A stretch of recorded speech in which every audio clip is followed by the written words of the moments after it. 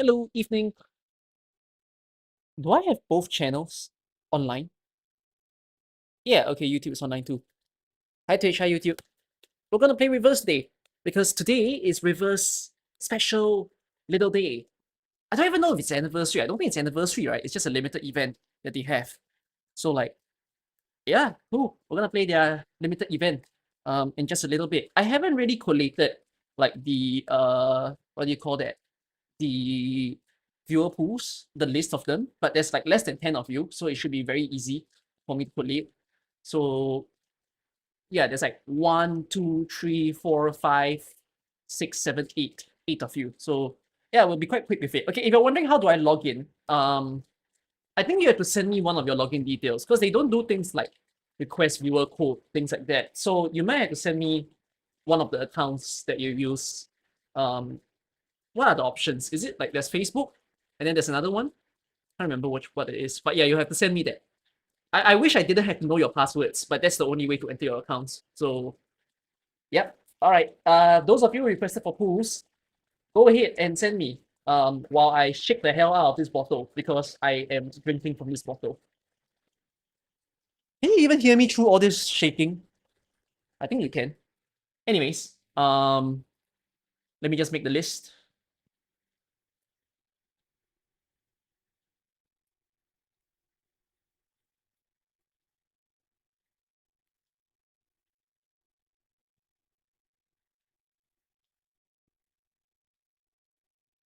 Okay.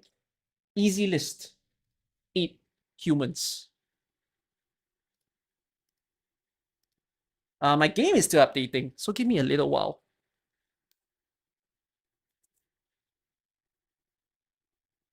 Did I not charge my headphones?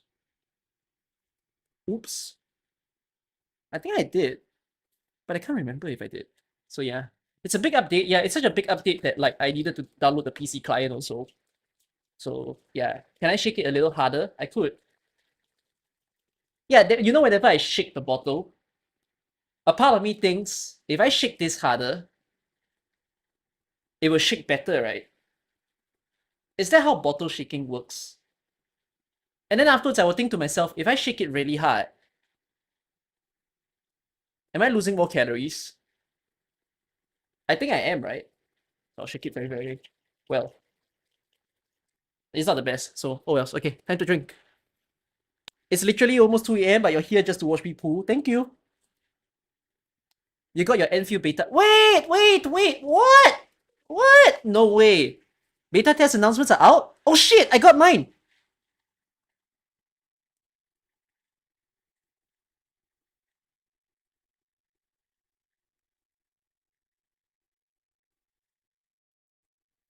I don't think I can share the email because like it says account ID right there. Test server Asia. Oh, we're allocated to our servers.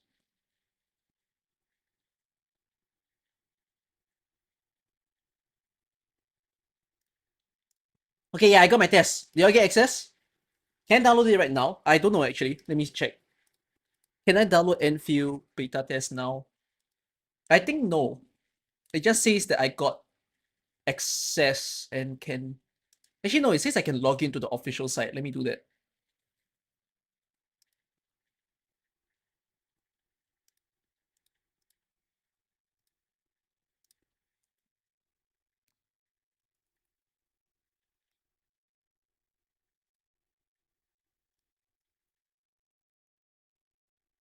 The test will begin on 16 January.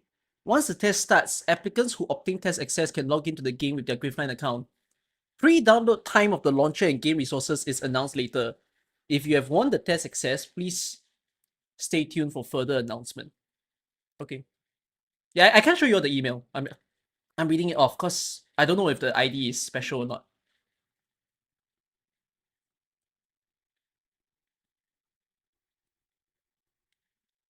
Okay, anyways, can y'all go? Do I know Brazilian? No, I don't. Will this event teach me more Brazilian? I don't think so. I read some of the reviews of this reverse event, and like I hear that representation wise this event didn't feel very good. like this might be one of the weakest reverse event, because there were quite a lot of Brazilians reviewing this event because they were quite happy, you know, like, hey, finally our country is featured. But then um some people basically said that it just felt not too good of a story. How was my pools? Well, time to see the pools. That's what it will be. Come to Brazil. I hope, but I don't think that will happen ever next year. Could it be 2 years from now? If I make it big, sure. You know, if I can turn AK into a nice successful place again, same for Enfield, and content creation can go well, save up some money, I don't mind going to Brazil. I'm being legit. Like I wouldn't mind. As much as I know some people might highlight that safety is a odd thing depending on where you go. Like every country has a general line of safety, but some people might point out that Brazil maybe is slightly lower. But even so, I'm excited because I want to see as many countries as possible. That's my joy of traveling the world.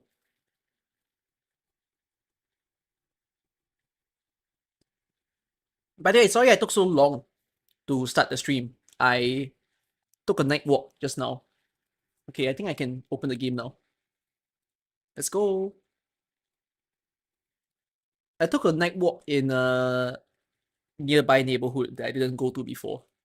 So like that's why I'm a little later. Can you hear the game? Oh no, I think I didn't change one of the settings. Hold on.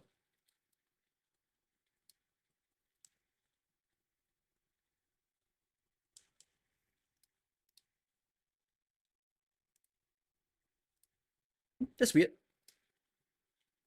Why can't I hear the game?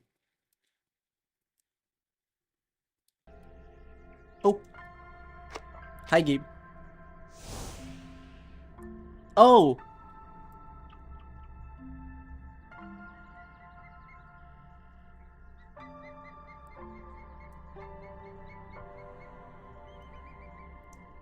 Unknown standard 6-star guaranteed. Get a 6-star from the standard pool that you don't have already for free.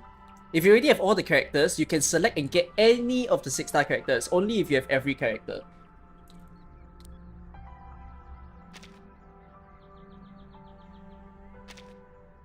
Oh!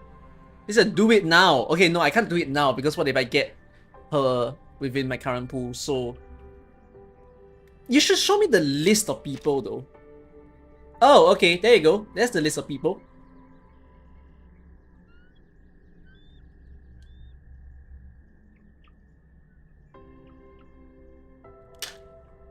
I think my least wanted is Gertian. I don't think I'll play a Gertian. I don't think I want Ezra. I don't mind the rest. I'm not sure about Jessica, but I don't mind getting A Knight, Sotheby, Centurion. An is fine. Medicine's fine. Miss View Devil's fine. Nania's okay. Kala's fine. 6 is the best for me. You know, 6 in Medicine Pocket. Medicine Pocket costs buyer 6 because 6. And then Kakania's fine.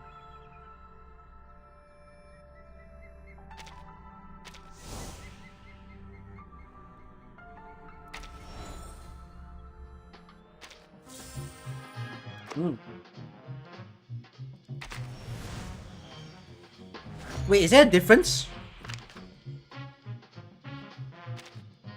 Oh, there's a carnival. So there's 2 jukeboxes running at the same time during this event. Double jukebox. Do they run the same missions? This one doesn't say missions. I guess they run the same missions. Okay. Weird. Double jukebox. Reunite with an old acquaintance or befriend with a newly invited guest. Whatever the case, a friend awaits you at the Grand Carnival. I have every 5-star unit in the game. So I get to choose someone, and obtain 6 means I've already maxed them out.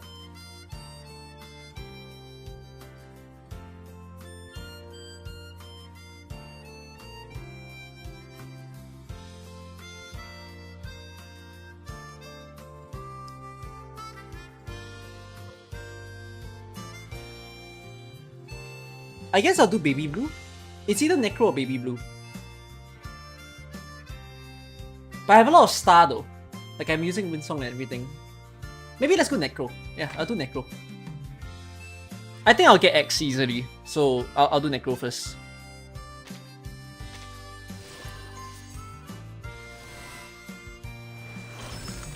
Alright. Hello. I am So that's done. Claim. Thank you. Okay. Let's see if I get Anjunala. Ooh, what's this? Okay, lots of missions through this event. Oh my god. It's everywhere. This is... Okay, this is the free pool. This is the invitation. What's this? Greetings for the new suitcase. Invite friends to return to get up to 300 clear drops. Well, anybody wants my code? Anyone coming back into the game? You've got www.m9mhak. Come back into the game. Do a few pools.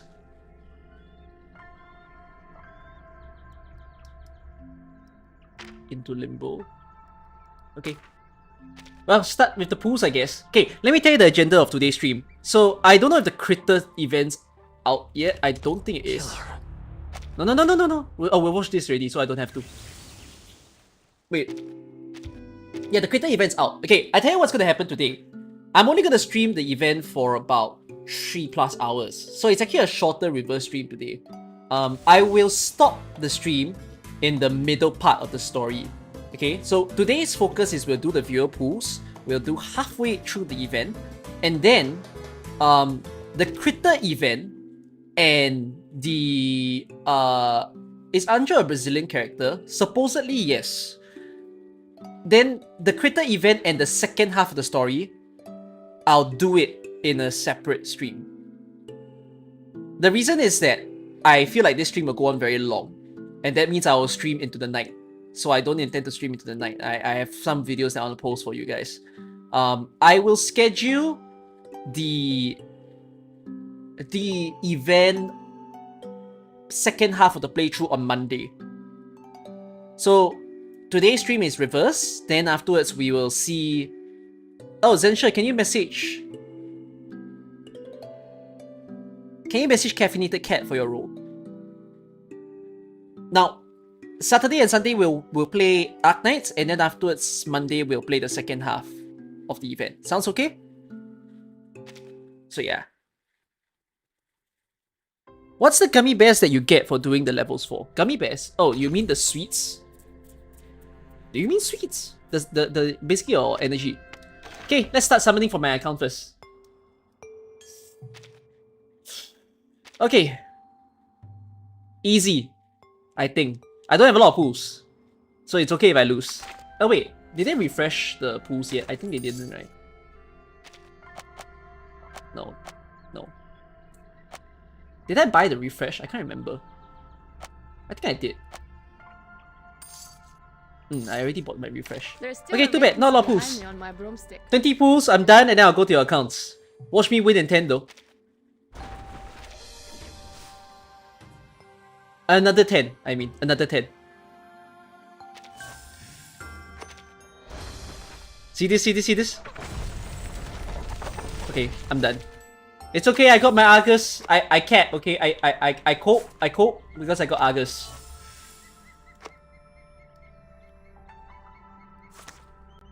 Wait. What do you say? Pawn shop. Oh, I do still have pools.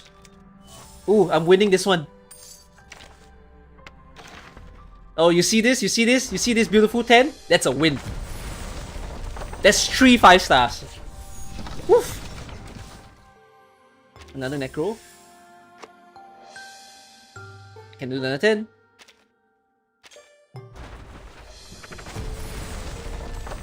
Four 5 stars. Okay. Duncan and Duncan. Is that my first Duncan? It is.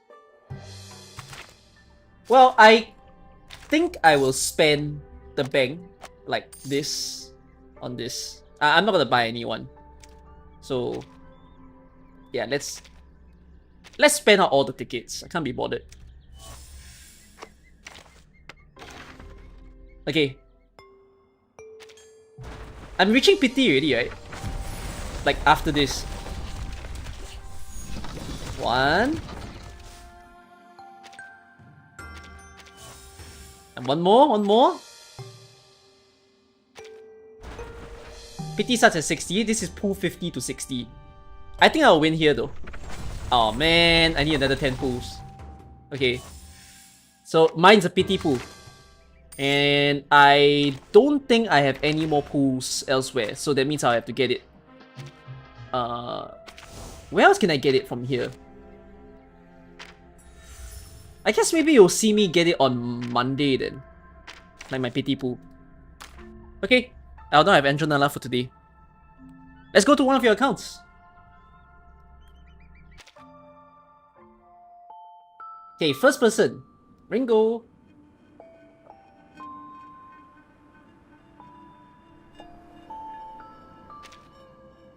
How do I log out? No, not quit the game. No, not repair the game. Yeah, log out.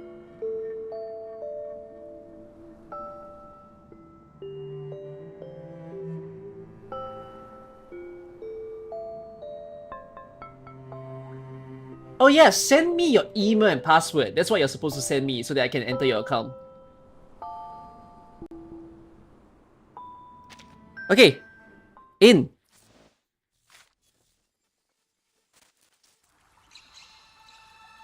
What's this? Do you buy her skin? Do you do this to show off? Is this like what happens if you buy the skin? As expected, the calculations show that Oh, they added like opening intro now. Just as the shifting of shadows doesn't alter the nature of things. Oh, 37 is very pretty. Nice 37. Anyways.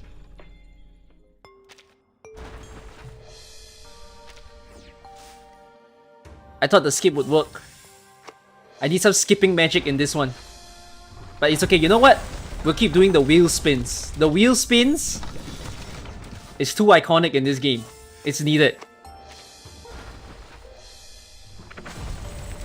Okay, that's 30 pools already. Someone's gonna get like a double, I feel, in this stream. Like someone's gonna pull two 6 stars. That's 3 5 stars. Done it. I'm scamming? It's not scam unless I win, like, as long as I win you 50-50, there is no scam. 2 6 stars. 2. Ready? Oh, she has an opening intro. Okay, so there's no stars to see. Oh, you, as long as you see the cutscene, you win.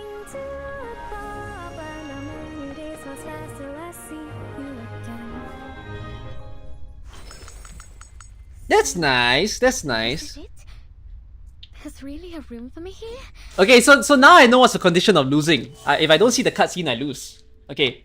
Wait, is that all that I need to do? Ringo? Just get you 1 Anjunala and I'm out? Okay. Are you trying to enter a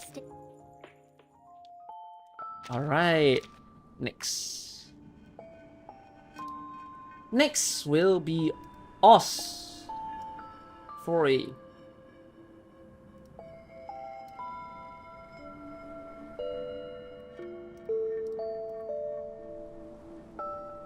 Get you 1 Anjo, please. Will do.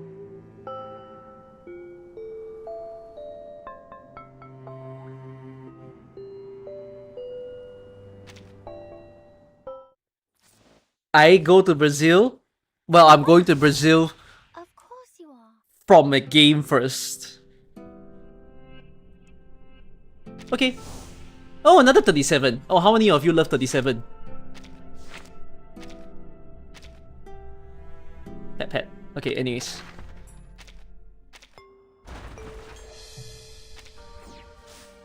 Darn it! I need the skipper's luck. Okay. Collect the 10 pools first. Well, I leave it to you guys to collect it.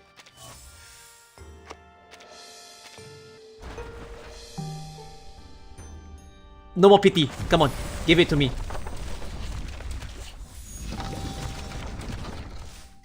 Okay. What's the percentage chance of getting a 6-star in this game again? Is it 1.2 or 1.5%?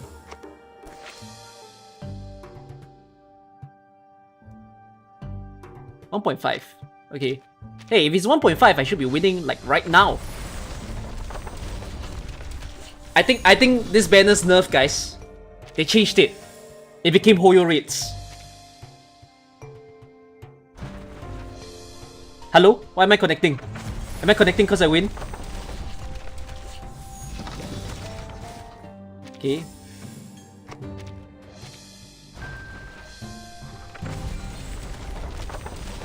Give that double. That's 1. So a single click is all this takes. Okay. Oh, dear stranger. So, That's a second. Second 50-50. there's really a room for me here? Treat it that I'm the sacrifice, alright? If 2. all of you are getting Anjo Nala through this stream, that means I might be the one that don't get her. Rest to your turn.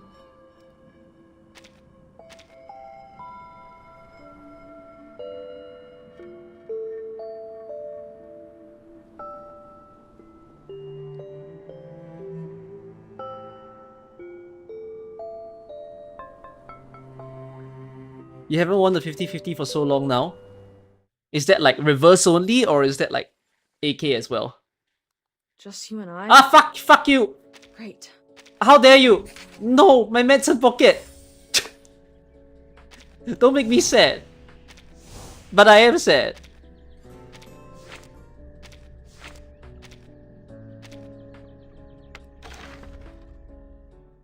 Alright. Ooh, not a lot of pools.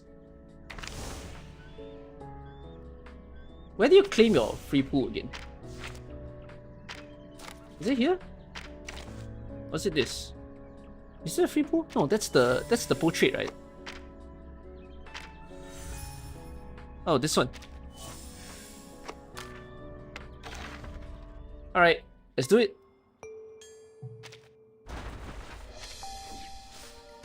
God, done. The first 10. Oh yeah, PT doesn't stack with other banners. It's separate. So everything restarts. Okay. Sure.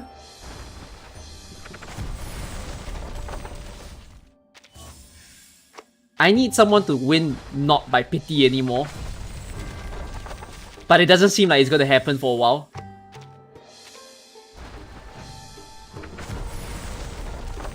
Oh. Okay, 50 pools.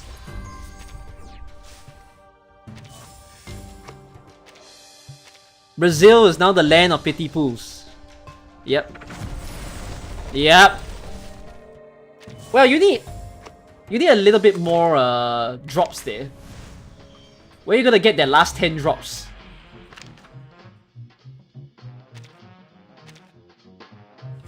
Chat, where does he get drops?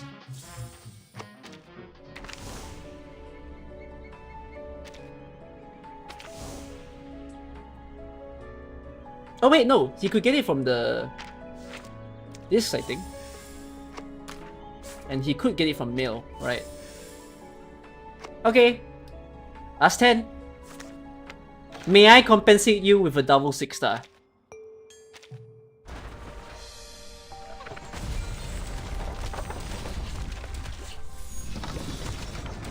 Three, two, one. Ah! Stranger. So, this is it? There's really a room for me here? If I go back into HSR or ZZ, will I be as lucky as this? Will I make everyone win?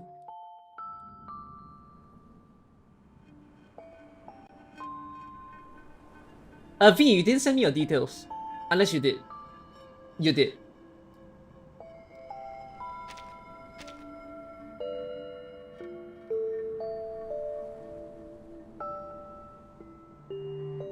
Wait, I'm gonna advise this to those of you who send me account details. Please remove your account details from your messages with me. Cause like, I don't want a situation where I get hacked or you get hacked and then people see your details and then log into other stuff. Cause you know how I've seen like, you know how Discord spam happens and then you have weird people messaging you saying, hi, I got a game to play or I have a service to give you. And some of them are like people who actually gave me their account details before. So I get a little bit worried sometimes that I'm like, oh, you're giving me like your email when, you know. So clean it up. Try to delete and always resend. Even though like you might think, unless you don't care. Like if you're not bothered, then leave it there. I never realized this. Voyager doesn't have a body. I really didn't know this. What is the law? Like, why is she human head and astral body? She's a cosmic being. She's playing a violin for me. First 10 skippers. Wait, would the skip still play the scene?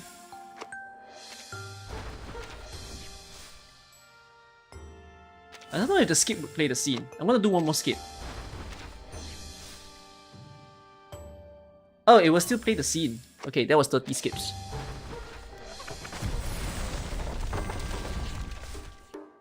Okay. Oh god. Yeah, hey, this is the land of pities right here. Help. God damn. That was not pity, but that was still very far. Commander Broad said. That's right. It's just like the island.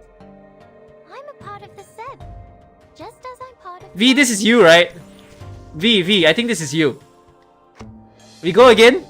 We go again? It's okay, back to back. Back to back is easy, bro. Shit! Do not do a second pity, please. Ah. See, it wasn't so bad. It was 80 pools. Just 10 more than pity.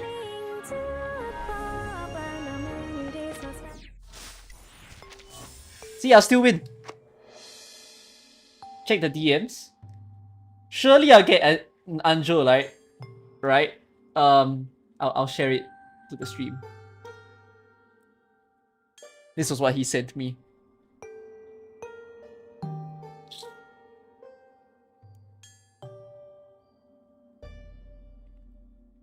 Okay, next.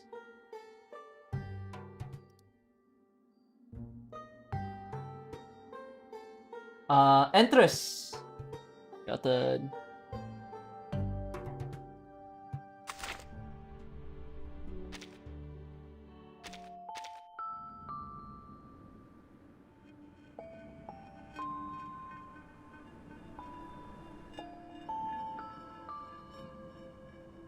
Entering.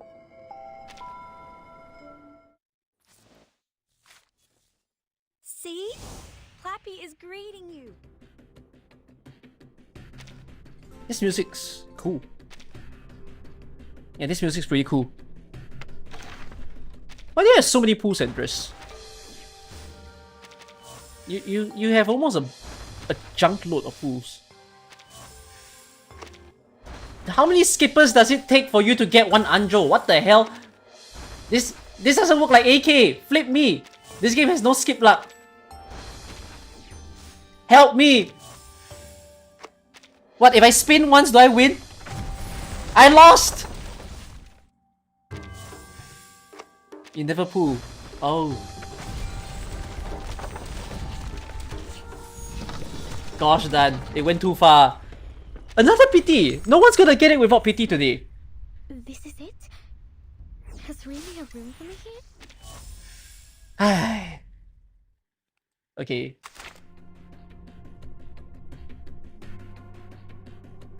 Zensha.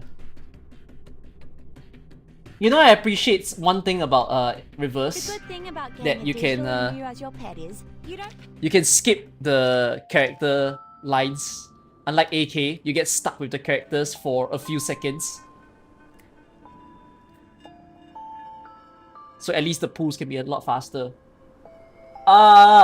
Zensha, it says account doesn't exist. Can you check if the passwords are correct? It says account doesn't exist. What is this login? Is that for email? Is that for Google? Oh wait, am I supposed to sign in with Google for your account? Maybe it is Google. Shit, why am I logging in with Google? I don't want to see your emails.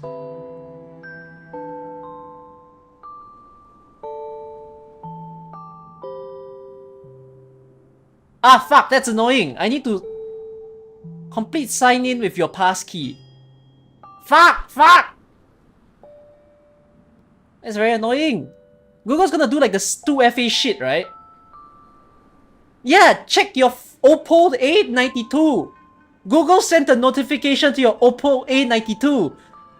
Tap yes and then tap 63. Fuck! This is annoying.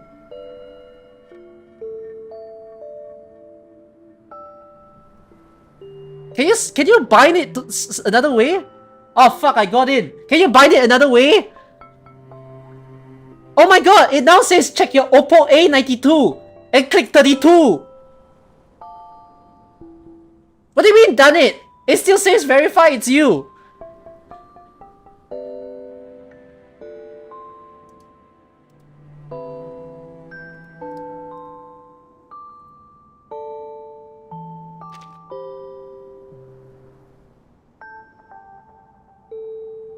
Two FAs, man.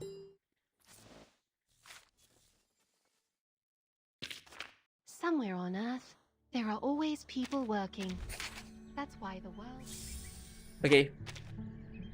Why do you have radio as your front screen? I have a feeling you're not giving me a lot of pulls. Are you? Yeah, you're not giving me a lot of pulls. Oh, no, you are. Oh, I guess we'll find then. You're the first person to win it in 10 pulls. Shucks.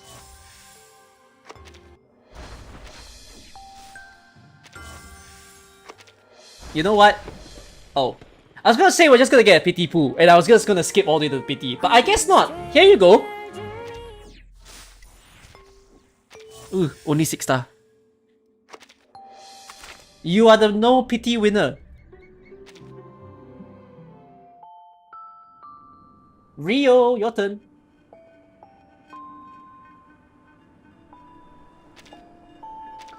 You can have brackets in your passwords? I didn't know that.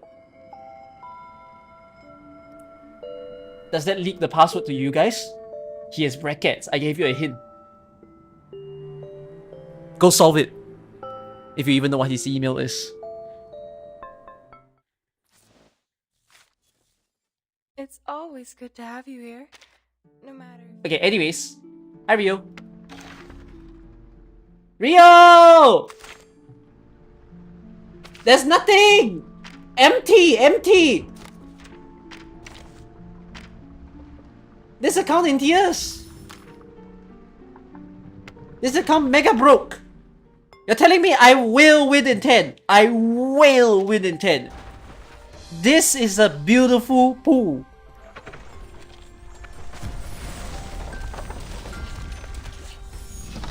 You got 2? You're saying this is it. This is it. Oh! Mate, how are you gonna get 80 drops? Where do you get 80 drops?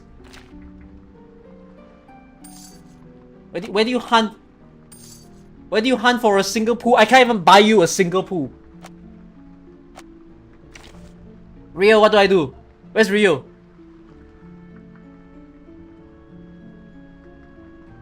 Hey, wait, can you type on Twitch? Because like I can't look at your chat right now. Can I do your pool? Still updating. I can. Send your account details to me. Do it fast. Oh, that's you. What do I do now? You've run out of pools.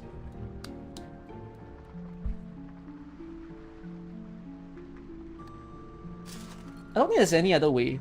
Yeah, that I can grab you pool somewhere. Singles? What the hell? My guy really said singles. Don't panic, my It'll be quite fast. Bro, if it works, be amazed, guys. Hi, I'm here. It's fast, so I don't mind. Cause at least I can skip them. Congratulations. You trust me? Thank you. I am. You have one more. Congratulations. You have just one more. About to unveil the You're telling me this one is the win? 3, 2, 1? Nope. The BSA number? I'm. Didn't give me enough fools. I'll bless you. I'll bless you that you'll get her. I quit the game!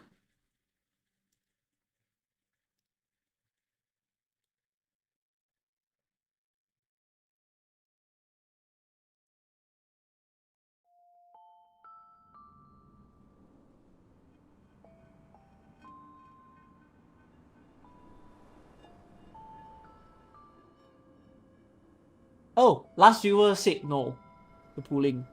Oh, Kings, you want me to pool? Okay, hold on.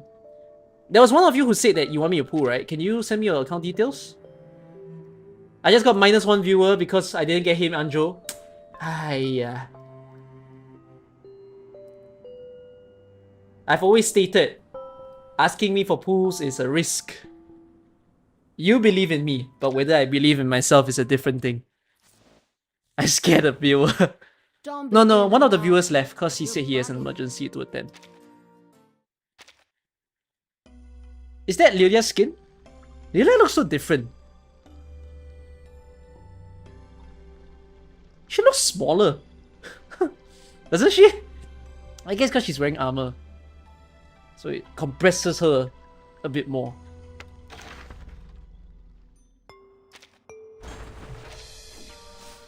Okay. Ooh, 555 I like that. Who's... No. Okay. I'll win now.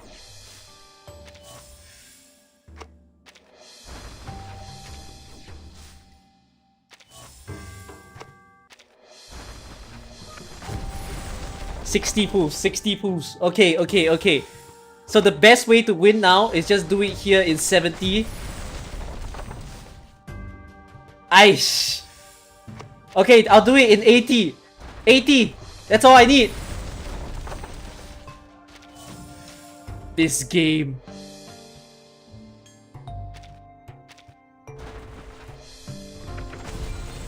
Oh, 2 6 stars. Two. Hiya, you two.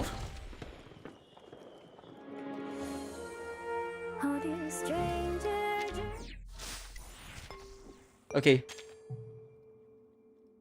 Can I do the pool still updating? Can you send me your account details? Even if you're updating, you can send me your account details, right? You're the last one already, because that was the last person I needed a pool for. Where are you?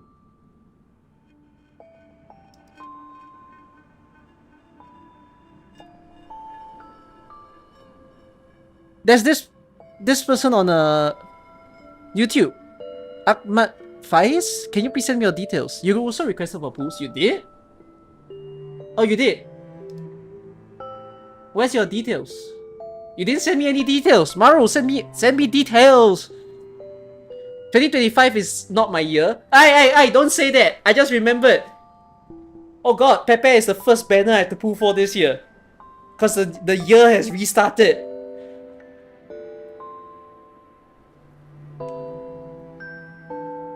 Hi Maru. It's nice to see you still love Nian.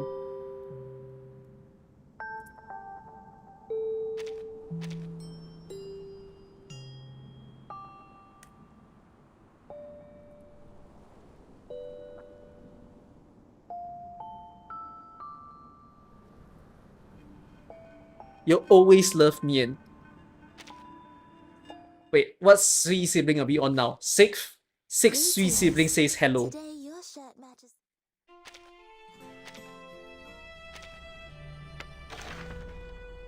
Not a lot of pools. Okay. I just realized why you want me to claim the 10 free pools, by the way, Resto. I didn't realize that just now. The 10 pools are only available for this banner. I didn't see it. So, oops. My bad. I hope it gets you another 6-star.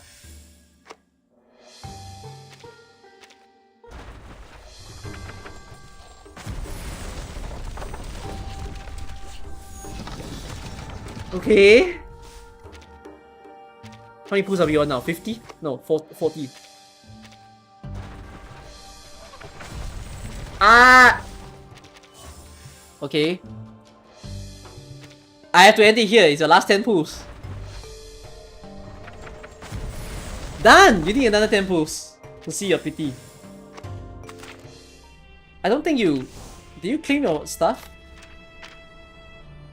Yeah, you claimed it already, right? You did. Hey, someone came back into the game! I got this as well! I got this when I paused the game for like a month or something. Unless your bank has Oh, you can still buy.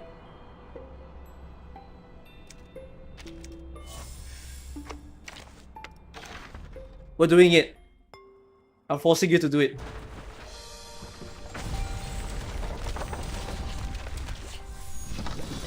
You're the winner of the double! I hope it's 2 new 6-stars.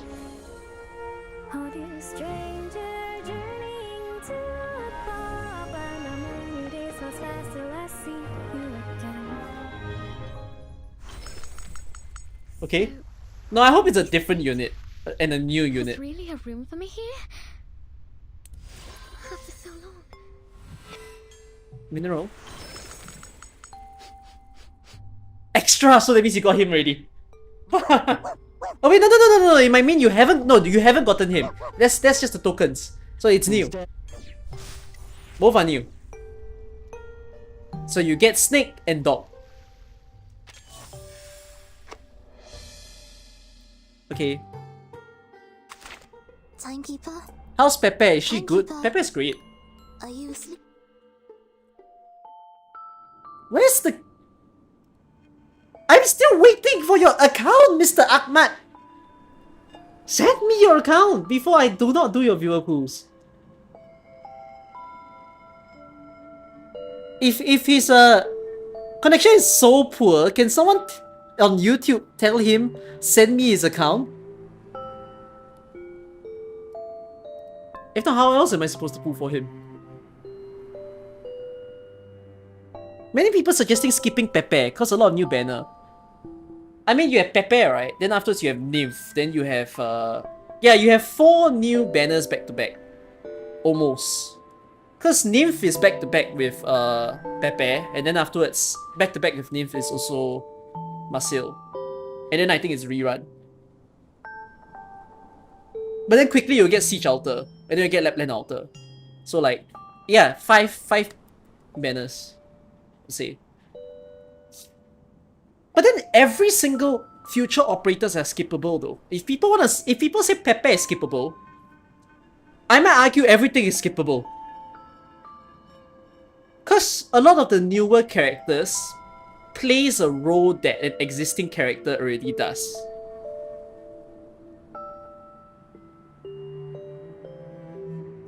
You join my DC? Message me! Your email. So that I can enter your account. When is Nymph? After Pepe.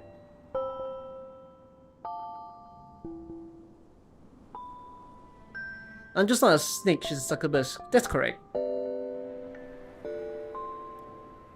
Crown Slayer isn't skippable. Yeah, Crown Slayer, you can't skip Crown Slayer. It's impossible to skip Crown Slayer. That tells you how important she is. Oh my goodness, Zensha, thank you.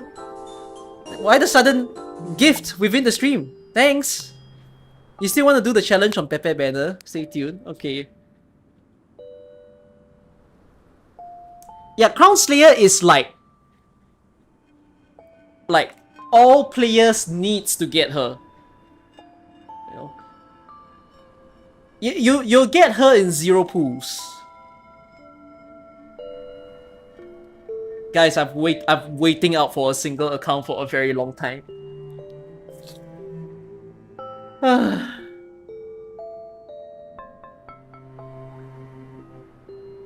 How to skip CS? Don't claim her.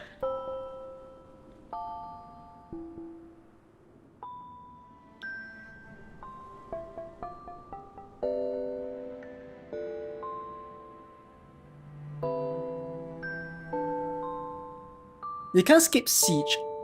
I'm not skipping anyone. I don't skip anyone in AK. But like, let me think. Like, I think the advice of skipping every single standard banner and then only pulling for limited is quite valid in the game. Cause like, you might as well just use the limited banner as the chance for you to get those regular units, I would say. As an off banner, that is. So, yeah. You're at the point in AK where you have so many meta ops, you don't really care what how meta the future ops are. There is truthfully no meta. Like, no, you see, it's hard to say that the future ops are not meta. It's more like they have become a second option for what you already have. So like, for example, Lapland is a second option for Golden Glow, right? Siege Altar is actually not a second option of anyone. Siege Altar is quite unique, but for a casual player, Siege Altar doesn't feel necessary. Because I'm gonna tell you this, as far as you've watched me play AK and maybe crap on Viviana, Siege Altar is another Viviana to a certain extent. Because of Viviana's module. What I mean is the strength of the two are the same, but then the roles that they have are different, meaning they dish the same amount of damage, but one is arts and one is true. So it's like, if arts damage is good, you might as well do that. If you cannot use arts damage, you might as well just use Siege Altar.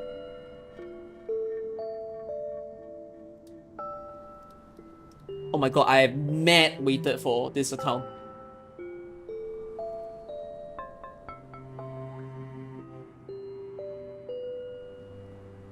I think, should I not wait for this person? Let's get back in the game.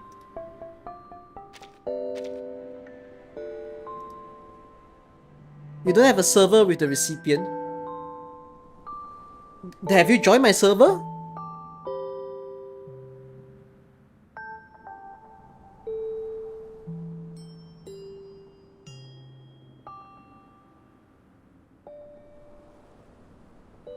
How do I read your name? Do I read your name as before you F3?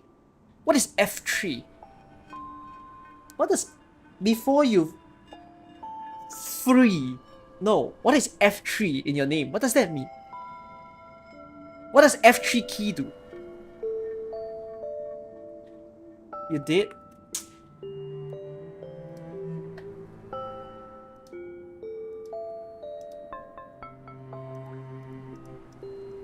This is annoying. Must I definitely pull for you? Is it that crucial? Or could you use this stream to pull for yourself first?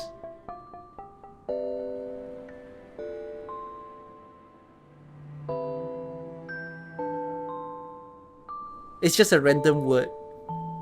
But I thought the front of your name was quite smart though. Before you something, you know? Like, it sounds like it's about to have a very nice short message in your name. Can I try to text them? Oh, that would be annoying. That means I have to find their Discord also.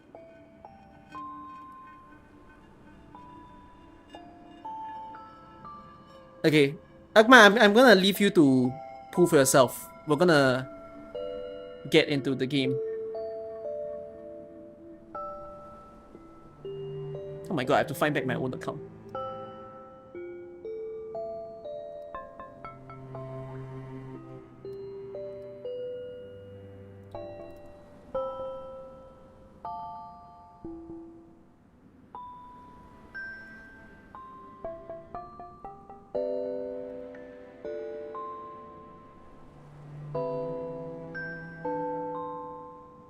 The password that you have entered is incorrect. What the hell do you mean? Chat, I forgot my password. What do I do?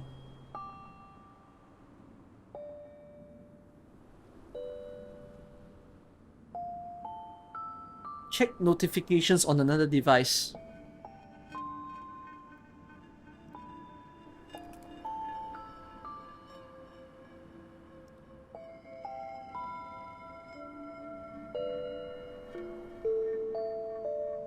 Hello, Facebook?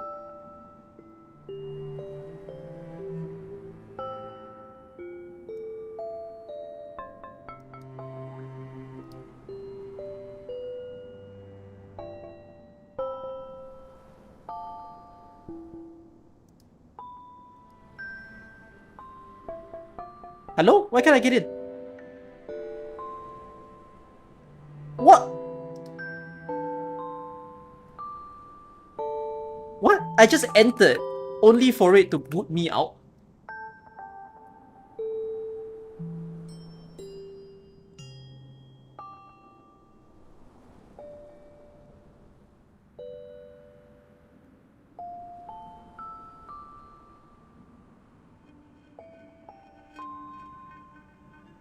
I am kicked out of my own account. You're right.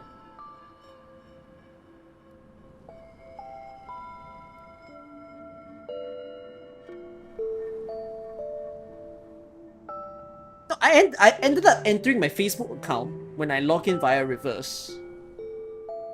But then it doesn't log me into the game. Like, why?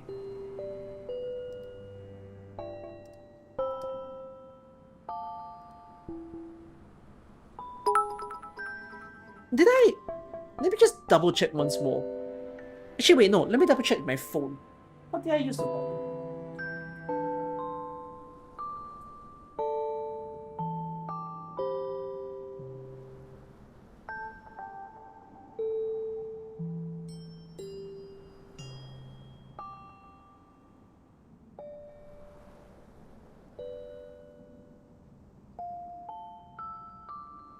It's not reverse. After I mentioned it on stream yesterday, it really gives off AK vibes. I think the art style in reverse is more charming than AK. Actually, like I rate AK reverse more highly than the current big titles of Hoyo and Watering. But if I compare art style of reverse and AK, I think AK feels more cleaner and more appealing, like attractive. But reverse feels more charming for me. But if I say Enfield though, and after I've seen quite a few of the Enfield characters, I think Enfield would be the best.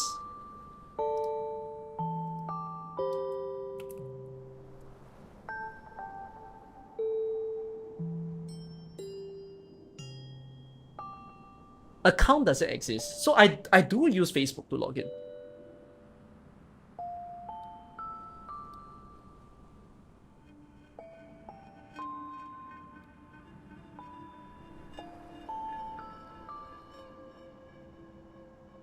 My Facebook login seems bugged though. Is this some kind of weird bug that the game has? Didn't Bluepop discontinue the Facebook login method? Did they? If they did, then means I lose the account. But the option is still there though. Uncle, please read my redeem on. What do you redeem? The 5 recent gifted sub don't count from the previous challenge. Instead, you kind of want to wait till when's the time that you consider a gift is worth in Twitch. You'll wait. Oh, okay, sure. When's a good time? I don't know when I want to do a subathon. It's either going to be during the JP live stream or during the Enfield stream. Or could be both, but that'll be too much.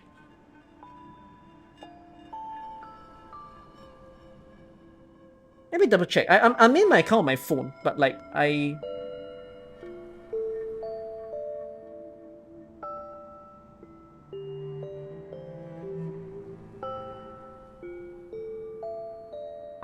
Yeah, I'm right. I binded it to Facebook.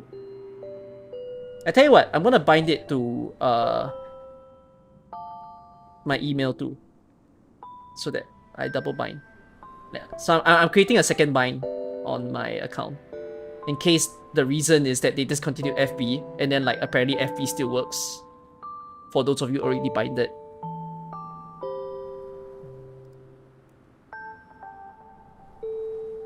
Thank goodness. Me losing my account live on stream.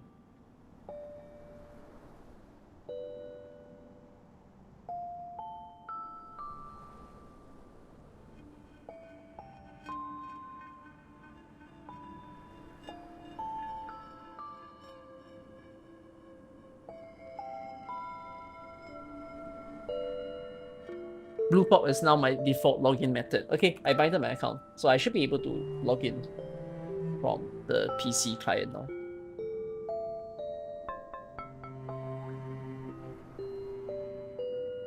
Oh, I've entered. Oof, that took long.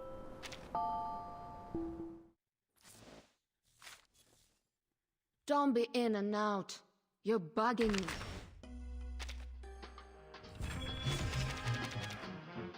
Okay.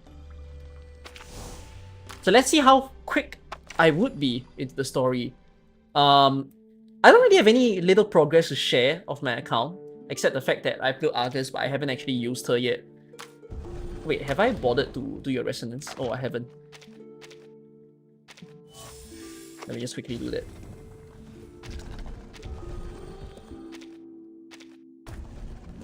Okay. But yeah, I haven't used Argus, so I know nothing about how she works. Apart from that, then yeah, I'm just waiting for my next 6-star to appear in my account. Go! Don't be annoying. Okay, the Brazil. Tristes Tropics. What does that even mean? Trip to Sao Paulo. Is that the... What is this? A nut. Spare scrap. One man's trash is another man's treasure. Veterans Garage. So this is critters. This is... something. Is this anecdote? No, this is her mission specifically. This is anecdote. Means bulletin into the rainforest. Mascon. What the heck is Mascon? Okay.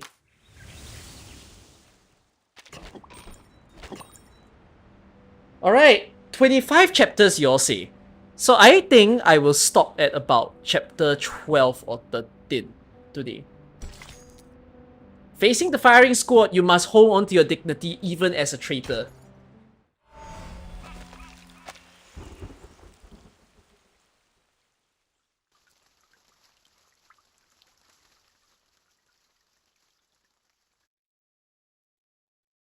Cowards!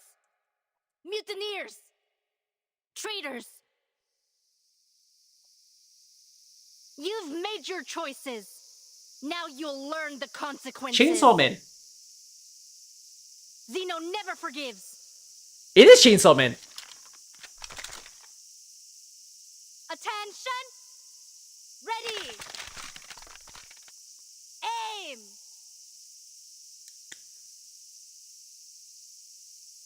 Fire!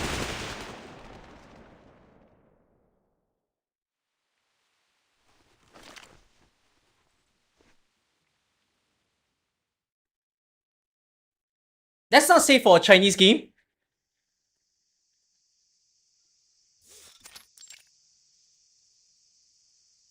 A shame you had to see all that. Our second Lieutenant Lopera is a crackshot. I trained her to be nothing less. Yet no soldier of Zeno would take pride in an execution. The burden falls on me. This was my fault. My negligence. The soldiers collapse, their limp bodies falling among the weeds. Soldiers? Their blood stains the soil. She hunted down these traitors herself. Emmy, check the bodies. The rest of you, form up. Eagle and Lopera are Brazilian, are they? The soldiers leave information amid the clearing smoke as the medics arrive to examine the deceased one by one. Lopera hands the rifle to the attendant, removes her gloves, and then turns to face Admiral Eager. He stands in the shaded colonnade, away from the blazing sun of Sao Paulo. Orders completed, Admiral. A rare smile flashes across the Admiral's face. He nods, a glimmer of approval for his adopted daughter in his eyes. Oh! Well done. Okay, Dismissed. that's... Okay, early lore. Lopera is a daughter of his. Lopera salutes before following the soldiers away from the execution grounds. There have been too many accidents. An unacceptable rate. The Admiral's face shows discomfort. The recent soldier dissertations, like the leaked footage, have exposed the embarrassing state of the Xeno army. Oh, okay, I see. What reason could you have to kill your own men? Oh! How are you here? Not our men. Not any longer. Guys, I'm telling you this. They mutinated The main to their character superior of officer. Reverse is not Vertin. It's Lilia all along. So they got what they deserved then. Lieutenant Muldir is investigating still. We will find out who else was involved. They should change the front screen. The Apostles' It needs to be Brotherhood Lilia. is back. We suspect they may have even infiltrated our base. We've also received intel indicating Manus Vindicta's presence in São Paulo. Manus Vindictae. That's a side I'm character. not entirely surprised. Intelligence suggests they are closely associated. See, she's got no full body with sprite, Brotherhood. so she's a side character. What I hadn't expected is that they would drop their Order of Enlightenment guys so soon. But Arcane is dead. There is no room for doubt. No one. Nothing. You need the game to be could louder? survive a vacuum bomb. Do you all need the game to be louder? It was the Admiral's personal order to annihilate that once formidable woman. Destruction rained from the sky, and once the dust settled, it was clear that she has been utterly obliterated. The sun glistens in the cooling blood of the executed traitors. Why are they traitors? Sweat gathers on her forehead. You will become used to the tropical sun in São Paulo. Sao Paulo is not pronounced as Sao Paulo, but sun. The early summer heat here is I've overwhelming. been through a lot worse. Snowy mountains, deserts, and soaring eagles.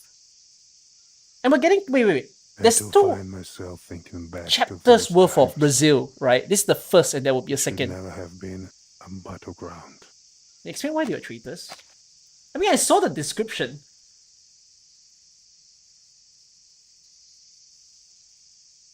Oh, okay. No. Apostles' Brotherhood. I didn't catch this correctly. Is this supposed to be a branch of Manus Vindictae?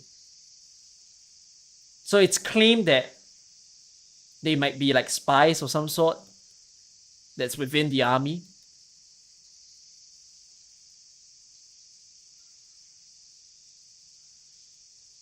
I guess that's what it is. Oh yeah, no, he's Manus Vindictae. I'm not sure. They are closely as... Like, who's the Apostles' Brotherhood? Oh, like those are inspired, I guess, by Manus Vindictae, but they're not exactly Manus Vindictae. Our business here is concluded. Manus 2.0. Timekeeper, Lieutenant Lilia, let us continue inside. Do you really need me in there, Capitan? Otherwise, I'd like to hang out here for a bit. She gulps down some sweet liquor, but it provides little succor. Sorry. It lacks the frosty flavor of the north. This drink is lethargic, but it's all the base has to offer. In Sao Paulo, soda is cheap, but rum is cheaper, and in near endless I'll supply. check on Sotheby. See you both later. Пока. Dismissed, soldier. But I caution you. Much has been abandoned here. Remember our rules and keep to within the guarded areas. Those traitors decided to kill their leader. Oh. Okay.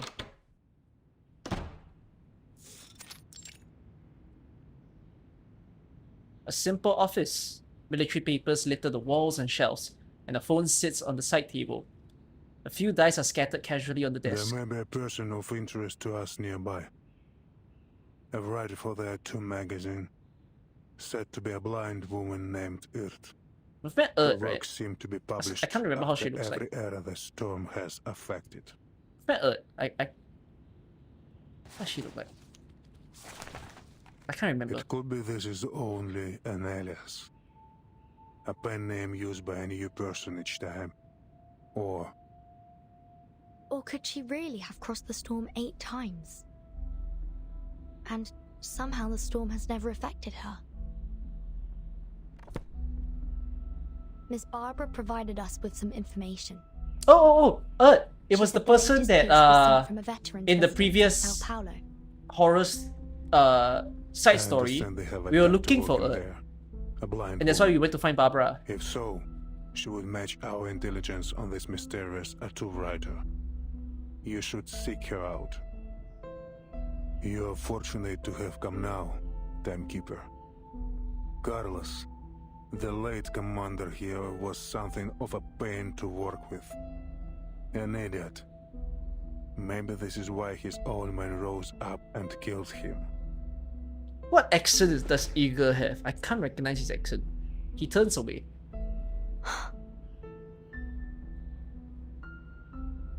We've already dispensed with most of them. Those men you just had executed. Yes. La Pera raided one of their locations. Manus Vindicta will not be so happy to hear that, I think. She was, I'm told, excessive in her work, a loose cannon. But I'm pleased with her results. He seems to hold Lopera in high regard. Cold, ruthless, decisive qualities that don't match quite her sweet face and her Admiral, fiery with you in orange hair. charge here now, I thought I might ask a favor. She needs to familiarize herself with the local area, transportation, and intelligence. Things may become quite complicated during our visit to Sao Paulo. I wonder if I might request Zeno spare some manpower to assist us. Our situation is more dire than expected. I will see what can be done, Timekeeper, but no promises. He holds a jar. The 17 towers and 22 courtyards of the base were once all fully patrolled, but now most of them are abandoned. Oh. Lieutenant Muldir will provision you with everything you need. And Lopera, she knows São Paulo well. You may take her with you as a guide.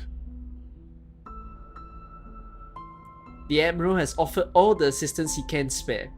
He sighs at the state of the base. Now, Timekeeper, there's also something you might do for me. What is it? Is that her reply? Oh, he seems resigned. Zeno is just like the dilapidated base, a weakened shadow of its former self.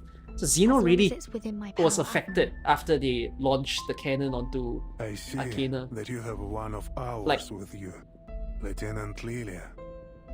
I ask that she serve us for the duration of your mission. I think it must She's mean a that a fine lot of instructor, the and Xena is in past need staff of help training our latest were recruits. probably affected by the situation, I'll speak with And her they all see what left? she thinks. and I think Zeno's Thank you. reputation might have gone down. I should return to my work. Your comrades should be waiting for you in the meeting room with Lieutenant Muldir.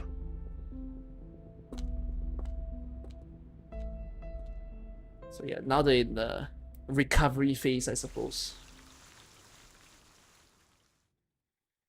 I think I saw that 2.5 in reverse, they decided to go to China. So that's like the second story in China now, right? It looked cool, but I do wonder where they'll go after that.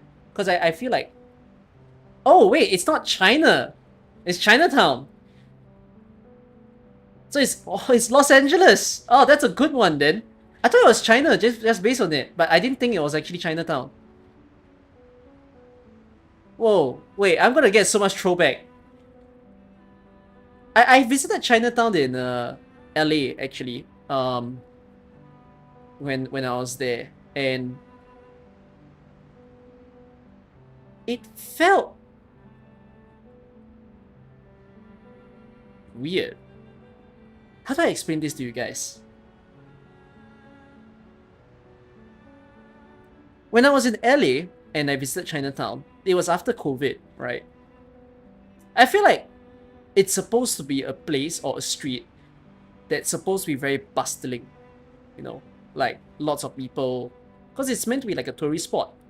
And then, of course, Americans being who they are, they'll be like, oh, culture kind of thing. So once in a while, they'll think, if I want to experience some Chinese stuff, let's go to Chinatown. But when I was there, I was quite surprised because there were it's just not the crowd I expected. There were few people roaming the streets. It was few people roaming the streets, and there were a lot of closed stores down the street. And I remember chatting with some of the people over there. It was 4 p.m. when I was there, or 5 p.m.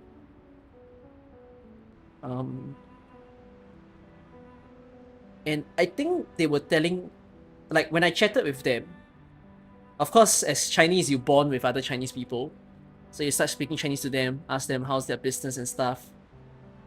And like I felt a little sad that some of them pointed out that their business got worse after COVID. And it was almost like because there might have been people who, like, America has a worse opinion of the Chinese just because COVID happened, and supposedly it started off in China, if you all understand that. Because I think a lot of the incidents that occurred, like a lot of the racial attacks and everything, sparked off in America. And I think LA was one of them. So I just felt very sad when it looked like it was clearly supposed to be a place that was more lively. But then when I was there, it just felt like I was roaming down streets of stores that are struggling to do business. You know? Like, it almost felt like... It's very strange because Chinatown is beside Little Tokyo, I think. It's very close to Little Tokyo, which is the Japanese street. It's very close to the downtown area of LA. So like when you go past Chinatown and then you start getting into those areas instead, you can clearly see that there is a way bigger crowd that would roam those places. And Chinatown was just... It felt very deserted. It's not even deserted, you know. It wasn't just the stores. I think right beside one of the metro stations, there was... Like when I got off, immediately I'm at an apartment building. And I was so shocked that the apartment building felt deserted as well. Like no one was living around there. And I didn't understand if it's because like, it didn't feel like it was a new building. It felt like it was there for a while. But then there were just very few people that were living there. And then there was like only like 1 or 2 shops that was open. Even though there was actually rows. So I just... No, it felt sad. But I really do think that Chinatown was supposed to mean a lot. Especially for the Chinese people in LA. I don't think it's that bad, by the way. I'm not saying like it was so severe that like, oh, there was really no business. There were still people roaming. It just felt like it wasn't the right amount that should be there.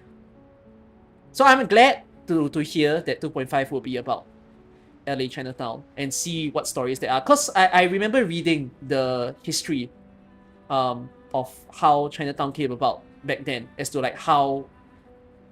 Because LA compared to New York, Texas, and all the other states in America, the interesting thing is that I think that state is the most diverse state. Meaning like, you get people from the Philippines, Thailand, Canadians, like Africans. You actually get a huge racial diversity being in LA. And I think in terms of like their acceptance towards different races, it's the best possibly amongst the American states. And when I chat with my friends there, a lot of them highlighted that America has this weird division of, if you're in the West Coast or the East Coast, those are sort of the places where like diversity acceptance is better. But then once you start going into the middle, that is when, if you're of a different race or color, that sort of thing, you start seeing problems. Like there are more fights, there are more crimes, there's more like a fear of safety on the inside. Which I just find it pretty interesting as to how a country has that sort of different segmentation going on. But yeah, I hope that it will be a good story when it happens. That's going to be like what, 3-4 months from now? Hope it's a good story. Let's continue this one. In the reflection of the pooling rainwater, she sees an old friend.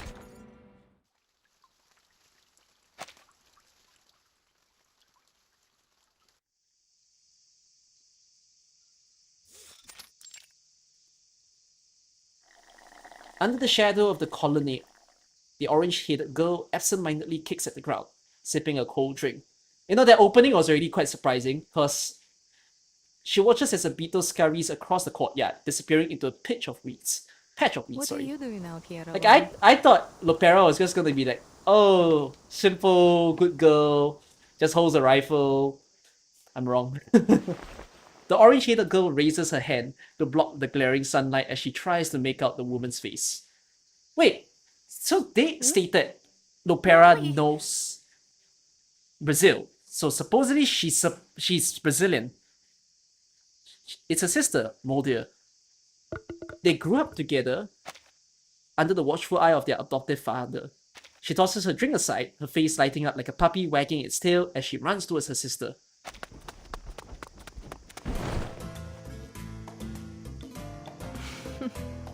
That is, soldier. You've really been building some strength, haven't you? She pats her sister's head as she hugs her tightly. And you are sprouting up like a weed. And you? Looks like they've been feeding you well. Returning the favor, she slips her hand under her sister's shirt and pinches her soft belly. Oh god. Naughty, naughty. Stop it. Not in public. How long will you be staying this time? Not long. Father plans to leave soon. He was furious when he heard about the defections. He ordered that he be brought here immediately. As the Admiral's most trusted lieutenant and child, she has accompanied him to the Sao Paulo base. Perhaps you might leave with us when the UCO arrives. She seems hesitant. Only the Admiral decides who stays and who goes, whether it be her, Lopera, or anyone else. But I don't know. Things are going well for me here. The fun thing about designing a Brazilian I character enjoy is that you being can in make them look like Baron's anything and residence. you'll be accurate. What's Manhattan. racial diversity like? The wisdom In of Brazil. elders is worth its weight in gold. Oh, come on. You sound just like him. Speaking of him, didn't the old man come with you?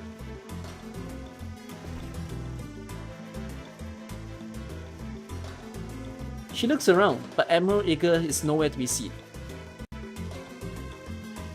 He's still with the timekeeper in his office.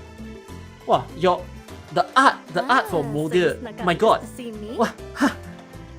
Did you? Any artists in the chat? You did. Those are some solid black lines. Like her outline. I came to Those are that's the most solid outline I've seen Shutdown. in any character of any game. Weeding, a ridiculous excuse. Who would bother to trappist through all those desolate courtyards just to You're pull a few? lying. Those ears of yours are scarlet red. This has always been one of her difficulties, Her face may be steely, but her glowing red ears always give away the truth. Alright, no more joking. We should get to the meeting room. Our foundation Why guests did are they give waiting. her such thick We'll black get back lines? before they realize I've It stepped can away. definitely be less than that, right? Alright, but while we go, let me tell you about the prisoner we captured during our raid. And the strange little sheep in the bottle. Amid the grass, a hummingbird watches the two as they walk away, talking and laughing together. It turns its gaze towards the tower in the south of the base.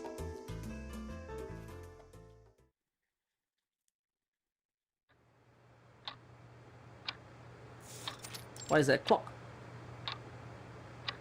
The room is simple, sturdy and clean. A military room through and through. Sotheby and Lilia are idly looking around the reception room. Photographs of veterans are proudly hung on the wall. They're arranged in chronological order. 1968. The soldiers look grim. They avert their eyes from the camera, a hollow look within them.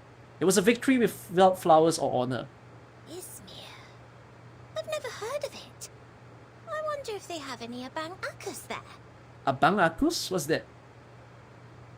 In one photograph, soldiers stand in formation under a row of date palms. They gaze off into the glimmering coastline.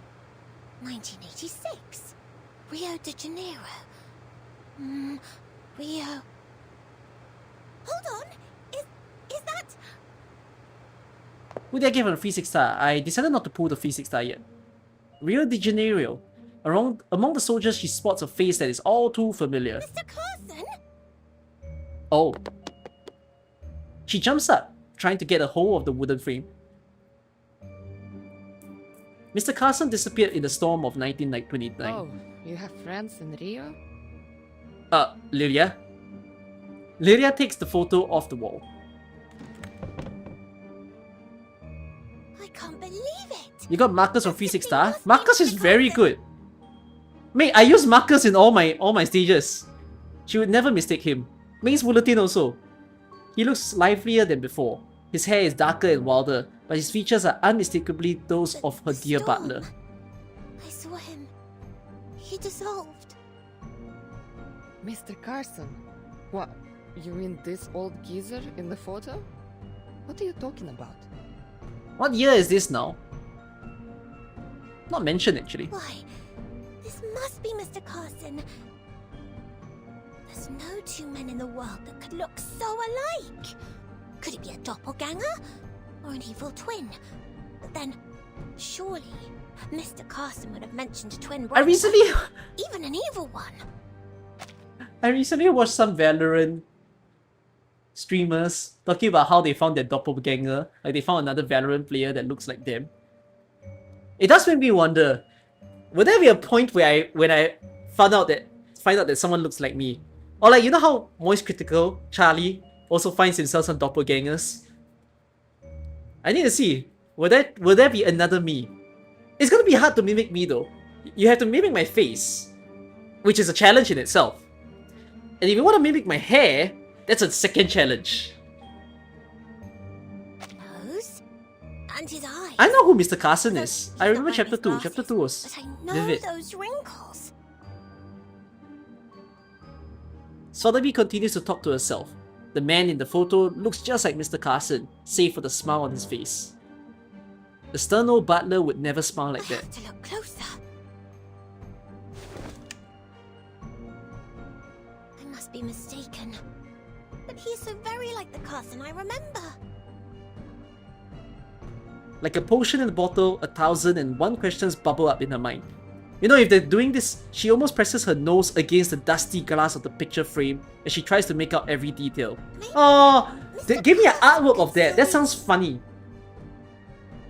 The dust has gotten into her nose. If they're doing this scene, it has to be important in some way, because it almost feels like useless banter for now. Admiral Eager strides into the room. Where is Lieutenant Muldir?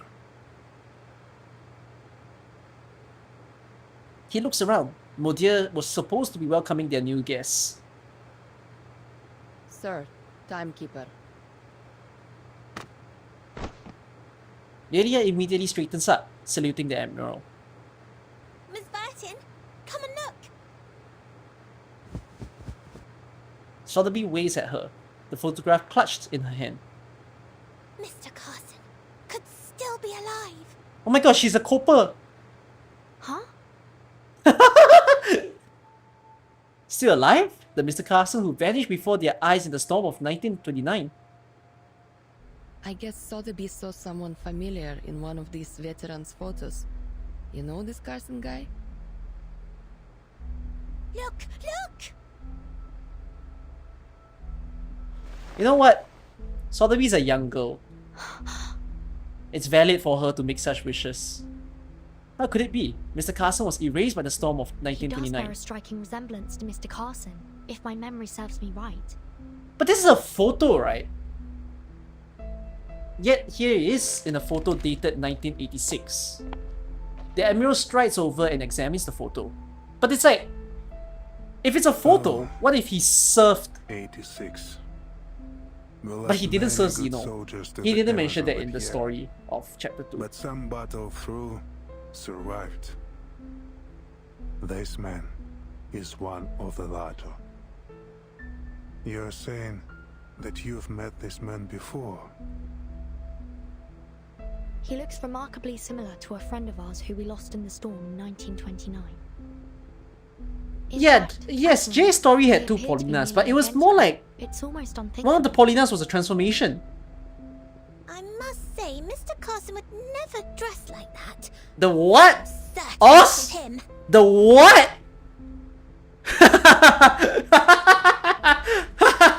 Just looking at him brings back memories of a dead old butler. Do you know if this man is still alive? Oh, Twitch. I couldn't say. Doubtful he would be in our service anymore. But you may find him at the veterans' residence in Sao Paulo. Sao Paulo, the veterans' residence. Like items washed to the shore, secrets and answers gather there, waiting for the birds to carry them away. Oi, pessoal! Thank you for your patience. The two of them are met with a cold look from the Admiral.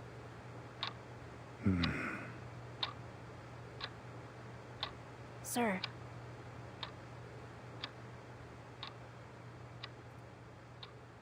Do they address him as father or sir at home?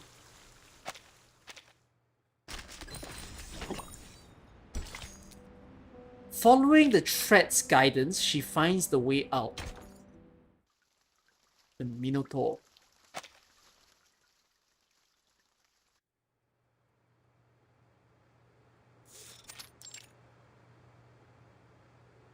Lieutenant Mulder, about time. What was it? Did you stop for a picnic? A scalding comment. Modale was supposed to be taking care of Miss Sotheby. It seems she has abandoned her duties. Admiral, Save your excuses. Yes, sir. Oh, It she was my walked out fault, of the Admiral. room, I guess. I ran into her on our way here. It's been a while since we last saw each other. As her father glares at her, she quickly realizes that her attempt to cover for her sister is only making things worse. Your performance on the training ground early was most impressive, Miss Lepera. She breaks the awkward silence. Allow me to introduce my team. This is Miss Sotheby. Thank you. Sotheby smiles and curtsies. And this is Lieutenant Lilia. She gives a brief salute. How's it going?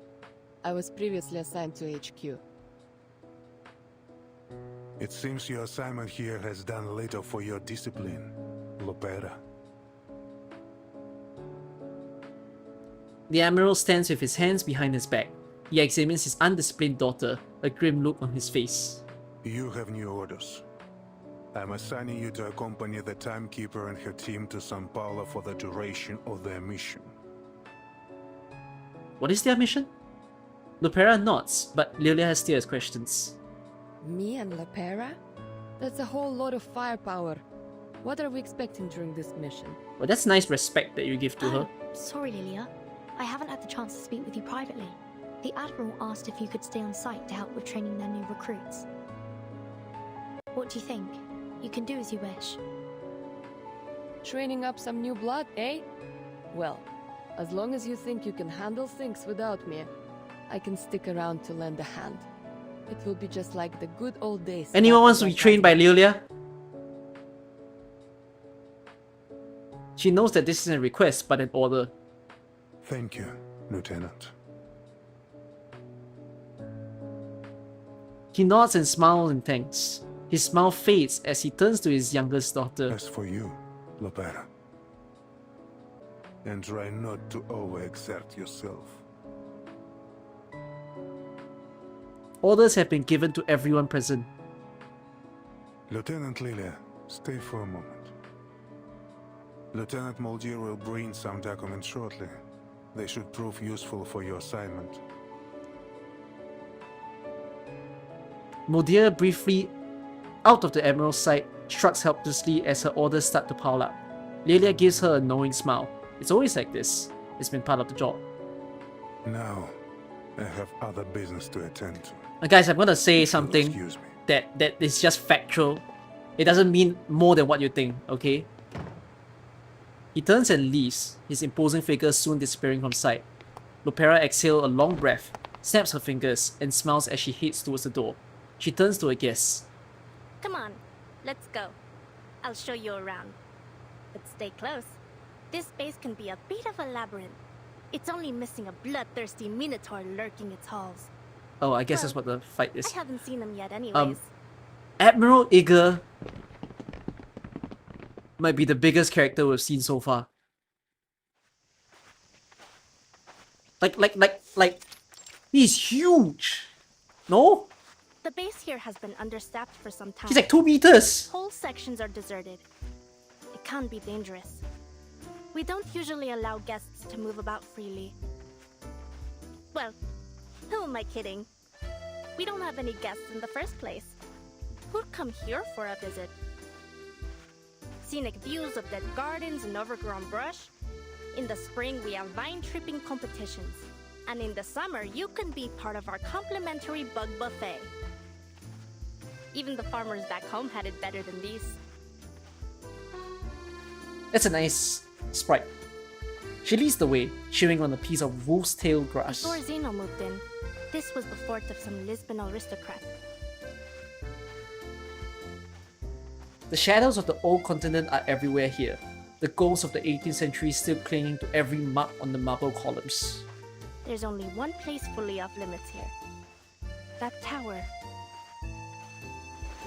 Why? She points to a tower in the distance. Styled after Andalusian architecture, it stands ominously under the scorching sun, looming over the What's in base there? with an eerie... What?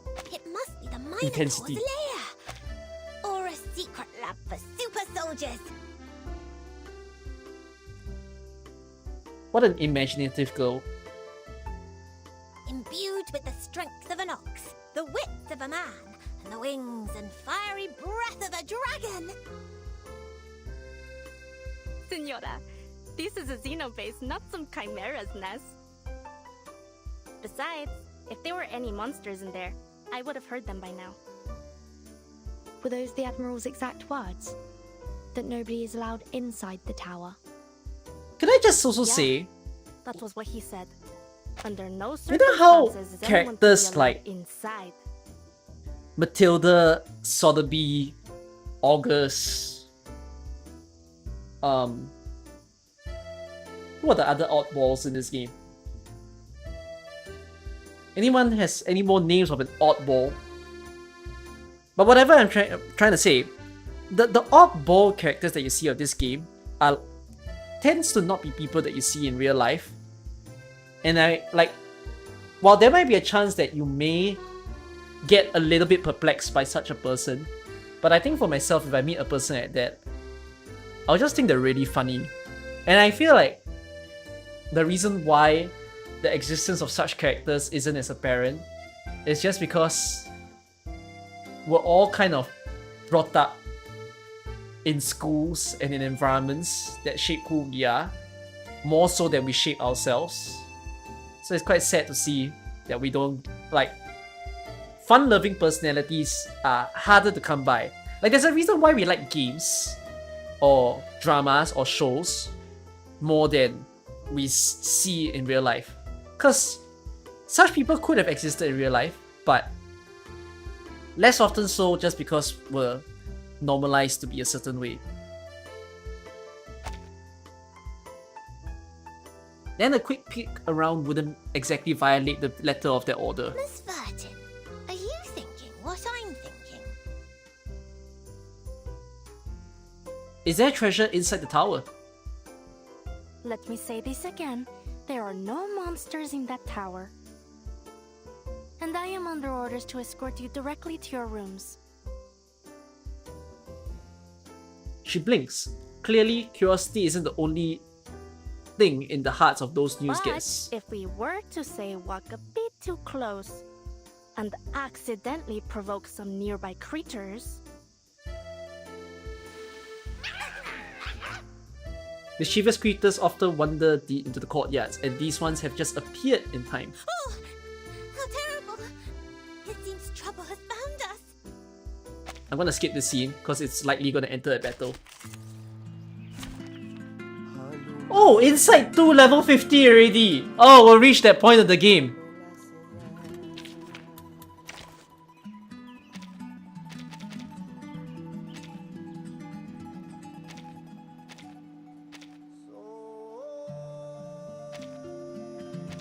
I wonder what Argus does. Oh, she's a one-target precision unit. So she's good for bosses, not good for mobs.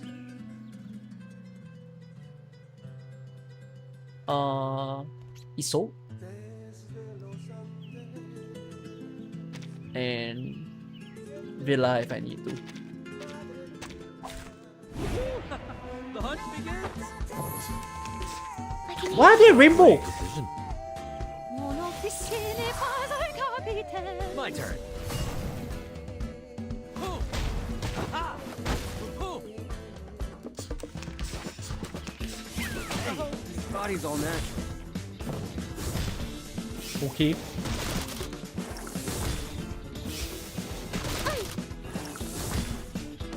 Okay, thanks, Jay. This music's fun. What just happened? What's this mechanic? What? Choose one incantation to discard. Huh? Is this event specific?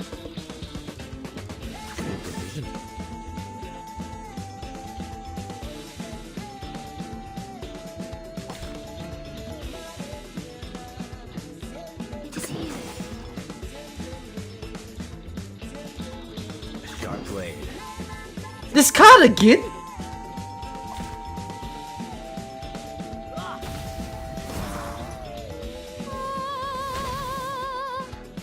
Why don't I introduce you to the lady in my life?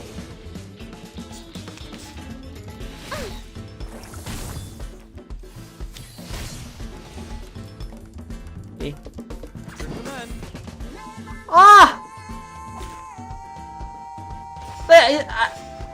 Just... Yeah, I get the idea of discard a card if I pick a mark card, but it's like, is this event specific? Is what I'm curious by. It has to be, right? Hello, Curtain oddball mechanic. has fallen. They gave me quite a start. Thankfully, they It's were easy good and to bad. handle. We can't let them run off. Who knows what damage they could do?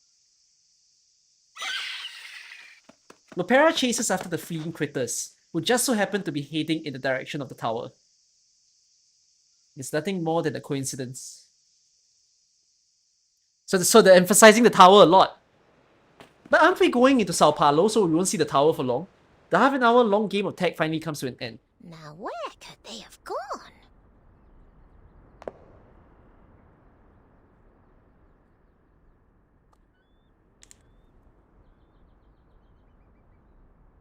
She searches for the colorful critters, a serious look on her face. In a It may concentration, well be she bumps possible into a they wooden fled door, into the tower.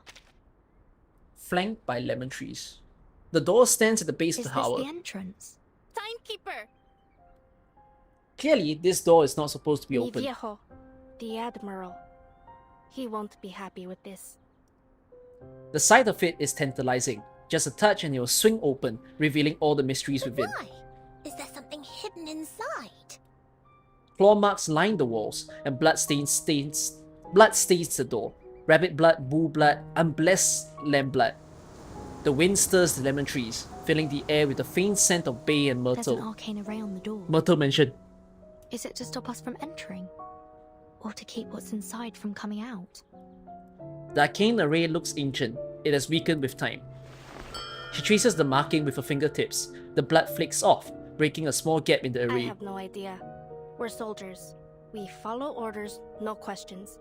As mi viejo would say, with all the flooding we've had, they probably shoved everything they wanted to keep safe and dry in there. Lapera.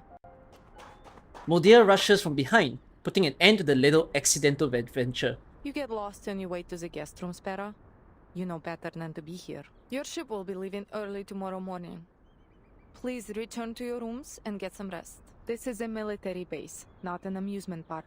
Please, do not wander about, especially near restricted areas. My apologies, Lieutenant. Perhaps you could point us in the right direction. She steals one more look at the tower as they leave. The fruits on the lemon trees are plump and juicy. The old bee's blood array appears dark in the sunlight.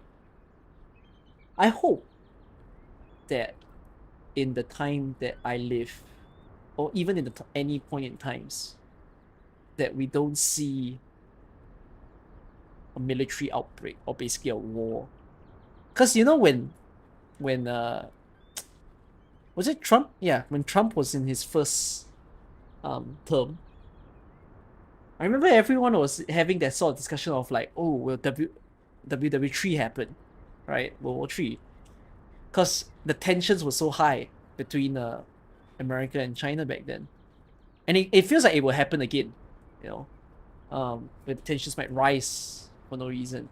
I hope that it doesn't, but it is also an interesting thing to think about, of like, would it even occur? Because if it does occur, to what benefit it is, you know, who gains? Because in war no one gains. It will be sad to see it happen.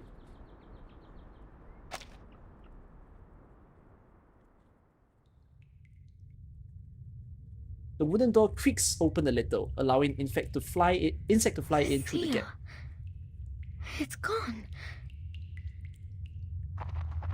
Inside the tower, the sole prisoner has been quietly listening to their conversation. There's a ship leaving tomorrow morning. As the footsteps trail off, she gently pushes the door. The seal inside is indeed gone. She's free.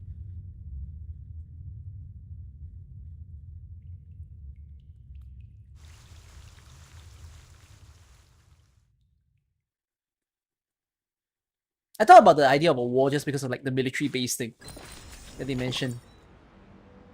Because like, there's still so many countries out there that are trying to innovate in the realms of military, and they're trying to one up each other. There was that recent news where China came up with the very cool triangular plane, which looks really, really futuristic. Like, it's so unseen for a military plane to look like that, you know.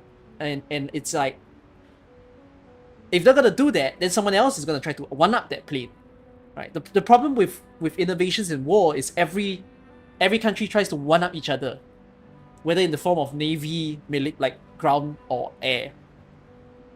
You know? And yeah, it's like arms race as well, where countries are secretly racing each other to create a bigger bomb. But it's kind of like, why? Then your life is handed over to the river and you are forced to struggle against the current. Oh wait. But there was the hilarious thing that I saw recently in the news. Trump said he wants to unite Mexico, Canada, and USA, right? To form one country. I cannot believe I'm hearing that. Like, bro, fix your own fucking country before you fix, like, yes, he wanted to make cum. He actually wanted cum to be real. Fucking Canada, USA, and Mexico. Oh my god, he wanted Greenland, so it'll be G cum. That sounds like fucking G Fuel, but the second season. Here, put this on, Para. It will allow me to track you should anything happen.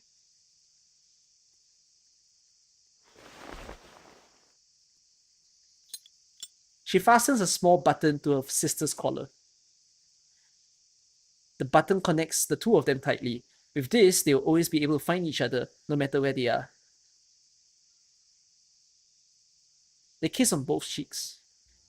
You'll remember to bring father a souvenir this time, yes? And promise me you will be careful. I do not wish for our parrot to buy the farm just yet. Don't worry about me, Molly. Worry about them. I'll kill them all if I have to. Every last one. Okay, we need to know the Anjo Nala lore. Sorry, Anjo Nala lore. Oh, that was a tongue twister. Alright. Enough blabbering. Since she's trapped in the tower. Do you two always share these little heart-to-hearts whenever you leave? I got nothing to say except bye. Or is the tortoise suddenly not so worried about its speed? The ship signals its imminent departure. Sotheby, do we have everything? Why is the ship still within the military base PNG rather than a port? The ship is boarding now. After it departs, I will spend some time gathering intel on Mr. Duncan. Oh, Duncan mentioned. Thank you. We should be able to find him in the flesh once we get to I wonder town. if we'll see the head Duncan and I go way in the back. story. And I'll introduce you to another friend. She lives in a bottle. Oh, okay, we will. I'd be delighted to meet your friends. We should be going now. Friendly Lydia, virgin. I've told Admiral Eagle that he can rely on you for further assistance as necessary. Is that all right with you? Yeah, I'll do whatever needs doing. Счастливого пути! Yeah, so they're older than 13, right? So interesting, the dynamic of the two of them. Having seen off their guests, Lieutenant Modier returns to the Admiral's office to report an incident from the previous night. Admiral, a prisoner has gone missing from the tower. It's called USMCA, United States, Mexico, Canada of America. This sucks. Nah, comes better. She lowers her head as she awkwardly delivers her report. We'll make sure it's kept under wraps. The seal was broken, and we are still investigating who might have been involved. I did encounter the timekeeper, Miss Sotheby and Lopera, near the tower yesterday. Still, I see no reason to suspect them. No, you know, they also said that if they were to merge all three countries, there is a... I don't know about landmass, but it could become the biggest country in the world. I don't think that's true. Maybe they need to secure Greenland for that. But like, then that's ultimate dominance. I mean, I still think the plan is dumb though. Like, why do you want to merge? Why? One thing that I see to developments in the world is that I feel like the smaller the country is, the better managed they will be. But it might be just because I live in Singapore that like, when you have very little to work with, I feel like as a country you'll start thinking harder as to how to sustain yourself in a place. Whereas when you have all the freaking mass in a place and you have people all spread out everywhere and the leadership is also scattered everywhere, I just feel like it won't be the best in terms of progress. You know? So, in fact, that's why I kind of get curious at countries like Japan and China, because it's like, how do they manage to be, in a way, successful countries that they are? But then that's also where I look at European countries sometimes, and there are European countries that are always looking like they're falling down at every step of the way. So I don't know, it's interesting to see how countries sustain themselves. It's the reason why some people in US only think of some states than the whole country. Yeah, I feel like there are states in US that people aren't proud of. She wouldn't be involved. Until last night, the tower held a single unlucky prisoner, a lamb to the slaughter, a stalk of wheat in autumn. But now she has gotten away.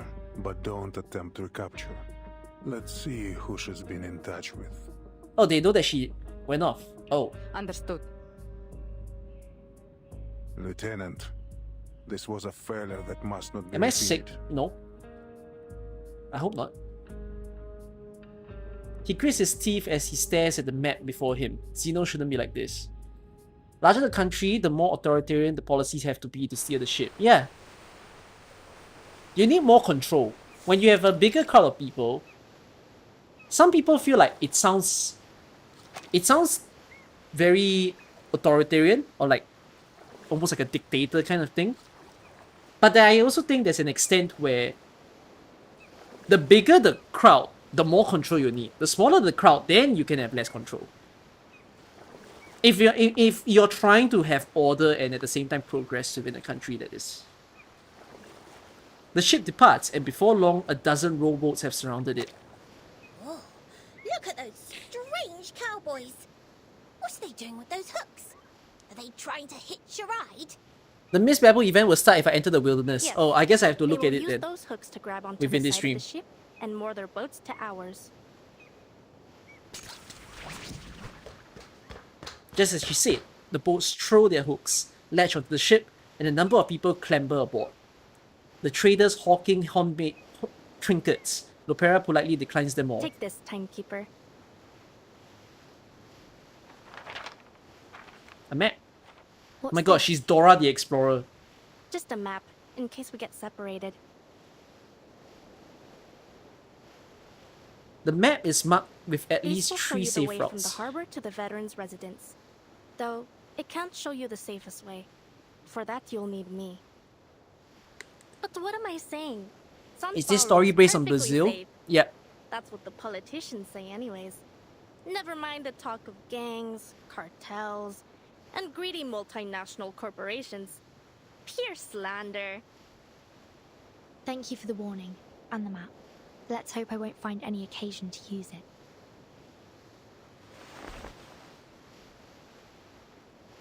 I hope so too. Well, we have a long cruise ahead. I'll leave it to your business. At the mice. She waves goodbye, making her way through the energetic traders and to the other side of the deck. The traders scamper around like little mice. Having made their sales, they're now scrambling to get a plate of food from the chef. So the kitchen even prepares food for them. No line cutting. You boy, back to your place. You up, or there will be no dinner for you tonight. The chef taps his metal spoon, sending the boy back to his place in the queue. The boy sneakily grabs a few flatbreads, tucks them under his shirt, and scurries away. Sotheby died. He bumps into Sotheby, crashing to the floor along with his stolen goods. Hey, out of my way! He stuffs the bread under his shirt again before running off. As he passes, Sotheby notices a glint of an arcane skill in his eyes. He runs like a child enchanted by the rattan fanger as he bolts towards the corner of the cabin. Miss Vertin, did you notice that boy? Wasn't he awfully strange? You're right. Come on, let's go see what he's up to.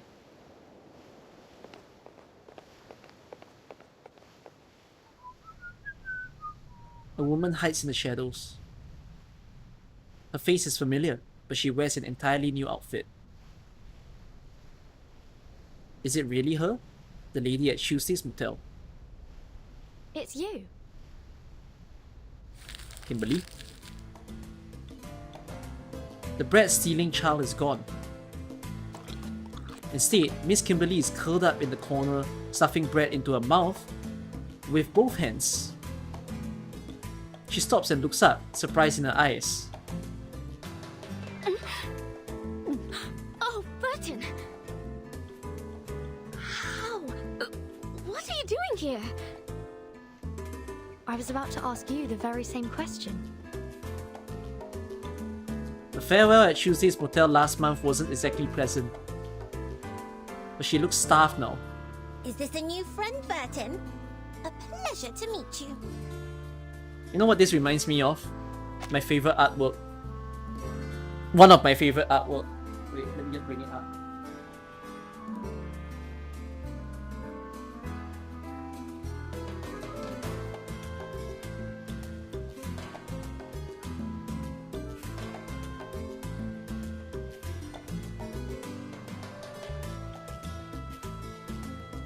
It reminds me of this. I showed it in the previous stream when I was looking at my merch. It reminds me of this.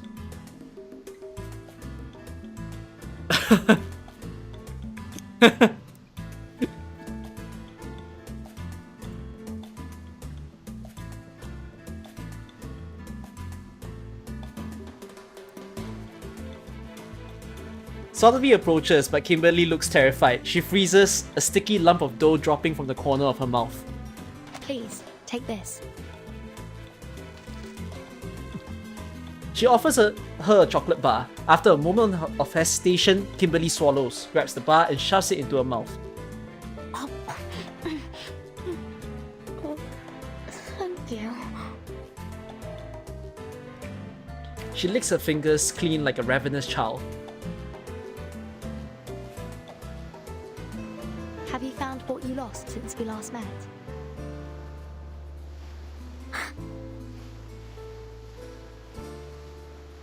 Her face falls. It appears not. Perhaps I could help. Wait! Thank you, but I would prefer to do this Is on my Kimberly... own. Huh? Is she Anjo Nala?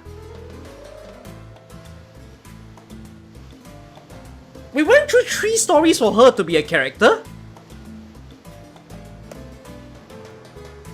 Huh? Did I just realize this? Yeah? What? I thought it was just another person. Because we know her by Kimberly, we don't know her by Anjunala in the other stories. I was the one who lost it, and I will be the one. I sound disappointed. We took 3 chapters, 3 different stories where she tries to kill us only for her to say, well, I'm part of your team now. She's unwilling to cooperate, but there's no hostility. A strange and contradictory figure, an arcanist who seems to be on the verge of reformation. The trailer literally showed her with a toy robot. Oh yeah, it's the same toy robot! No, she don't have amnesia. I have amnesia. I was like thinking, what does the robot mean in the trailer? I forgot that the robot was the thing to control her. I was like, huh, what does this toy robot do? A strange and contradictory figure, an arcanist who seems to be on the verge of reformation. Wow, it took me that long to realize they're the same person. This ship is headed to Sao Paulo. Is that where you're heading as well? I was like, To accompany that us? robot is controlling this girl, but her name's Anjo Nala. What a powerful robot. Sao Paulo? I don't.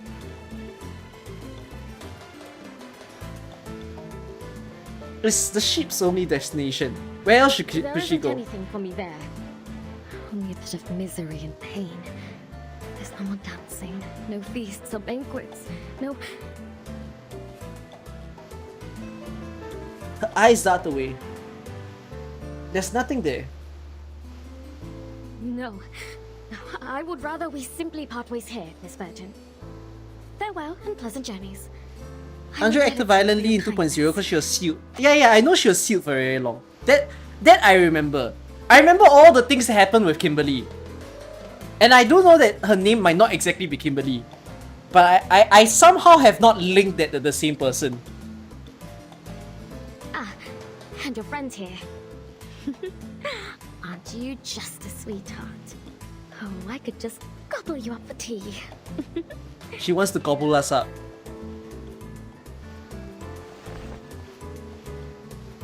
She reaches out and pinches Sotheby's cheeks. Oh, madam, please, you... This simply isn't proper or ladylike. Kimberly smiles, as if she has shed the baggage of their previous encounter and disappears into the crowd. As an old legend told in the desert peninsula, encountering a demon is always a sign of bad things to come. But she is a succubus. Oh, that was fast. Past of the past. Viewing Anjo Nara's past.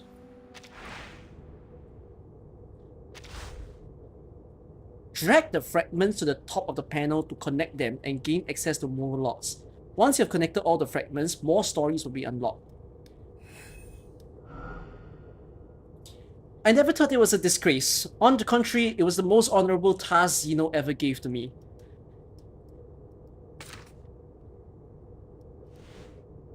But I need all pieces. Oh. Oh. I caught that little thief. Oh shit, me. Under the dazzling chandelier, they indulge in toasts, dances, and self-congratulations, whispering lip to ear in high spirits. At the end of the red-carpeted stairs, the object of their discussion finally arrives, lifting her skirt and offering a slightly apologetic smile.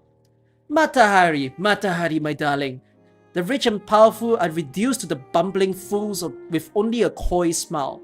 People gather and cheer, fervently chanting their hostess' name, circling at her feet, offering gold, offering jewels, offering their loyal hearts. Accompanying the hostess is her sister, like a shadow at her side. Whispers of this one echo through the depths of the mansion. The little girl who grew up in her sister's shadow rules this mansion-sized kingdom. A child accustomed to tearing apart hot roast chicken with her hands, wiping grease from her mouth with her dress, and banging her tail on the chandelier as if it were a wind chime.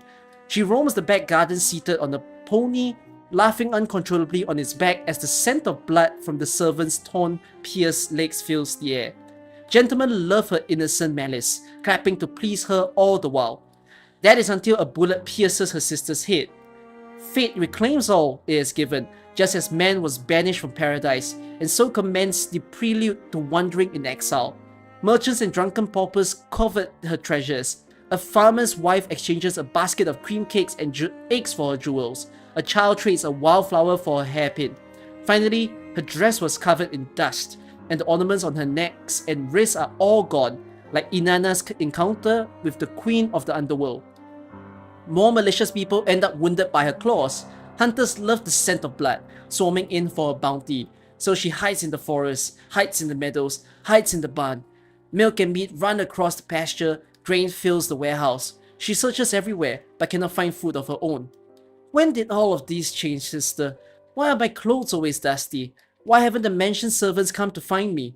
As her claws soak in blood of a young rabbit that's jumped out of its burrow, she feels an intense hunger for the first time in her life.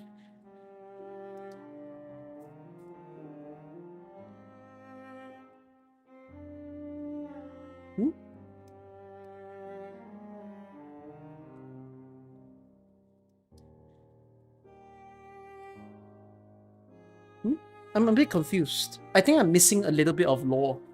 So it's Anjo's perspective, right? And Anjo is her sister, and suppose and her sister died. But like, but it seems like Anjo was a very cherished person. Yeah, gentlemen love her innocent man. Oh wait, no, but it's referring to. Yeah, no, it is referring to her. Matahari is a real person. Okay, hold on.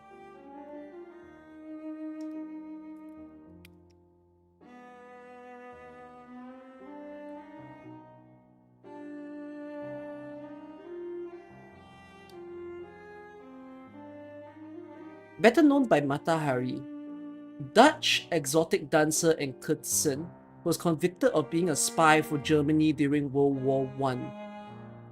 She was executed by the firing squad in France.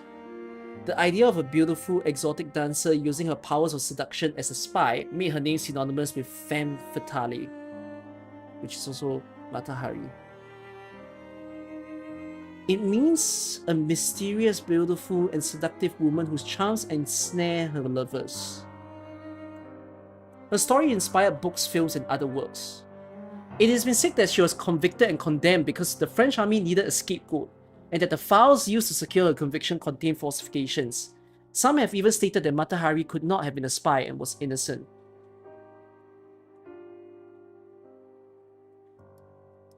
Is this like Margaret or Emgret? Partly Jewish, Malaysian, or Javanese, Indonesian descent.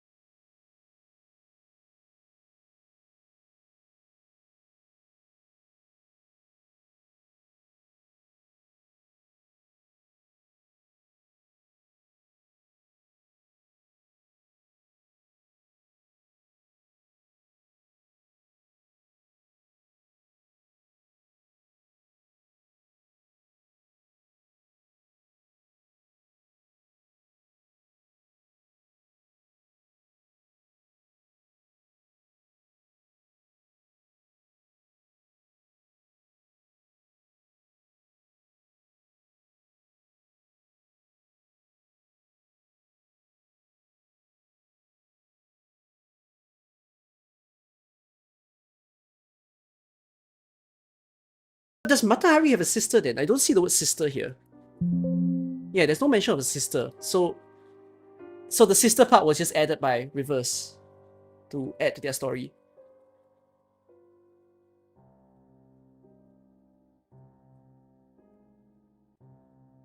Okay, interesting. They romanticize the idea of a sexy spy.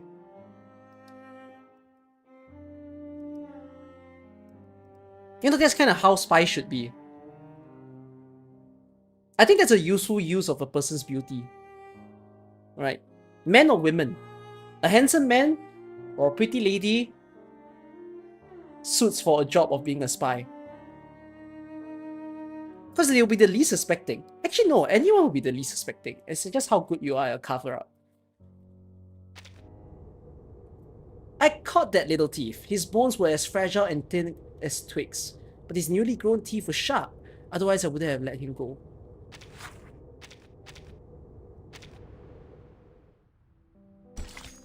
The river is both home and life. The river gives, the river takes.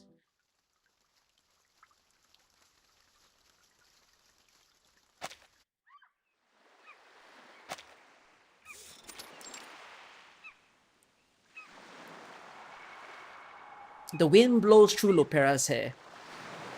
The tourists gather at the ship's edge, watching the locals in small boats approaching the cruise ship. A few treats to buy their worship, and they call it kindness. How undignified to be reduced to begging for scraps like a dog. The children on the boats wave their hands and shout in an attempt to attract the tourists' attention. The crew and onboard priests have packed supplies for the tourists to buy and throw in the impoverished children, all part of the tour experience. Dignity doesn't count for much in the face of hunger. The stranger nods, though he doesn't seem to completely agree. Yet no man can live by bread alone. And yet none can live without it. You're a clever girl, Senora. But I hear from your accent you are no local. So what brings you to San Paulo? Business, ne? I have some business myself in the favelas. Colombia, senor. And no, only a visit. To the San Paulo Veterans Residence. It's a safe place. If you find yourself in trouble, you should seek it out. What language does Colombians speak? Colombia is just a neighboring country of Brazil, no? It's just above from Brazil. Oh, Spanish. is it now? Thank you. Are all the Brazilian NPCs drawn with thick, solid black lines? Lupera idly tosses a small die up in the air and catches it again in her hand. The stranger's eyes follow the die as it traces its path. Care for a game of dice, señorita? What's the bet? She glances at the black suitcase by the stranger's feet. Well, let us bet against the goodness in one another. Oh my god, this sounds like an episode of Squid Game. Let us say that the loser will cover the cost of all the food given to all the little vendedores today. In the winner's name, of course. A generous gamble for a conscience that knocks on heaven's door. That's no small wager, senor. Still, I appreciate the good game.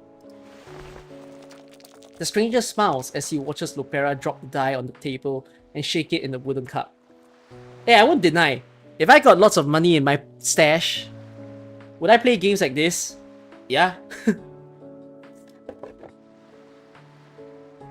High-low then. Who goes first? Oh wait, but that's called gambling. Oh well, I appreciate a good game too. But you need money for that. Don't go spending your fucking allowance on frivolous things like this. Ladies first. Low. Let's make it more interesting. I already played gacha. If it rolls anything else, you win. She shakes the cup again, the die unevenly tumbling around inside. Mine. I lost, just as was meant to be. So then, I am to be the vehicle of grace today. Did he just say 6? You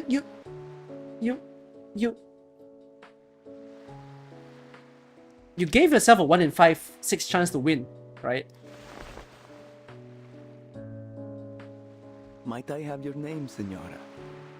So that all may know the name which is to be sung in paradise today.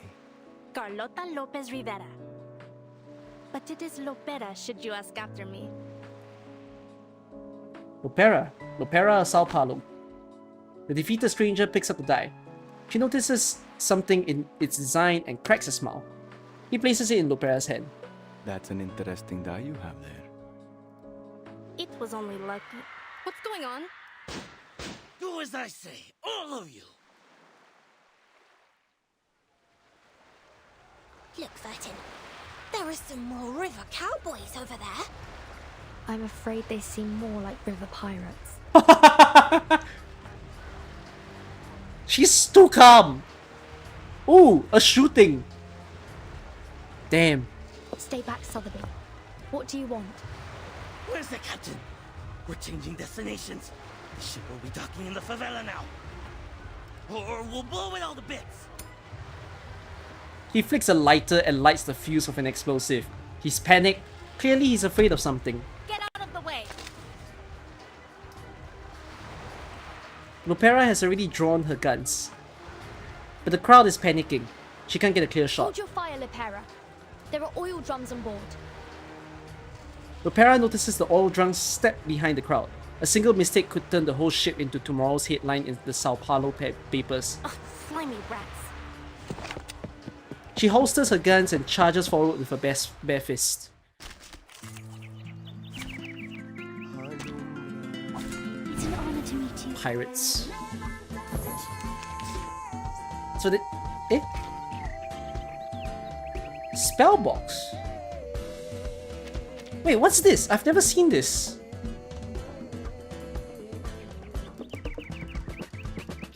What's this new thing that they allowed?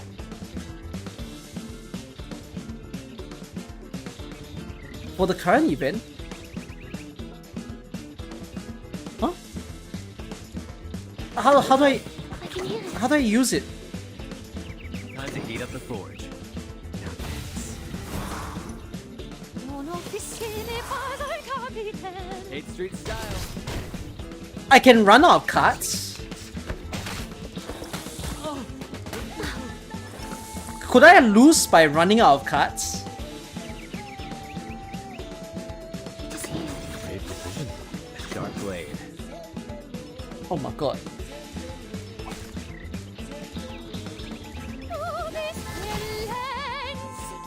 Hold on to that. Does that mean I'm gonna have limited cards for the boss? My turn. That's not cool.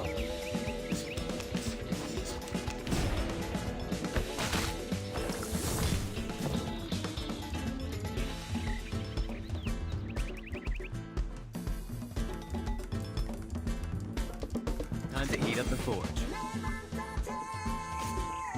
I can hear it. A sharp blade.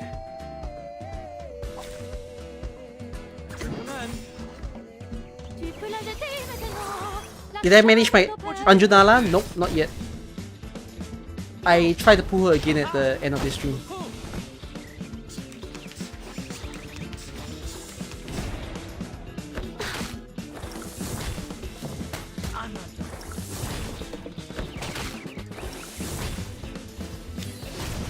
Nice kill. Quite sure I don't need to run any outs and you'll do the kill. Oh fuck me. I was gonna say don't do any outs, but then I discarded. Whatever. Lazy.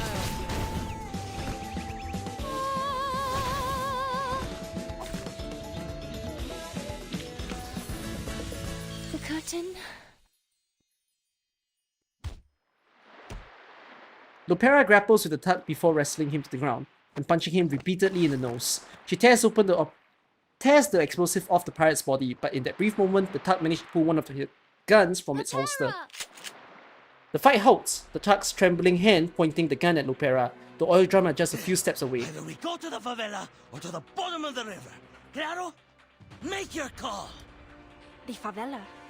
Are you with the Apostles' Brotherhood? Huh? They forced you into doing this, didn't they? Hijack the ship and bring it to us. Is that right? Too bad for you. This ship won't be making any unplanned detours today. The pirate's eyes widen as he freezes in place, only his legs trembling. Lupera hit the mark, but the tug's reaction is extreme. His finger tightens on the trigger as his teeth chatter nervously. Estúpidos! Get down!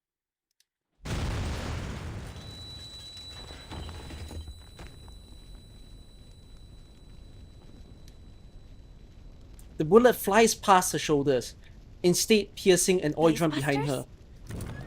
A blinding flash of light and a wave of heat hit them as the ship quickly engulfs in flames. The ship lurches violently as the blast tears through the vessel, and water starts flooding into the hull. Lifeboats! Get to the lifeboats now! God help us! This is hell!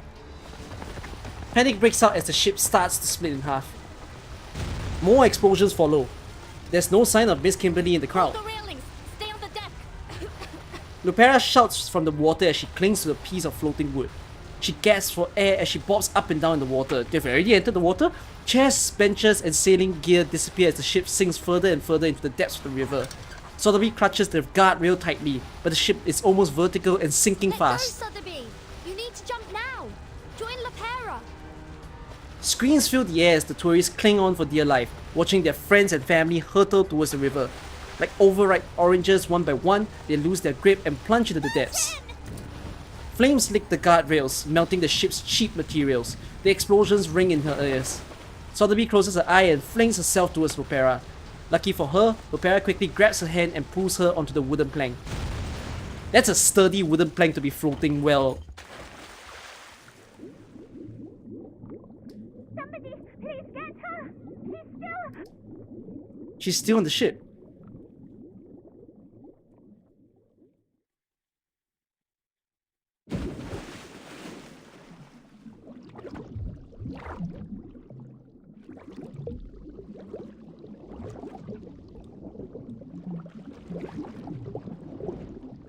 With one final explosion, the ship is obliterated entirely. The river swallows everything.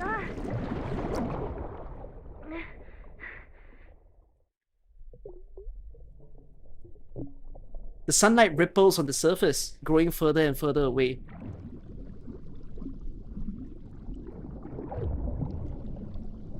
Whose hand is that?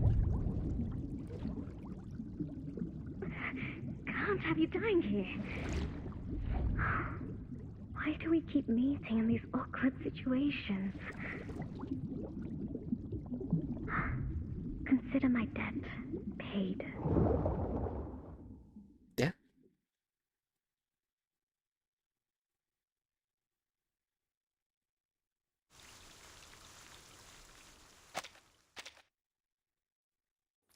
Oh, you know what I thought would have been the funniest scene? Like, Anjonala kissed Vertin underwater or something. Just to like, keep her breathing or something. Wouldn't that have been funny? Not a good idea? Okay, anyways. A joyful goodbye letter, a solid paperweight. Greetings! By the time you read this letter, I will already be on an auto island far out at sea. Oh, please don't misunderstand. I adore your company, especially the hallway walking parties at 3 AM. Though I do love all parties, walking parties are a particular treat. But unfortunately, the ladies' code of conduct dictate that I should be sound asleep by 9 PM. What a pity. Also, please tell Miss Mozon not to worry. I'm not adventuring alone. Miss Vertin is going on a trip to the legendary El Dorado, the city of gold. Magic gold. Oh, I can tell who this is. This is Sotheby. Magic gold and even bouncing coffee beans. I can't wait to talk to all the locals about potential invigorating potion recipes. Speaking of invigorating potions, now everyone can become a brewing master. All it takes is a cup of coffee, and before drinking, add 3 grams of gold, and voila, you've got an invigorating potion. I've already prepared the ingredients. The gold is on the table, and thanks to the automatic coffee drip beast in the lounge, we're saved from the hardest part, making coffee. And do look forward to the special gifts I'll soon bring back. Sincerely, Sotheby. The world is changing so quickly that even the tortoise has to pick up the pace. After discussions at the headquarters and based on the current global situations and the conditions of each branch, the following transfer notices are officially announced. The Texas base will be abandoned and all personnel evacuated. Comrade Eager will be transferred to the Xeno Brazil branch to succeed General Carlos as commander. All other branches will remain unchanged. This transfer notice is official and has been approved by the PAX Security Council, effective immediately. So this was not his base, Comrade Eager. He was transferred from a previous one. Constant delay will not make piles of documents disappear. Eventually someone will have to deal with them. First official exchange report with the School of Aperion. Priority low, but please complete the registration of the Arcanist from Aperion as soon as possible.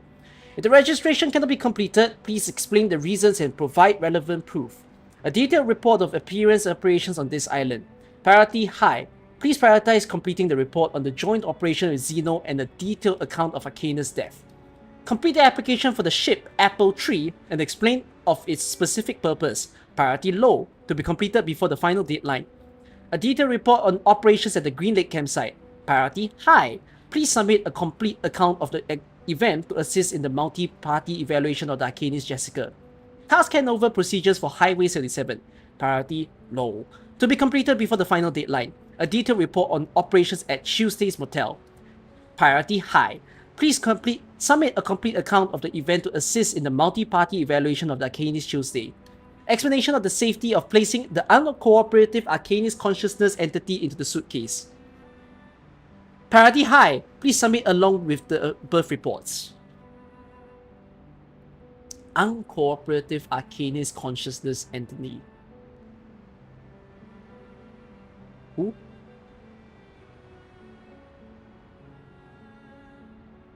Who?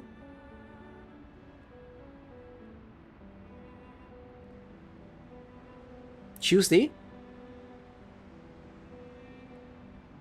Oh, the baby. Oh. Okay.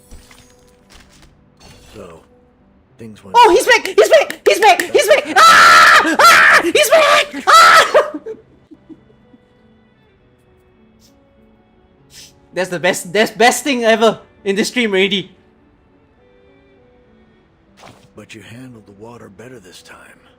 You controlled your breathing, kept your airways clear, and this time, you remembered to lie back and float. Yeah, it doesn't sound like the same person. But I don't mind it. I don't like the Granny voice. Give me some horse fucking mother sucker who needs a freaking water bottle beside him. Does it matter? I'm all you've got. We're at war. Bullets flying, wounds festering, typhoid, cholera, and all the worst of it. It's a living hell, and only fools think there's any honor in it. You never expect to see a familiar face again. Not in times like these. Now I need you to listen. There's something you should... You know, I think they lost the first VA because I think he left the place. Like, he's not working for them anymore. So that's why they couldn't use his VA anymore. And then that's why they substituted it with the grandma, likely. And then maybe people just commented they want that old guy back. And then they said, okay, let's find another dude that could mimic him. And then this guy probably came in. The raid on the river was a ploy, and its mastermind is an old acquaintance. As for the ones who carried it out, you already heard about them this morning. They promised their followers they'd push south, and they did. Do I think I ever stream Disco Elysium? I want to. They paraded through every town along the way. Don't foresee me playing new games from now until April, cause I will have a new job, like internship basically for the next 3 months. So I don't foresee myself playing anything beyond Reverse, AK, and the rhythm games that I play. Even gacha games, like I don't have the time since I work 5 days a week. But once I'm done with that, I'll be back to playing quite a lot. Enfield will be fine, as in Enfield won't release during the months that I'm working anyways, so yeah. They swelled in numbers, larger than any local gang or cult had ever gotten before. Now they swarm across the land like a school of red-bellied piranhas, always hungry, ready to tear apart anything that crosses their path. Chances are they're doing fine. Just like you. Would have been nice if you caught what that little executioner and that gold... If you didn't get the Enfield beta sign up, it's okay. Give it time, give it time. You're rushing. They're doing it in phases. Unless, does it say that you didn't get it? Because I don't think it says you didn't get it, right? It just says it's in progress, right? Listen, I'm not here to run your errands or play your messenger boy. So ask nicely. There's nothing more I need to tell you.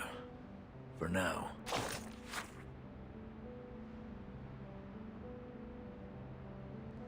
Yeah, it says, there's this part that says, who are you? So it is a different person.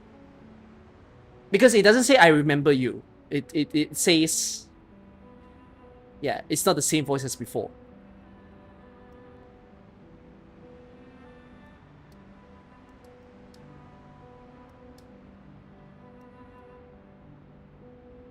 Okay. Tender Pretender. Some people end up in prison simply because of the wrong friends. Unfortunately for her, she didn't have much of a choice in that matter. Prisoner name, Miss Kimberly. Detention process. During the raid of the Apostles' Brotherhood stronghold, the subject was found alone, gnawing on a turkey leg, and was apprehended by Lieutenant Lopera's team. After interrogation, it was confirmed that the subject was indeed a follower of Manus Vindicte. But she knew even less than a typical follower, did not participate in the local rebellion, and was not involved in General Carlos' assassination. Therefore, unlike other deserters, she will not be executed but held in custody, awaiting Admiral Igor's decision. Just leave her be for now. While the stage shows the character in the script, it never truly reveals the person behind the role.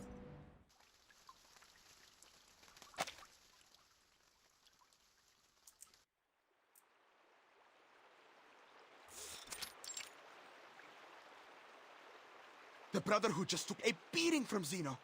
If they're caught up with their own trouble, Oh my then we god, might this have a guy's golden hair is absolute opportunity to afro. turn the people against them. We can't lose anyone else to their lies. The old man next to him casts his fishing line. The bobber floats quietly on the river's surface. Across the river, a water anaconda eyes the two men beneath the shadow of a snakewood tree. What do you say? Want to talk about plans? Is he wearing earphones that links to nothing? So it's fashion? The old man doesn't speak. Instead, he removes his sunglasses and pushes a cup towards his friend. Here, drink up. Thanks. Listen, as much as I enjoy being out here all day, we've got to take action now. The sooner the better. Don't you think? The young man takes the glass and downs it in one gulp, as his friend suggested. Hold your horses, young Elena. Let me explain. Say I throw a punch at you now. Really hit you good. What next? Maybe you'll storm off at first. Then you round up your cousins. Maybe grab that Tommy gun you borrowed from Colonel Tiago. Then you'll find me, all alone, and say, "You're done, you old fart!" What?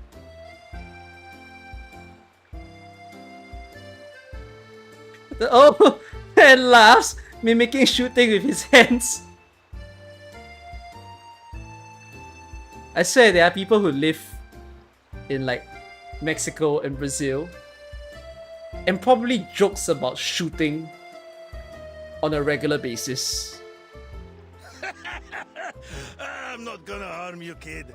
And if ever I do, remember that old Duncan must have his reasons. And he'd never harm... What is all that supposed to mean? I'm rambling.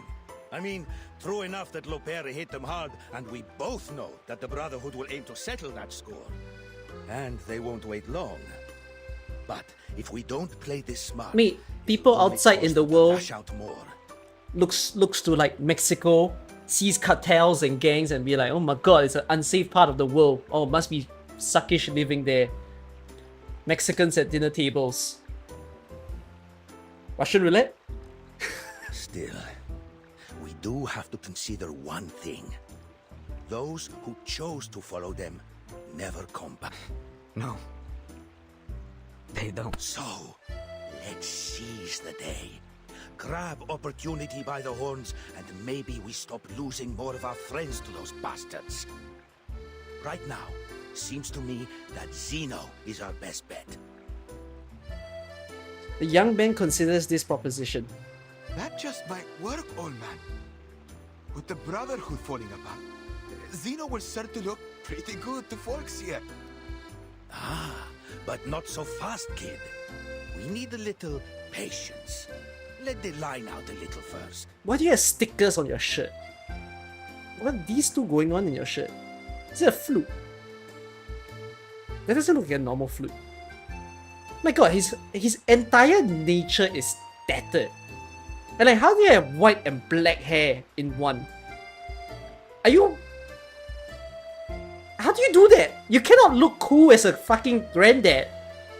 Did you dye your hair, or did your hair magically say, I'll be 50 in one side and 20 in the other? If you fail to prepare, you're prepared to fail. Oh my god, that's the kind of thing that my teacher says.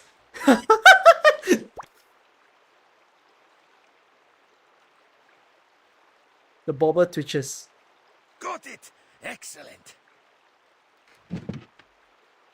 The old man jumps to his feet, reeling his fishing rod and fighting the unseen enemy in the water. Don't think you can get away from me!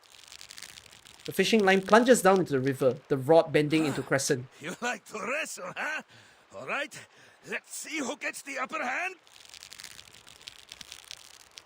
Old Duncan is not about to lose a battle to a fish!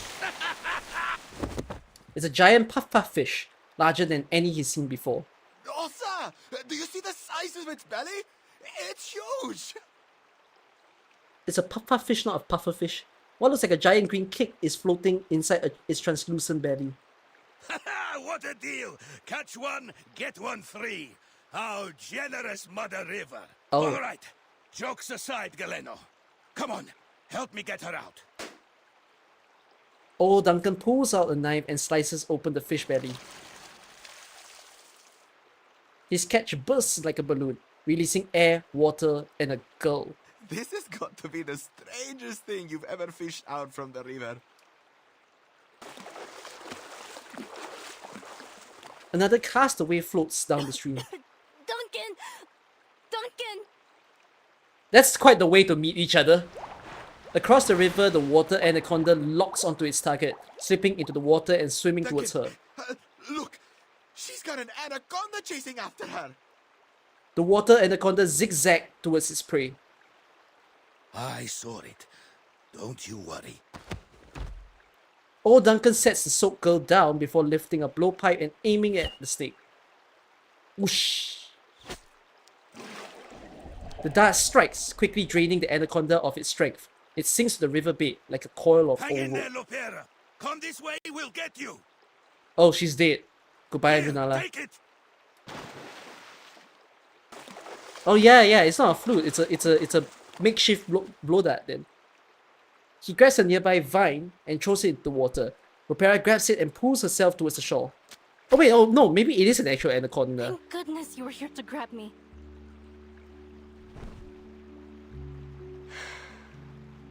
She clambers onto the shore, shakes the water from her hair, and sits leaning back on her hands, breathing heavily. But what are you doing all the way out here? Have I seen IS-5 expansion? I haven't even seen IS-5. Why would I see the expansion? I don't mind seeing the trailer, but I won't watch the gameplay. I was wondering the same thing about you, girl. Seems like a strange place for a swim. I suppose you wouldn't know anything about the girl we just fished out over there. He points to the little girl who rolled out of the fish belly. Sotheby! What? Sotheby got eaten by a fish and was...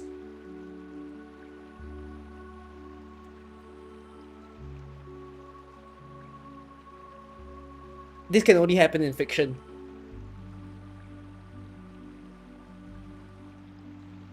Imagine the story to tell. Hey, that's a bigger, more impressive story than me getting trapped at a checkpoint. I survived because I breathed the air of a fish belly.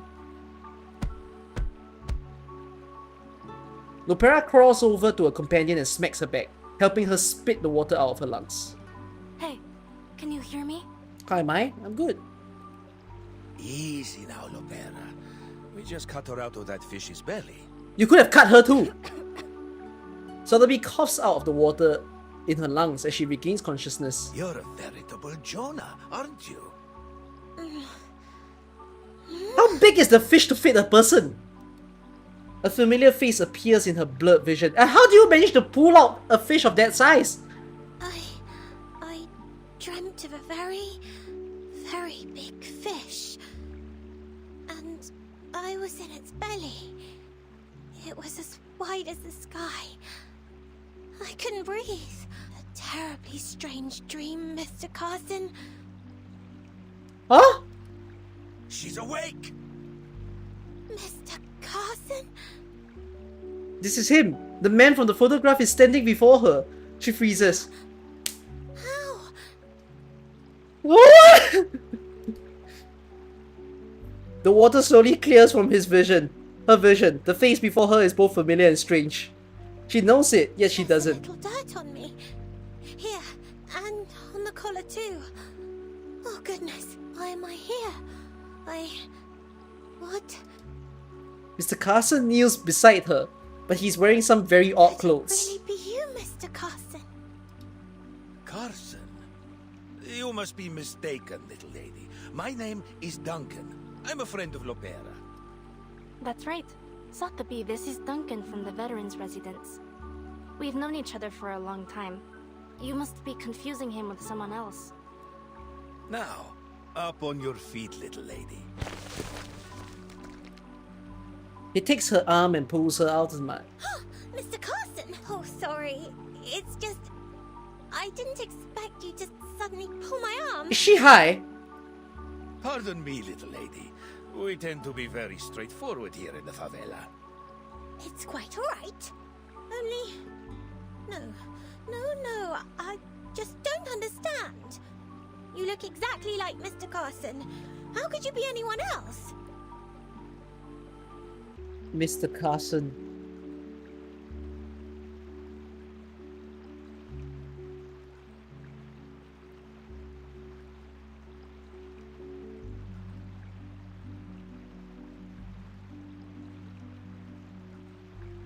Except for your attire. And those shoes.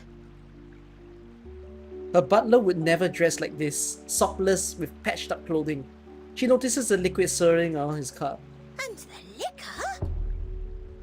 No, her butler would never drink in front of the lady of the house. Sotheby decides to take a bold guess. She jumps up and nervously grabs Mr. Duncan's shirt. Oh, pardon me, little miss. Are you not comfortable with us drinking? Galeno, put the cup away for me, please.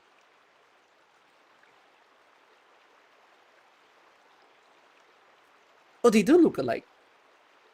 But he's got less white going on for him. Like, he didn't grow out a full beard. Like, white beard. Yeah, the eyes match. And the brows match also. But the problem is he doesn't have white hair. Like, full white hair. He doesn't have full white brows and beard.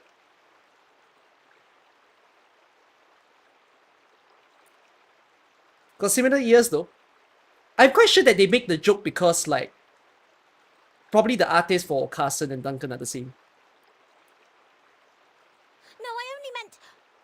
Mr. Carson, it truly seems as though you've forgotten everything. Oh, but I'm being terribly unladylike. She rambles incoherently. This behavior is totally against the lady's code of conduct, yet Mr. Carson remains utterly unfazed. Still, you don't seem to mind at all. Growing increasingly confused, Sotheby lowers her head, still clutching the hem of Mr. Carson's shirt. I must be a dead ringer for this guy to have gotten you all flustered, little miss. Seems like you cared very deeply for this, Mr. Carson. Yes, I did. So then, you really aren't him. Oh my god, poor girl. Sorry to disappoint, little lady. But I'm flattered by the resemblance. Maybe I can be your friend too. In fact, feel free to call me Carson. Why not? Why would you do that? No! Don't enable her! Don't enable her! Don't enable her to call you Carson. I don't allow that. The old man hooks his pinky with Sotheby's and presses his thumb firmly against her. Mr. Carson. I know how hard it can be. I lost my wife and my comrade in arms. I even managed to lose his daughter after I promised to take care of her. She'd have been just about your age. I'm rambling again. I suppose what I'm saying is, I know what it feels like to lose someone you love. She looks lost, unsure of what to think, but she still holds on to the man's hand, seemingly making a small promise with him. Looking around, Sotheby realizes someone important is missing. Oh no. But what about Miss Burton? We've lost her. Where could she be now? We must find her. Slow down. We need to think things through first. Those knuckleheads blew up the entire ship. And everyone on the ship is dead. Which means our comms belong to the Caymans now. Everything's in a disarray. There's no way to contact the timekeeper. They don't even know if she's alive. Not to worry. I've been through worse. Back in '82 on the Rio Negro... Before I go rambling on again, let's head back to the city. Come on now. Trust good old Duncan. Sorry, I mean Carson. Trust Carson to lead the way.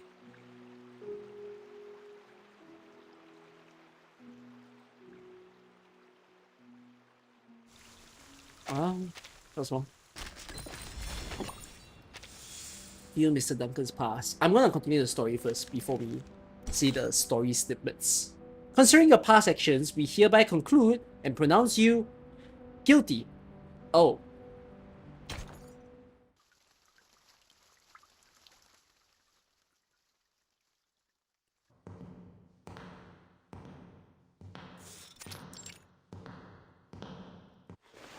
A man in black lifts a fallen I statue. never wanted to put San Paulo through this chaos. He shields the faint flame in his hand, reigniting the candles one by one. Order, peace, unity. Those are my purposes. Much has been wagered here, Marcando. Much. Now it has been lost. Your Reverence, it was Zeno. Those animals.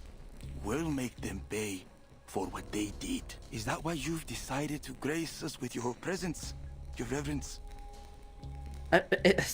Could I just put that in this story, I feel like I'm seeing one of every type of people possible. There is a lot to do if we're going to recover the ground I've lost, Your Reverence. And there's something more. Isn't this hat more Your Mexican doctor than it is Brazilian? Down at the veterans' residence. Some blind woman. I would not bother you with it, Lord Santos. Except that she's been helping people in the favela. And it is swaying them towards Zeno. Then this doctor is with Zeno. She must be.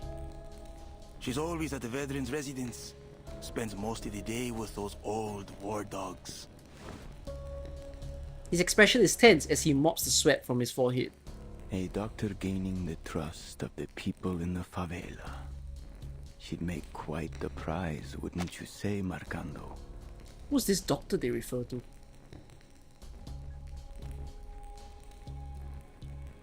Some blind woman, I would not bother you with it. A much more valuable bargaining chip to Zeno than a few deserters. Marcando understands perfectly. In Sao Paulo, kidnappings are as common as bread. You will see this task through, Marcando. But before In Sao Paulo, kidnappings are as common as bread. True? And if it's true, is that not sad? Also for the game to represent that.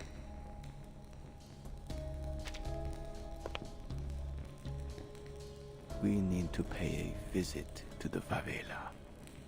I've brought us some new blood. Daily activity. I do think it's a daily thing, yes.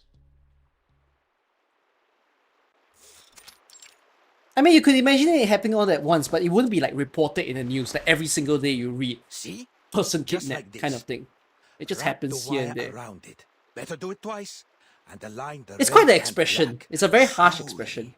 But then again, you won't describe it of other countries because other countries really have much fewer kidnappings that will occur. Yeah, impoverished parts, I can imagine that's where it occurs more. He delicately connects the copper wires and the current buzzers to life. Unbelievable! It's science, kids.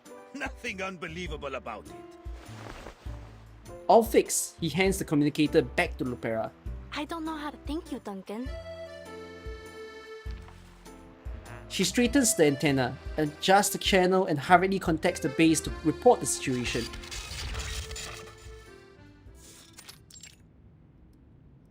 Is he in office? Admiral, Lopera just called in. Put her through.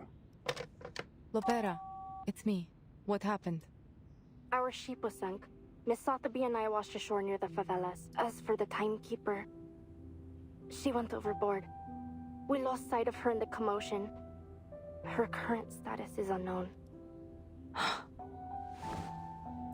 The Admiral remains expressionless. He raises a finger, signaling Modir to inquire further. We'll send people to find her and escort her to the veterans' residence. Additionally, Lieutenant, I have some fresh recruits eager to enroll with Zeno.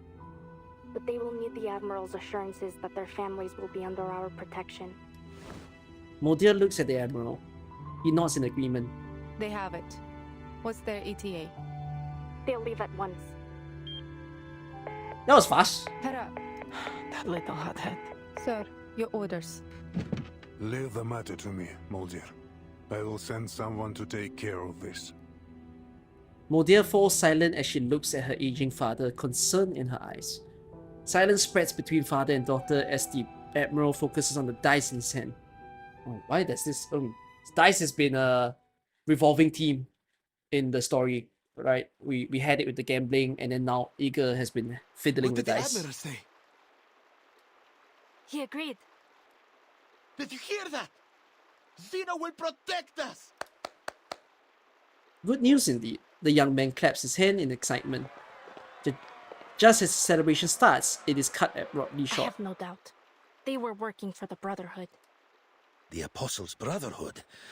They've bounced back quicker than I'd hoped. Still, we need to be cautious. Figure out just what they're after. That guy looks familiar. It's the stranger she met on the ship. He's walking among the Brotherhood. That's him. He was on the ship with me.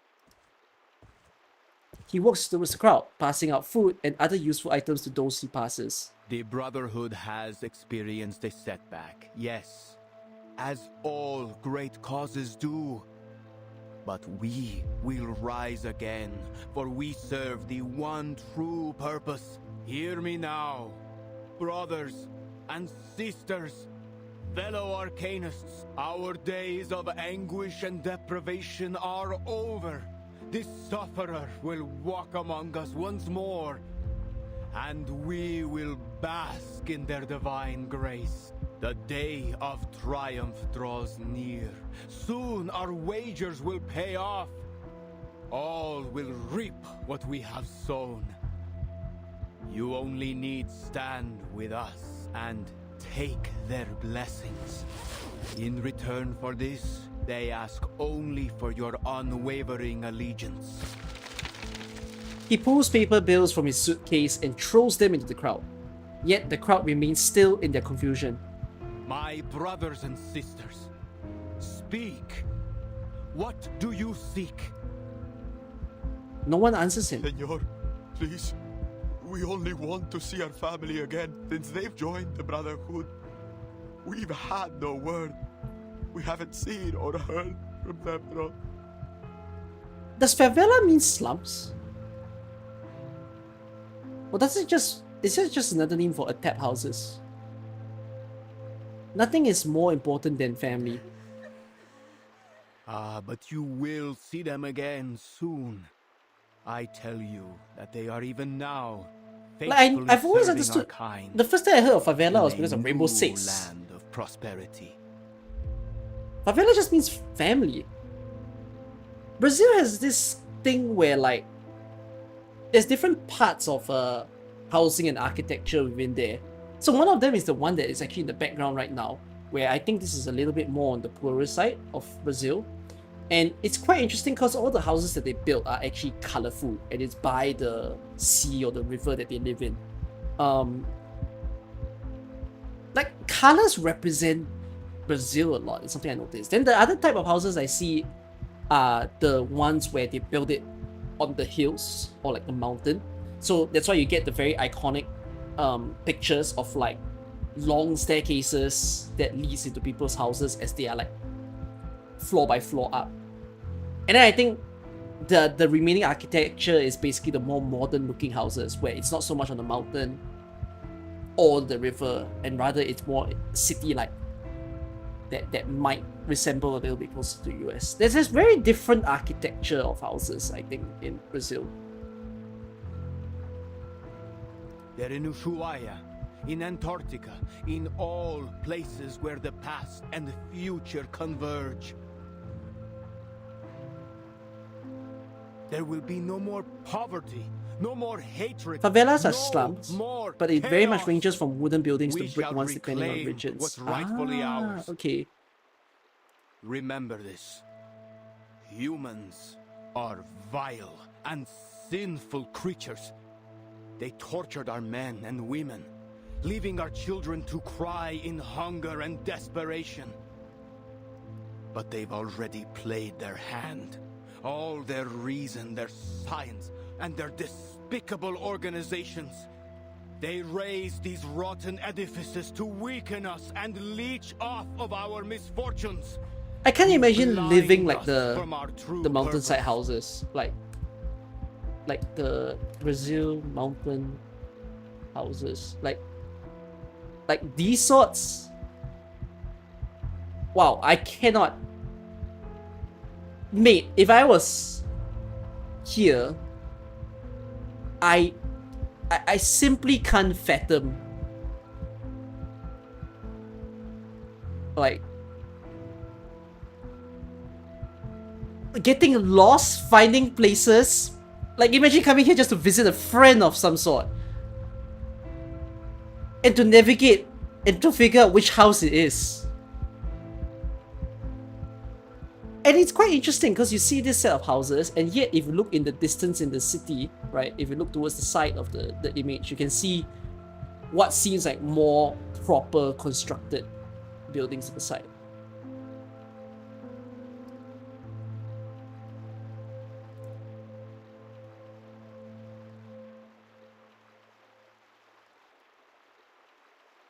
These are the images of favelas. There's a lot of gangs there. Yeah, I can imagine. I mean, it's because of the way that it's built that it already rings like not the safest place for you to be. Like, if you're part of the neighborhood, in a way it's normal because the neighborhood normalizes that, hey, this kid, this person has lived with us for ever so long. But if you are like, if you are a foreigner, you'd be sure that they can tell you are a foreigner, and they won't take you lightly for being there.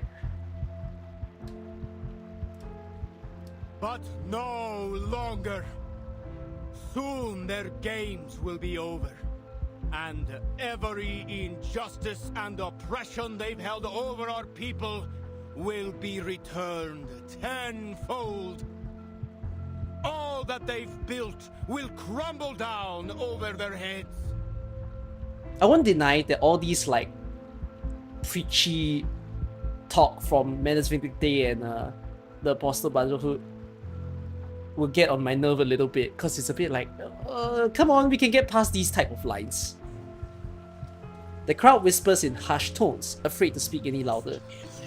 Hiding nearby, Duncan quietly leans over to Lopera and whispers a few words before handing her a rabbit patch. Tell me, my fellow brothers and sisters, what is evil? No one answers. The murmurs of the crowd quickly fade, creating a heady silence. A few crows fly low overhead. Evil is the absence of good, and to find what is good is to follow our path. The High One has promised us strength and glory. Like, you see, I'm okay that we listen to these type of lines for like 2 chapters, 3 chapters, but I can tell you for sure, if we're gonna listen to these type of lines from 2.0 all the way to 3.0, oh my god, it will get in my head. 2 followers carry a box emanating a sinister aura over him. He opens it, revealing the blessings of the sufferer for all to see. Come with me.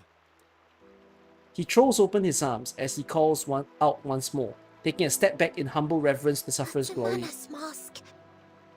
In that nightmare in 1929, disaster struck because of the people who wore these masks. The memory is still vivid in Sodomy's mind. Sorrow will weaken you, and fear may seize your hearts. Instead, let faith be your guide. Those who take that leap shall find themselves lifted up on the Apostles' wings, while those who hesitate will be scorched by the fires at their feet. I have said all that must be said.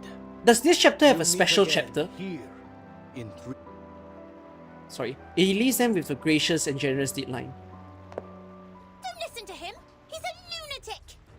That's quite a way to call him. The little lady bravely steps forward, fervently warning the crowd. And just who are you? Marcando. No special chapter, okay. Santos quickly stops his subordinate. As students of the truth, we have been granted a much stronger weapon than violence. Lopera, follow my lead. I'm gonna skip this part because I'm quite sure it enters a battle.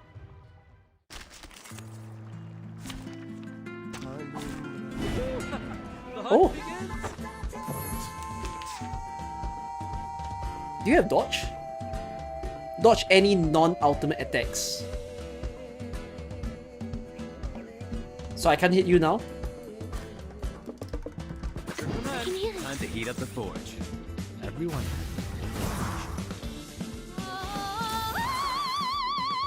I'm an artist of steel.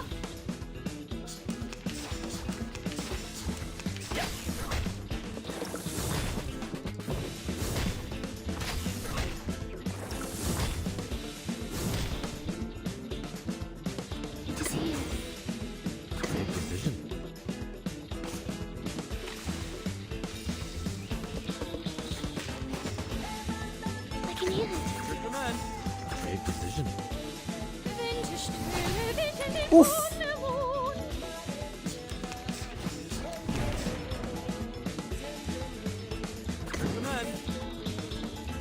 Sharp blade. Trust me, this is gonna be fun. Everyone. What'd you think about this? Of all the battle BGM, I think my favorite might still be the Kyunyangzi event.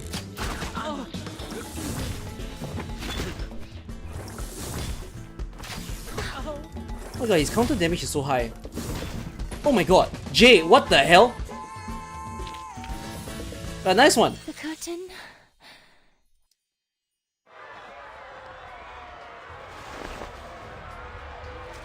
In the chaos of the battle, Lupera grabs Sotheby and they hop onto a small wooden boat. Let's go.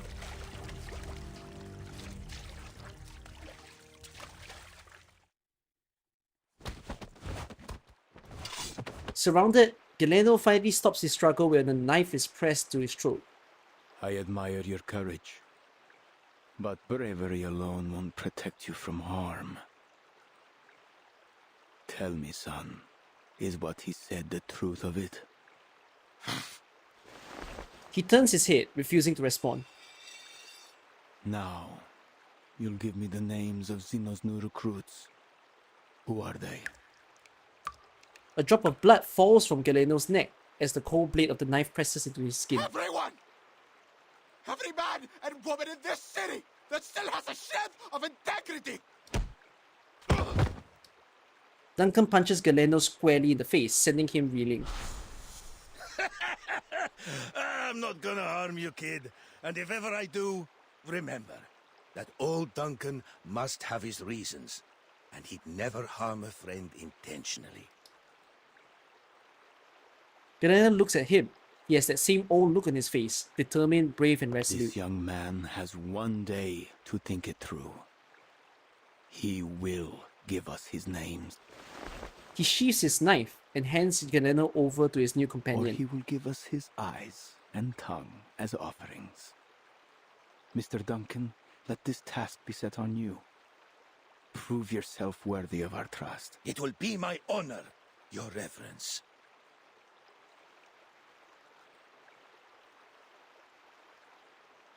Huh? Marcando, you'll stay with them. Don't forget what I told you earlier.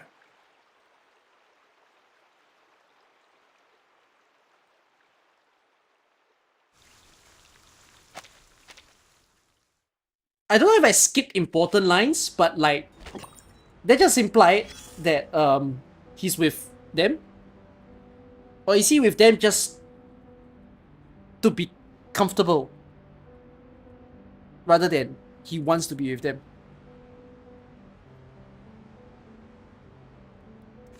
I wouldn't... Oh, I have to listen to it. This place was once known for its inexhaustible mines, the riches of its rainforests, and its brave and passionate people. But now, the first two are gone. Chaos and power struggles loom over the younger generation, while the rich and well-connected sit atop their piles of corpses and rubble and feast, dining off golden plates with silver spoons, turning their noses up from the dogs at their feet. But that gold has lost its shine, and their silver spoons have tarnished. Everyone can see them for what they really are. So, what now? Either the people save themselves, or turn their fate over to the hands of the so-called savior. Why can't the savior save me? Who's asking the questions here? Me or you? But fine. I'll clue you in a little about this savior. I once met a kid from Buenos Aires who told me about the hand of God that gave them the World Cup. He saw it as proof there was Is a higher Buenos power, Aires a South American something men country should or follow a and seek protection from? or a African country? No, it's in Central America, right? Buenos Aires is in Central. Oh fuck! It's a what of Argentina? It's a capital. I thought it's a country. My God. Where's Buenos Aires? Oh, it's the capital. Okay, you hear nothing of me. Maybe he had a point. I don't know. Maybe there's truly something greater out there, or maybe it's just what we mortals need to believe. These men from the Apostles' Brotherhood used to be regular churchgoers just like anybody else. But faced with an opportunity to rise above their own cruel realities, they all too readily turned away. They left all their altars and took communion with a new god. Will this new path save them? Is it worth all their efforts? I can't say. But you wanted to know if this savior can save its own. Well, I guess you've got your answer now. You gonna be alright? No need to start panicking just yet. Things are still under control. Your lady friend has stepped up to solve this mess, and the veteran knows what he's doing. This city is unlike any you've seen before. You must learn its secrets to survive. Remember which street kids are from which alley, and what intel they can be relied on for. Learn the dates when the dealers bring their medicine into port, and figure out which water tanks hide the key to the local gang's safe house. Don't look at me for answers. It's none of my business. This guy is very avoidant.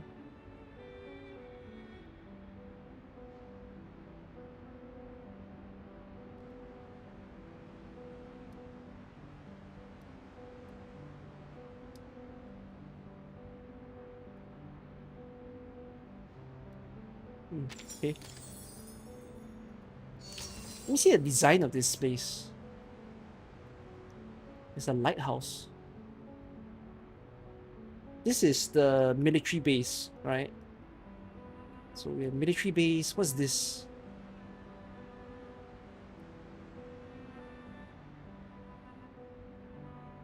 No. This is the office, I think. Wait, no, but the office is this. What's this? We haven't seen this part of the map. This is the favelas. This is another part of the city. I'm assuming this is the favela and this is more like city. Okay. In the midst of such prolonged suffering, happiness feels as far away as the sun in the sky. They're in the water. There's someone.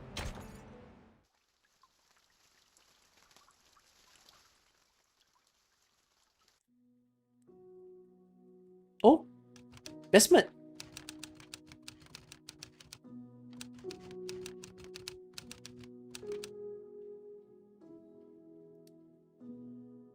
In the narrow streets, violence is so often more than just a means to ending conflicts. It is a tool, and one all too readily used. I must note, however, with some relief that segregation so commonly observed in other regions is absent here. The Arcanists of Sao Paulo live alongside humans, with the latter often displaying traits more common to their Arcanist neighbors. Passionate, if a bit touchy. Life here is incomparable to the comfort, security, and freedom of New England. Hardship, violence, and oppression are the fundamentals of life. As constant as the sun, and as heavy as the rain. This country is renowned for its coffee and sugar. It is a land of beauty and bounty. Treasures too often extorted, whether by the princes of Europe and their donatarios, or now by the bankers and corporations. Despite all the centuries of treasures extracted from the land, desperation remains everywhere you look. It is a place where insurmountable wealth and the deepest deprivations are neighbors. Sometimes they lie only a street across from one another. The multinationals have cut open the country's throat, and now they drink it dry, leaving the people struggling with poverty and chaos. It is a bleak existence. Dear readers, I share this with you so the story of these people might be heard.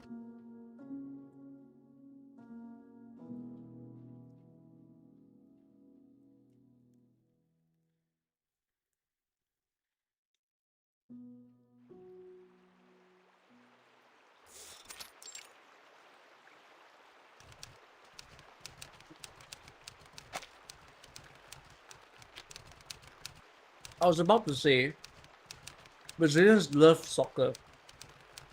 And I was like, will there not be any representation of soccer through this story? And then I'm like, that's a soccer ball pot. I guess there is representation. The doctor sits by the riverside. A small group of children gathers around her. They watch in awe as a typewriter hammers the letters onto the page. Shippy, do you know, has life always been like this here? If you ask me, Doc, San Paulo in 1990 isn't much different from Nassau's 1681. It's a shame. Between the sunshine and warm sands, there is a good life to be lived here, if only they were free enough to live it. The summer is long, just like the suffering of these people. I used to dream of traveling to How do you have so all many sorts of names? fascinating places. A foggy city by the Thames, and a little town blanketed in snow and sunflowers. I met so many different people, though I find I can no longer recall their voices. I have only their words left, only my records of them. Wait, okay, no. Have you heard of a weed down at the bottom of Lake Ilapongo? That just explains something Turn it about into a investment. polenta with cornmeal.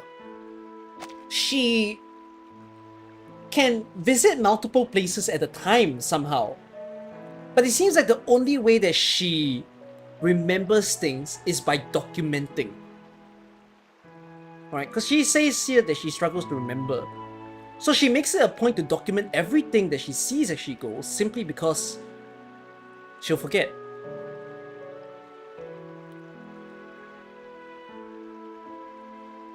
Ah, yes!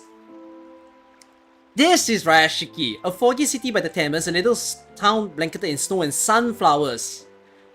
That's Rayashiki. So, why do you have the ability to... One, why are you forgetful? Which is such a weird thing to say. And two, how is she able to live through all the different storms? Supposedly, if you have it, you'd recall every last thing that's ever happened to you. Every bit of it. Wow! What's a weed called? The children turn to the ship in the bottom, their eyes filled with curiosity. They call it La Hierba del Tonto, Spanish for the fool's weed. You see, lad, only a fool would want to remember everything. Sometimes a little forgetfulness. This skeleton hand has a guys. very I beg nice to lady differ, voice. Shippy. To forget the past, its lessons in pain and joy alike, that isn't a blessing. It's oblivion. Is she not Earth then? But let's not argue over some mythical... Is that why woman. they're struggling to figure out who All she things is? no Because for one's whatever ever reason, seen. everywhere she goes, she Just changes her another name. myth. But then Like if the they succubus know who Earth or the is, they will know Minotaur. how she looks like. She has not changed anything. I mean, she's changed her clothes, she's changed her hair maybe, but she's not changed her blindfold. Aye, let's talk about succubi instead. That's sure to get the lads pricking up their ears. With the mention of this, the little ship goes off again. Back in 88, I mean 1688 of course, Our chief mate, Mr. Morgan, had an encounter with a succubus after he found her seal while carousing in Portobello.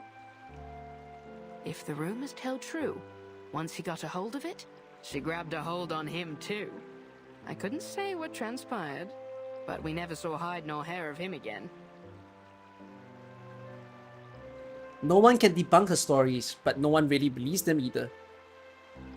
The children's curiosity fades and their eyes starts to wander. One of them spots two big fish floating in the water. Look over there! Something's in the water! Two figures float among the trash in the river, spluttering and choking. One is clinging onto the other as they struggle to swim to shore.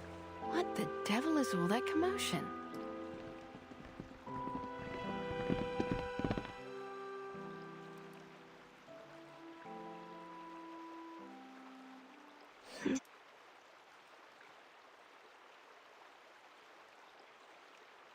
Hey, wake up! Hey, stay with me! Can you hear me? Hello? Kimberly pats her fallen companion's face. No response. She's still breathing. Why won't she wake up? Whew. What happened to the lass? The little ship makes its way over, followed closely by the children and the doctor. Seeing the group of strangers approaching, Kimberly tenses up. Miss, are you all right? Is there anything we can do? Yes, I'm fine. The ship went down. Blow me down. These waters are getting rougher by the day. The little ship sways back and forth in its bottle, showing off its excellent condition. And we drifted down the river until we reached the shore here. A long way to go, only to end up in the favela. I know she's traveling with her friends, but I don't know where they could be now. Everything happened so fast. Shippy, what's going on? Are there people that need care? What's their condition? She might not recognize Vertin, no matter how many times she sees Vertin, because she can't see Vertin. And she's only recognizing by voice, but then if she forgets voice, then she's fucked. Just one, alas. She's still breathing, but she looks like she's been keelholed for a bit too long. Miss, please lay her down on her side. Kimberly does as she is told. What are you going to do to her? Sir. The doctor kneels down, skillfully clearing the girl's mouth of any residue before starting chest compressions. Oh my god, she's actually kissing her. Save her, if I can. One push, another. It's a professional instinct, the duty of a doctor. An unexplainable impulse drives her to revive the drowning girl. The girl coughs up some water. The doctor continues. Good, good. She'll make it. Please, make sure her airways... Oh my god, we're getting CPR lessons from this game. She coughs out more water, but she still lies there, unable to move. Are you sure about that, Doc? The lass looks paler than a ghost. I need to go and I think she's burning revise up. my CPR lessons. I vaguely remember how it is, but I do need to remember. Go take CPR lessons, yo. If you can. The doctor touches her forehead. It's burning hot. You're right. We'll need to take her back with us. I'll fix some medicine for her. Would you give me a hand, miss? Help her up on my back. Kimberly obediently helps the blind doctor lift the feverish girl onto her back. Oh. With who? With a mannequin! She's almost as light as a child. Go take an actual lesson. Like, those kind of training classes. I don't know about other countries though, like how open or like how much people actually care about such life-saving lessons, but at least in my country it's quite spread around that as many people in the nation as possible should learn to take it, because it's an important skill. It happens when you don't expect it, you know. The children run ahead, pulling aside the hanging clothes for them to pass. I need to run some tests and see if it's just an ordinary fever, or if she has contracted something from the water. Don't worry. You're safe with us. The doctor speaks to herself, or perhaps in assurance, to the unconscious girl. Where are we going? Wait up! Home. That's a cute reply. Kimberly catches up to the doctor, only now realizing how far they've walked. She steps into the doctor's home.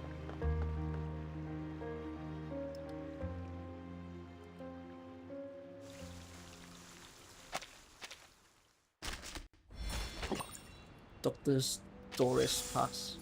Memories from her past rush through her mind, but she hasn't been able to process them yet.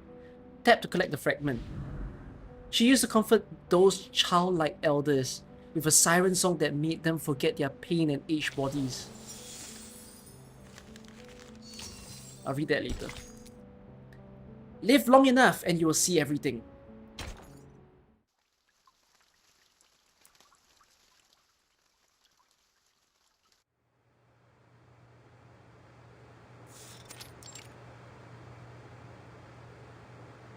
CPR has been revised to no longer giving breath using mouth and only chest compression. I think the mouth part is somewhat still important. Because it's meant to... You're supposed to give air. Like you're pumping... Are you actually pumping oxygen when you breathe through your mouth into someone else's mouth? Not exactly, but to an extent it's still oxygen. Like the reason why you do mouth to mouth is it not?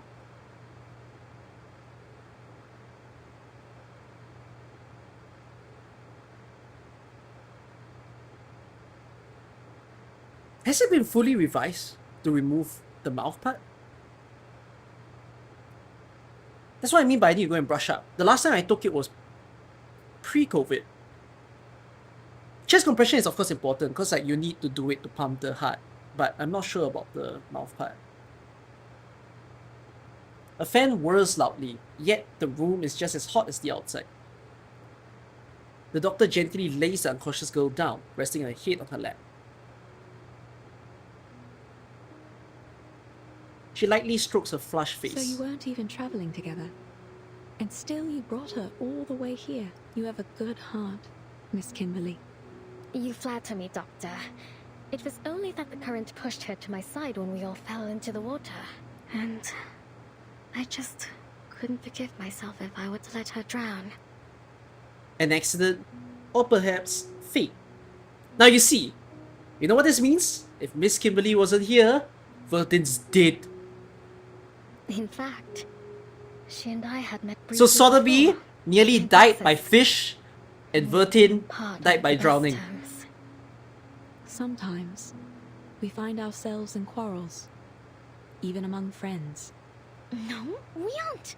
How convenient that they're not dead. We should let her get some rest. Kimberly falls silent. She squats down, watching her the way a cat peers at a sleeping baby. May I touch her? No. Fever is one of the biggest dangers here, though it's still better than diarrhea and vomiting. I'll take her to the veterans' residence for further treatment once her condition stabilizes. It almost looks like she's only sleeping. Are you two really not friends? Seems to me that you care for her very much. She helped me. She was kind to me on the ship. That bloody ship. I don't know what happened. Shh. Hush, please. The doctor presses a finger against her lips, a gentle smile on her face. My apologies. She has the face of a guilty child. As I said, it was only twice that we'd met. And somehow, both times turned out quite terrible for me. The doctor strokes the feverish patient's hair. It's beautiful, almost the same color as hers. Her hair is so silky. It's smooth and soft. Like fine Too much. rain in your hands. Oh, no, I don't need to know that, No, we're good. The doctor gently combs the hair with her fingers, slowly untangling the matted strands. First it was Tuesday's motel. Things there turned into a right mess, and I didn't find what I'd lost. Then, in that manner, just as I was about to enjoy a bit of dinner, that wild girl burst in. They caught me, threw me into a tower, and locked me up. I was stuck there, waiting like a lamb to be slaughtered. But you've made it through. You're safe with us. Wait, actually, that's a. Now that you say it's your daughter, that's quite a theory. Because Vesper's hair color is similar to Vertin. No one is going to hurt you here. Thank you, Doctor. Kimberly gently takes the feverish girl's hand into her own. It's limp and slightly rough to the touch. The blurred memory of her sister comes to mind, as well as the wrinkled, worn faces of her old friends cheering her on.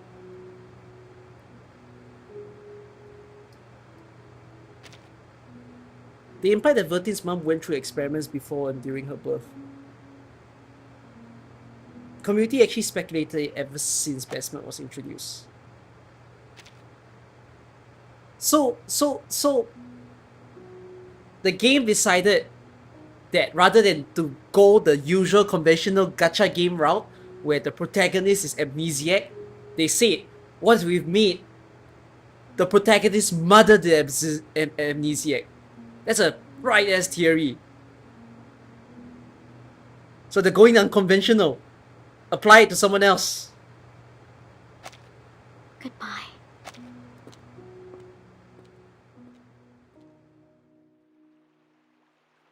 And give them blindness so we go in circles. Yeah, so that the story goes on forever. Give them blindness, amnesia, and the ability to change names every region that they go to. Satisfied that she has paid her back for her kindness on the ship, Kimberly leaves through the back door.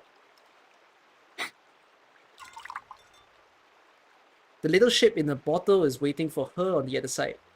Leaving your friends so soon, lass? Well, come as you are. I'll give you a lift. Perhaps we might have a bit of an old jaw along the way. After all, it's rare indeed to see one of your kind out and about these days. A lift?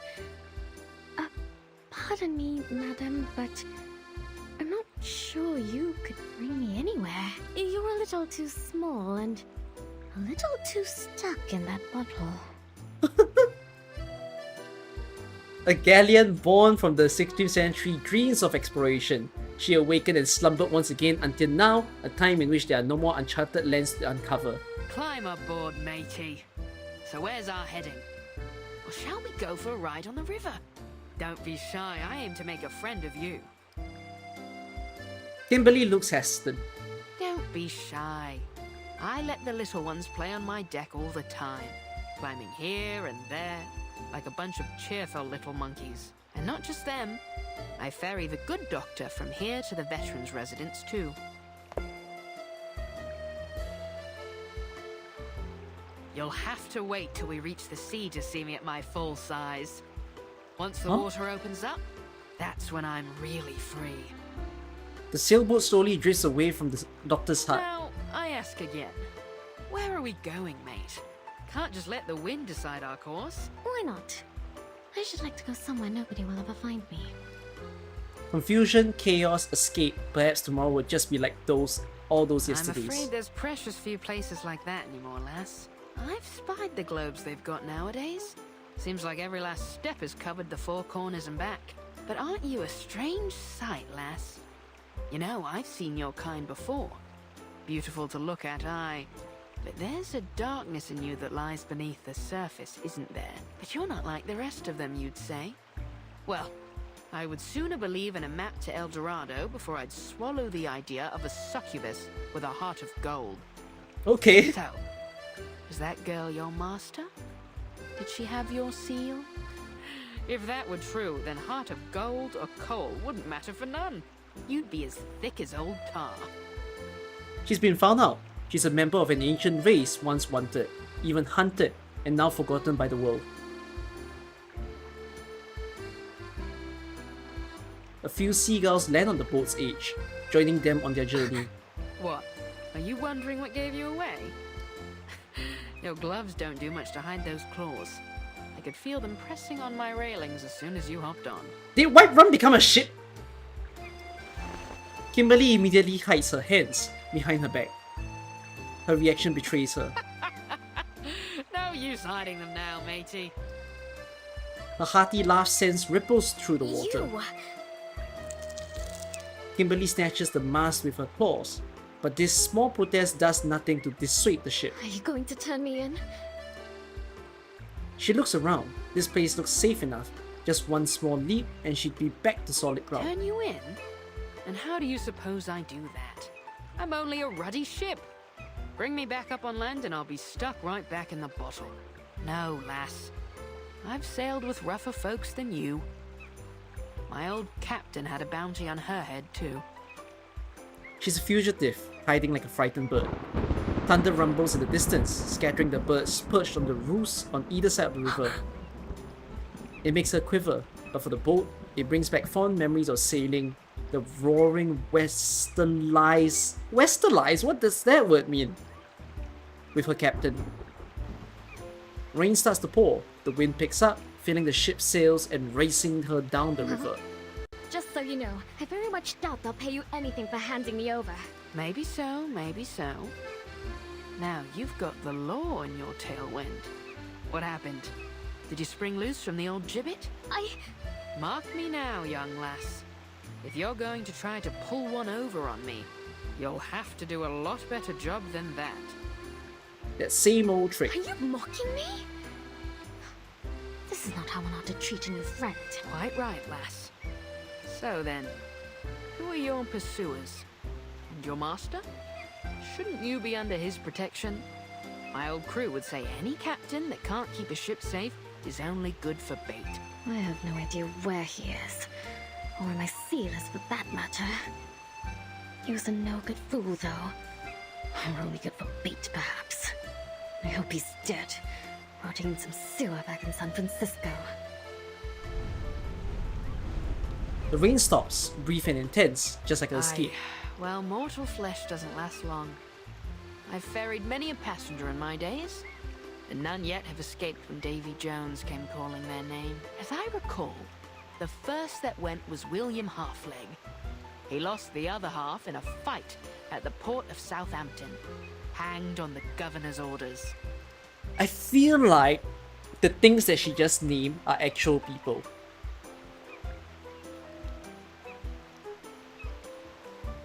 What?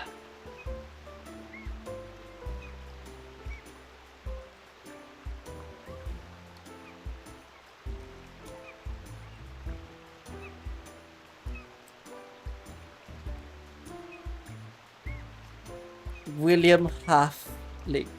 I didn't watch Pirates of the Caribbean. That is no William Halfleg. Who the hell is William Halfleg? William Gornier?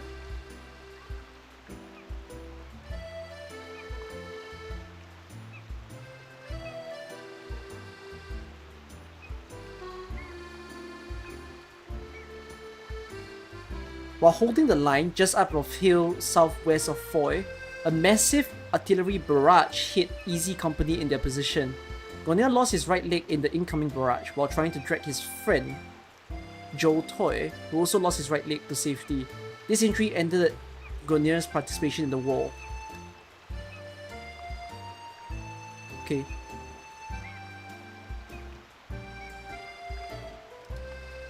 And Edward the Red Hand. A Oh. nasty piece of work from the Low Countries. Loved a bit of throat cutting. Until he Edward got his the own Red throat slit by some fool Hand. in a ramshackle pub on Tortuga. That doesn't seem right. Edward, sorry.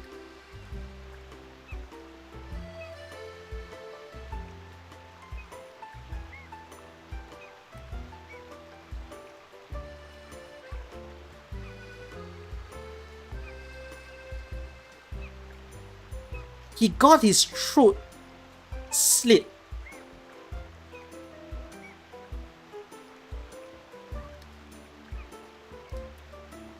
throat.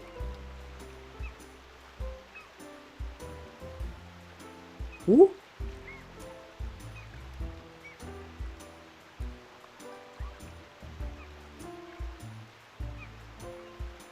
Who? No, wait, it's written as Edward. Like, with a D, with a U. Who? Okay. She fondly remembers every one of the crew. Though they have all died hundreds of years ago, it still feels like yesterday to her. Sounds as though they got what they deserved. That they did, lass. They all got what they deserved. Some hanged, some drowned, some we marooned on a desert isle with naught but a pistol and a flagon of rum. I've been to Plymouth, Nassau, Port Royal. I once even slipped into Seville disguised as a merchantman to smuggle pepper and cinnamon. Wherever the captain Geography we class! sailed. Plymouth!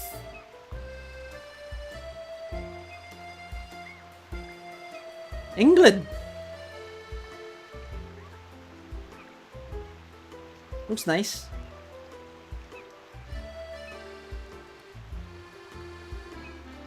Looks nice. Where's next? Nassau?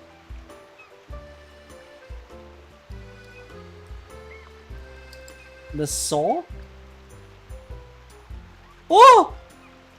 What the hell? Where are you? The Bahamas! Are you a country or are you a part of the Bahamas? You're a part of the Bahamas. Mate, this place looks like a resort island. Wait. I'm dropping... Oh, why can't I? Is there no Google Street Views of this place? What the heck? Aren't these houses? The houses? Wait, then why are there no Google Street Views of this place?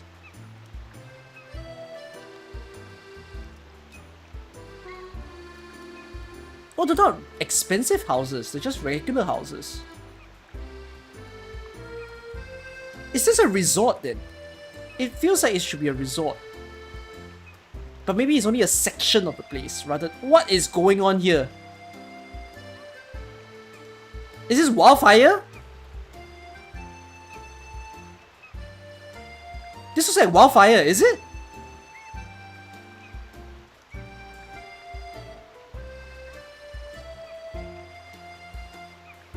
Yeah, I get uncomfortable looking at that. That feels like it's a wildfire. Is it a wildfire or that it's chopped?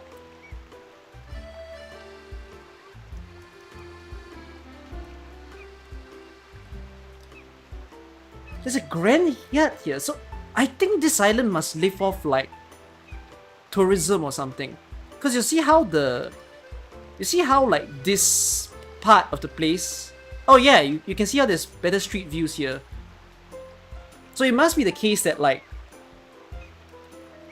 people come here, like probably richer people come here and then they stay and whatnot. But like there's also the side of the island where it's just poorer people that can't exactly get themselves out of the island that easily. And where's Port Royal? Or Port Royal? Port, is that correct? That may not be correct. Jamaica? Or is it Bahamas?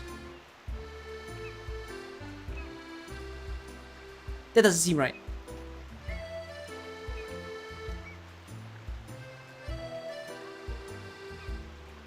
This seems more correct.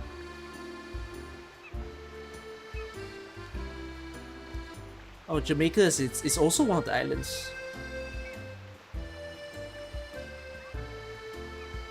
Wow, it also leads into another hotel, another resort looking place. How do you get... Oh my god, what? Is this natural? Like this highway that I'm looking at. Is this landmass natural or man-made? It has to be man-made, right?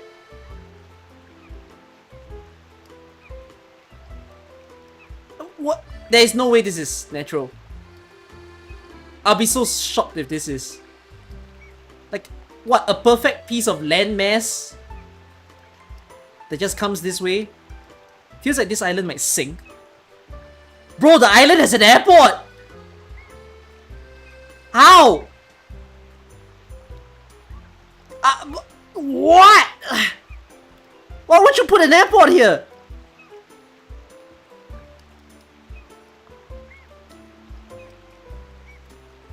Huh? And it's also an international airport, which means like you might get layovers here.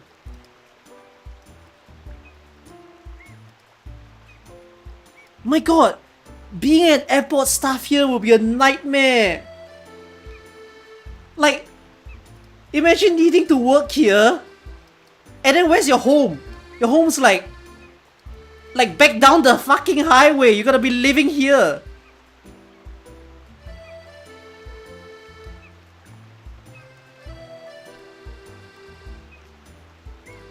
Whoa, this highway must be very good, by the way. If this leads to an airport, but then again, Jamaica's a poorer country, right? Supposedly, within Central America. So it would also mean that the number of people who would take planes in the first place wouldn't be a lot. Because if you look at like this Google map view itself, it's not like the airport's crowded, right? This looks like regular daytime.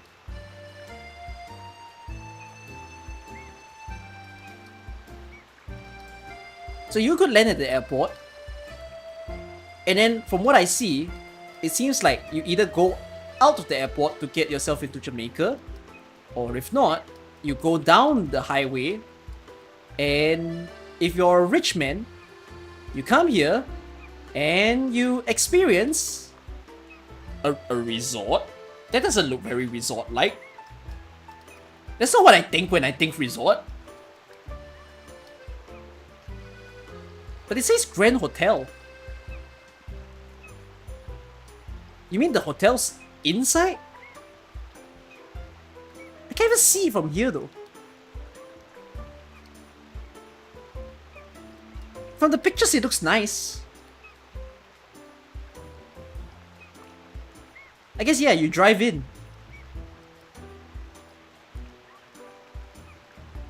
Cool. Anyone wants to go to the Giddy House? Why does it have such a funny name? The Giddy House. I think they're having fun.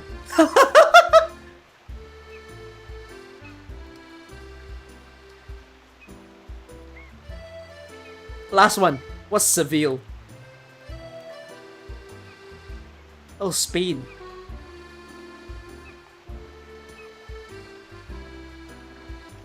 I hate looking at this map. Bring me out. How do you get here? Oh my god. I've never ridden...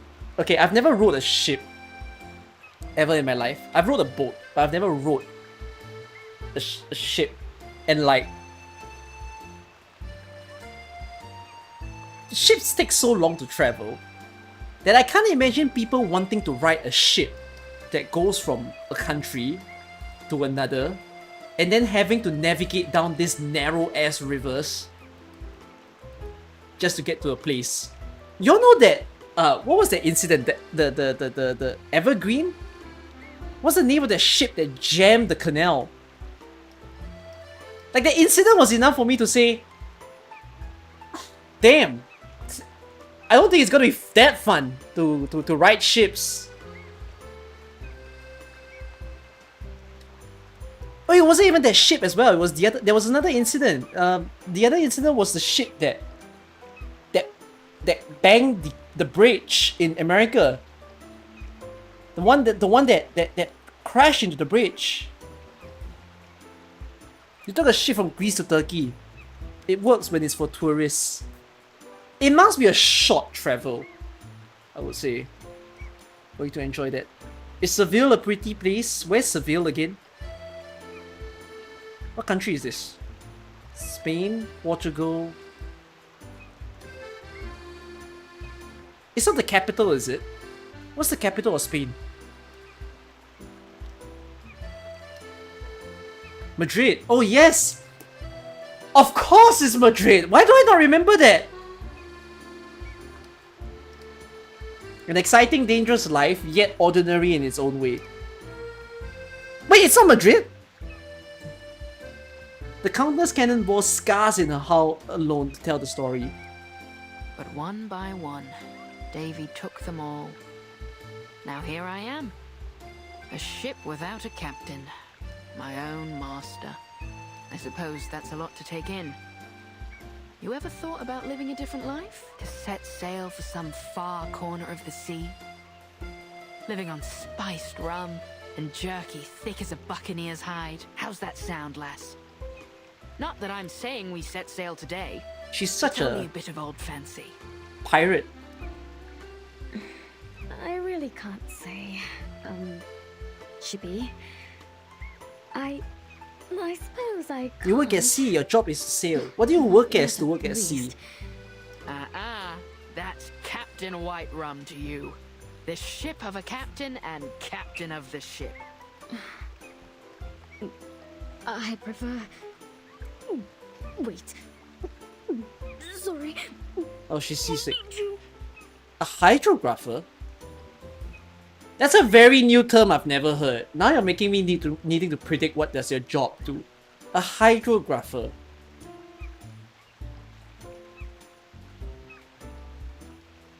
Do you send informations to, like, geographical centers? So, like, you study the likelihood of... Oh, wait. No, but the word is grapher. I was gonna say you test the waters. You definitely test the waters. But it's more like you chart the waters. So... you...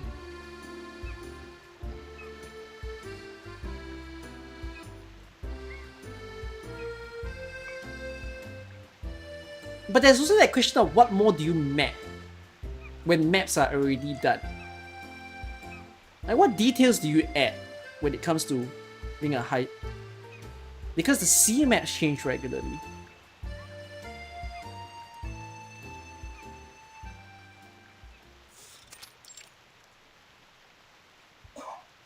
As the ship docks, she leaps back ashore, doubles over in an alleyway and retches. Seasick? I hadn't thought your kind capable of it. I didn't expect this. We chart the flow of the sea. Ah. Well, I guess that's the same as someone who will chart winds, because winds always need to be charted. A can rolls over, gently hitting her foot. Annoyed, she kicks it away. Not far away, a few boys have been practicing their soccer skills with it. One mischievous boy kicks the can back towards Kimberly. But if you're a hydrographer, right, you wouldn't go very far out within your own country. So communications in a way are still quite stable, I would say, for you. Because one of the things that I think about when, if you're someone who's traveling on a ship, right, and you go from one country to another country, is like, you actually be quite separated from mainland. So there is a good chance that you won't communicate with anyone. Although, that might be back then. Internet's better nowadays. And so like, communication via satellite is going to be a thing that you can do. But that's something I imagine about when you go out on sea. Mostly water depth or shipwreck. Oil and gas pipeline. Ah. Studying and mapping marine and freshwater water bodies, focusing on their physical characteristics. Interesting. Thanks for teaching me a job that I didn't know of. Not far away, a few boys have been practicing their soccer skills with it. One mischievous boy kicks the can back towards Kimberly. What now? This time, she picks up the can and angrily throws it at the boy's head. I like this girl, she's feisty. He straightens himself up as he slowly makes his way towards her, a cocky grin on his face. You apologize, now we might just let you go. Don't you know that Lord Santos is back? We can make this rougher for you if you like. Careful, me lads. I wouldn't pull those knives. Things may go rougher than you bargained for. Oh. They're gonna die. Goodbye, children. Oh my god, goodbye, many children! Yes, children and Naki! Rewrite 2 random allied incantations with precision effect. Precision incantations have special markers on their borders. When casting precision incantation in a precision slot, the incantation ignores dodging. Make use of this to counter the enemies in the dodge status. Okay. Hey you jerk, why don't you show us what you're really made of? My man can throw plates better than you can throw the garbage. Was that the best you've got? These slippery little buggers are going to be hard to catch. I know. I'll catch them one way or another. Wow, dodge is the main mechanic of this event.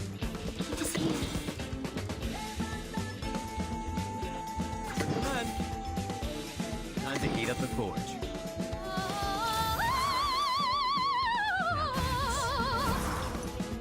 Hate Street style.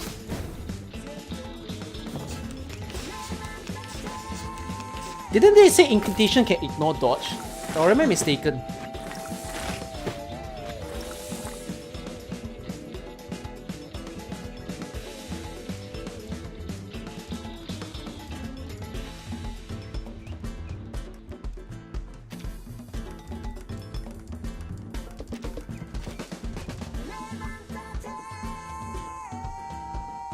I use a non-attacking incantation. It must be attacked. It must be on the far left side.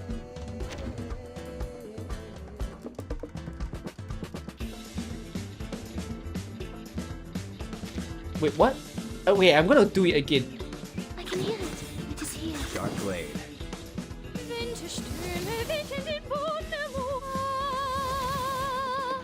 My turn. Mechanic what?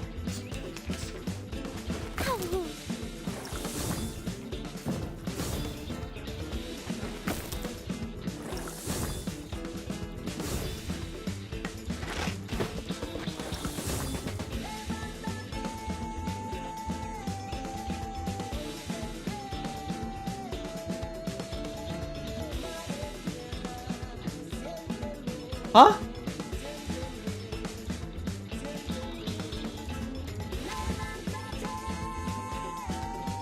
When a precision incantation is played from the rightmost precision slot of the spell dock. But this is not a spell dock, this is a spell box. The attack gains critical rate, penetration rate, and ignores dodge. From the rightmost precision slot of the spell dock. So do you mean... must it shift for it to work? What a tragedy. Because okay, if you say rightmost, the rightmost would be the debuff, right? Then if you say this again...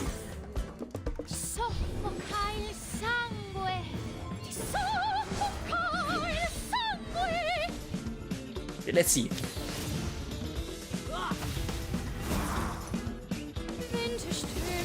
No, okay, you know what? We're gonna shift it.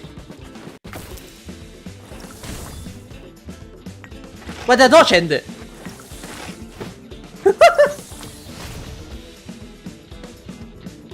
Well, you know what? Let's restart so that I actually learn the mechanic. Easier to fight here than a back alley.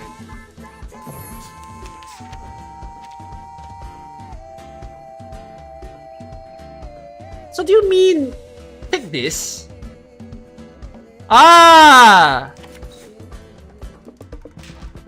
Time to heat up the forge. I'm an artist of steel. What a weird mechanic.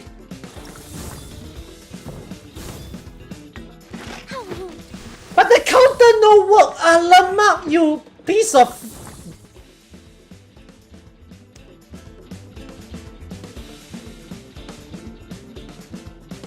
I can hear it. Great precision. It is here. Everyone.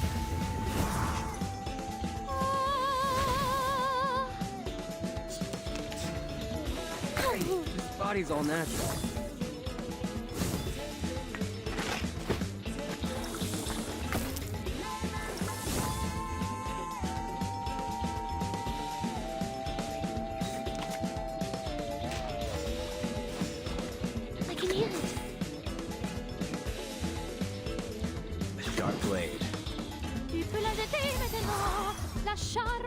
you think about this?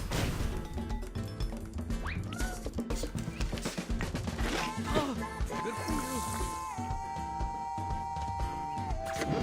So even though the dodge is worn off, right, the good thing is that you still apply a big amount of damage.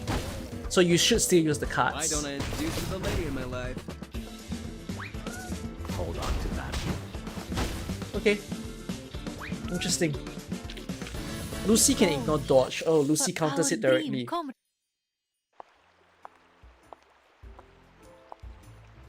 The boys are no match for her. Not so tough now, are you boys? Try this again, and I'll make a mince out of what's left of you. She angrily kicks the can into the river. I know your fathers, me boys, and I think they wouldn't be none too happy to hear you claiming to be with the Brotherhood. Oh, the dog. Let go. We're wasting our time here. The boys scurry off, muttering under their breaths. Bilge rats, the lot of them.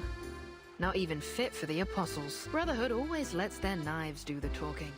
If there'd been any doubt of what you are, lass, that fight sure cleared it up.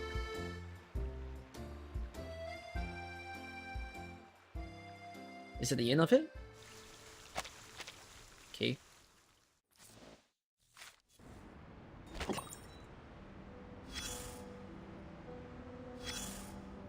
Another memory fragment.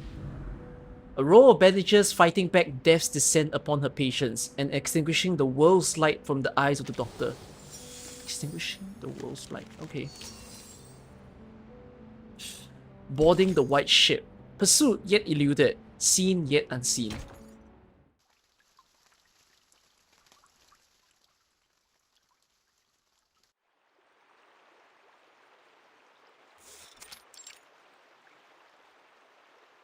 Listen up.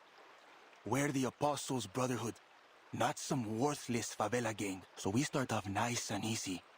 And if the doc doesn't play along, well, then we make her play along. Claro? Okay.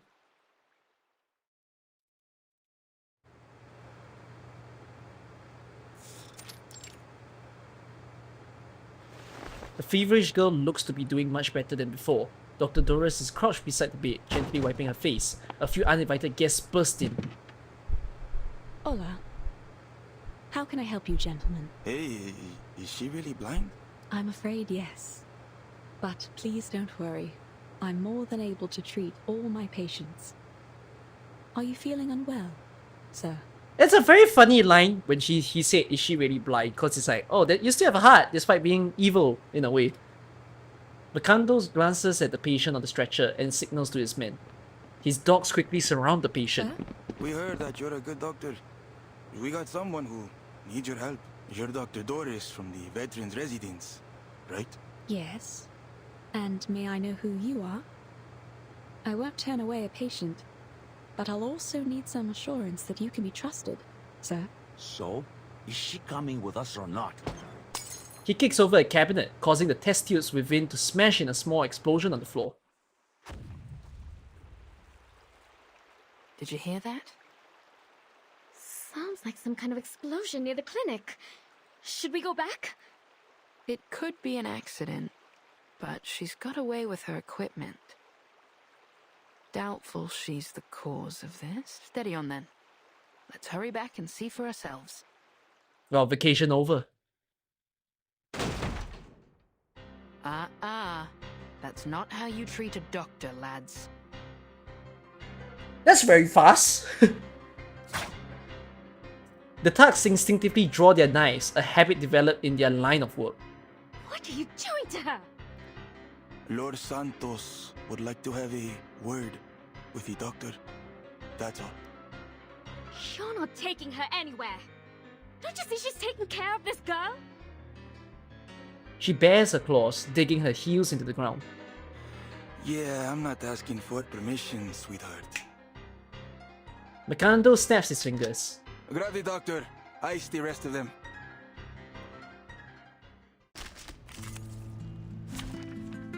I will say that Macondo's and the VA is an acceptable antagonist of the story. Like, he's quite okay his lines and all.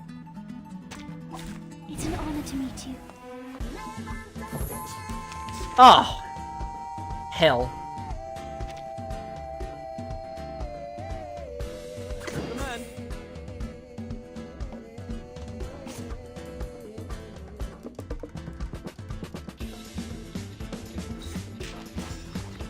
I can hear it.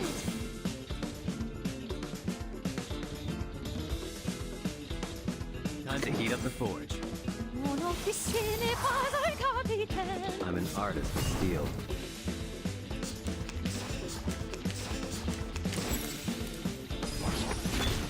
Oh, that's fast. That they recovered from the dodge.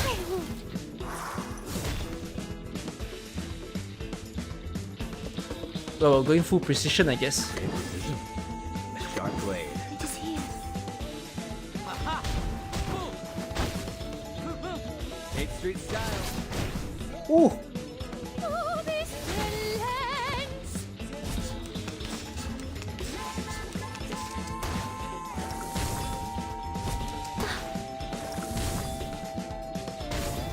Oh! I mean, I kinda just can go for the kill now. I've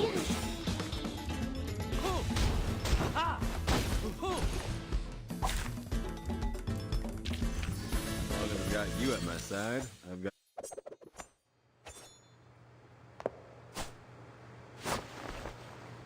Kimberly clasps the head of the thug with her claws, poised to crush it, but she hesitates, glancing back at the doctor. Stop. Enough. I won't have you fighting in my clinic. Kimberly releases her grip. Doctor? But they've got the girl, Doctor. Oh shit! The feverish girl's unconscious body has been thrown over the shoulder of one of the thugs. This lady definitely isn't from the favela. So what's she doing here? She's ill. She needs my help. That is all I ever ask. Well, all we need is you, Doc. So how's about we make a deal? You come with us, we let the rest of your friends go. Understand? So be it. She doesn't hesitate to accept. Please, Doctor, stand aside. I'll happily take care of these rats. I have no doubt about that, miss. However, once violence starts and blood is spilled, there will be no end to it. For now, I would be happy to meet with the Senor Santos and seek out a peaceful resolution. I'll come with you. See? We can all be friends. Huh. The thug pushes the feverish girl towards Kimberly. Martin. Kimberly catches her, holding her tightly in her arms. If she doesn't wake up tonight, take her to the veteran's residence first thing in the morning. All right, get the doctor straight to his reverence. Who needs healing?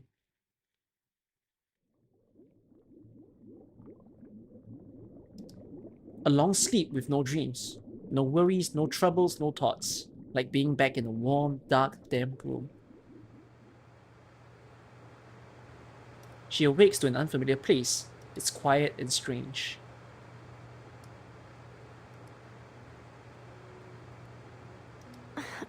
Have a good rest, did you, Sleeping Beauty? Martin! You've missed quite a bit. All terrible, I'm afraid. A talking ship inside the bottle. A tiny floating fortress on the water, and beside her a worried Miss Kimberly. Where am I? You and this lass were drifting down the river after your ship went down. You'd have met Dr. Dores had you woken up a little sooner. Doctor? Dr. Dores. Yes. She's a doctor from the veteran's residence. She saved you from the very claws of death. She...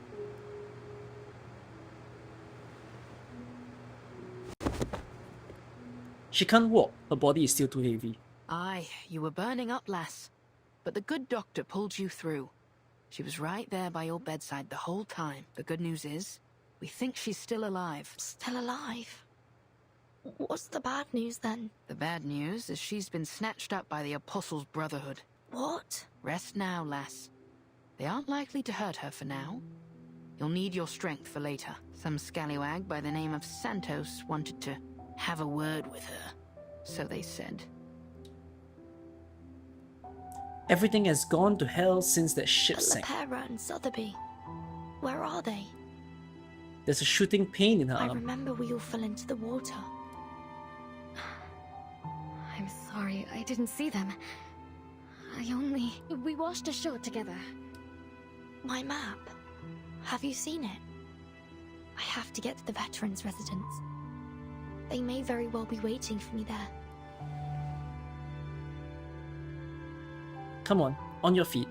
Well, I may be just the ship to get you there, ladies.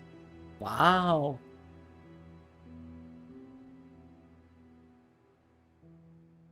Like Warner is in a fun character for the story. What year are they in? It's not stated. There's only a date, but there's no year. Okay, I've read 10 stories. Let me see the snippets of things that I missed.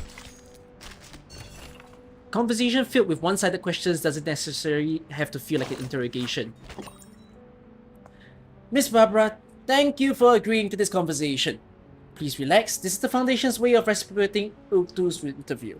We can proceed at your leisure. Yes, it's rare to be the one asking questions and hosting the editor of Uktu. Let's make the most of this opportunity. Regarding your method of avoiding the storm. I'm sorry, but as you probably know, you cannot hear the wind, so you cannot hear the secrets of the storm. There's nothing I can do about that. Uktu shows no interest in cooperating on the storm issue. I'll note it down like this for the record.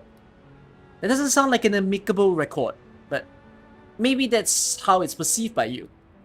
Let's move on to the next question. From what we understand, Uktu has a unique communication method. Can it help you to locate each other? Does it work only for ordinary contributors? Only Uktu members can hear the wind. But can I ask about the source location of the contributors package for you? Miss Barbara? Sorry, the wind just told me something unrelated. I didn't hate the Texas now. But our conversation isn't over. I apologize, but I must go to the Highway 77 immediately. Please allow me to end the call. Matilda has been appointed as a special investigator to continue our interview on Highway 77. The task has been transferred to Timekeeper. Timekeeper has returned with information indicating that Earth might be at the Sao Paulo veterans' residence in Brazil. I like how we still continue off from the previous story. A magazine clipping is posted next to a pile of glass souvenirs, a very effective promotion. Perhaps you are familiar with the Royal Society. Maybe you're even able to name every president. But do you know its predecessor, the mysterious Scholars Assembly, known as the Invisible College? Today, we will introduce the central figure of the Invisible College, Robert Boyle, the famous alchemist, natural philosopher, and founder of modern chemistry, along with his mystical stories. When discussing Boyle, one must mention Boyle's law, which states that at constant temperature, the pressure of gas is inversely proportional to its volume. Boyle demonstrated this with a U-shaped tube filled with mercury. But before that, Boyle tried various devices and countless designs in his quest for a frictionless flask with a piston. He even employed arcane skills, casting an incantation of proportional scaling into a flask. As a result, the flask could indeed compress and expand objects perfectly. However, arcane skills being what they are, the object's mass would shrink with its volume, and the process would cause noticeable temperature changes. A very successful arcane skill, but a failed experimental apparatus. These flasks were eventually donated to the Royal Society, but it said some ended up in private hands, so keep an eye on those ordinary flasks around you. One of them might just be a highly convenient, impossible flask. Boyle's impossible flask? Oops. Boyle's impossible flask. Oh, it's got the perpetual flask. Oh, he tried to make a perpetual motion. Due to the laws of thermodynamics. Ah!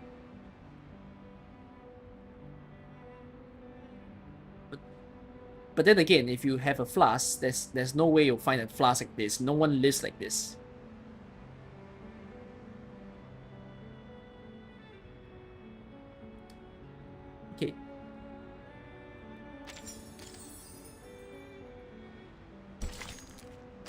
Oh, no more snippets. There's this though. The root of the people's illness lies not in their body but in a future they perceive as a dead end. No medicine can cure that future. Once you get used to the darkness, you'll find it kind, compared to the fate that took my sight. Okay. Sao Paulo Basonova. What does that mean? He dispenses justice Sao Paulo style.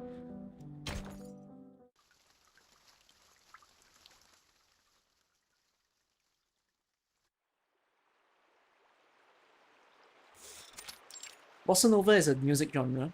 Oh.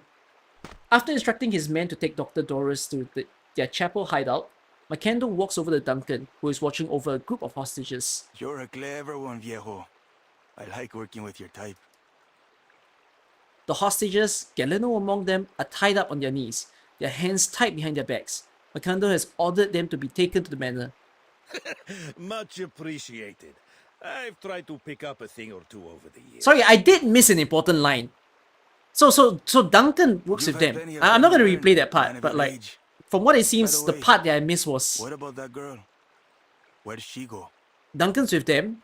I think the girls realize it, like Sotheby, Lopera realized it, and they ran. Sotheby is missing. Dunno. Maybe he got scared away. You know how little rich girls are. I'm certain she's found her way back to her daddy's bodyguards. She'll be no cause for concern. He's evil! He's a bad guy! Sad. Fine, fine. No need to worry about this spoiled little girl. Now this bastard, on the other hand. Macando kicks Galeno hard in the stomach. Leave the boy be.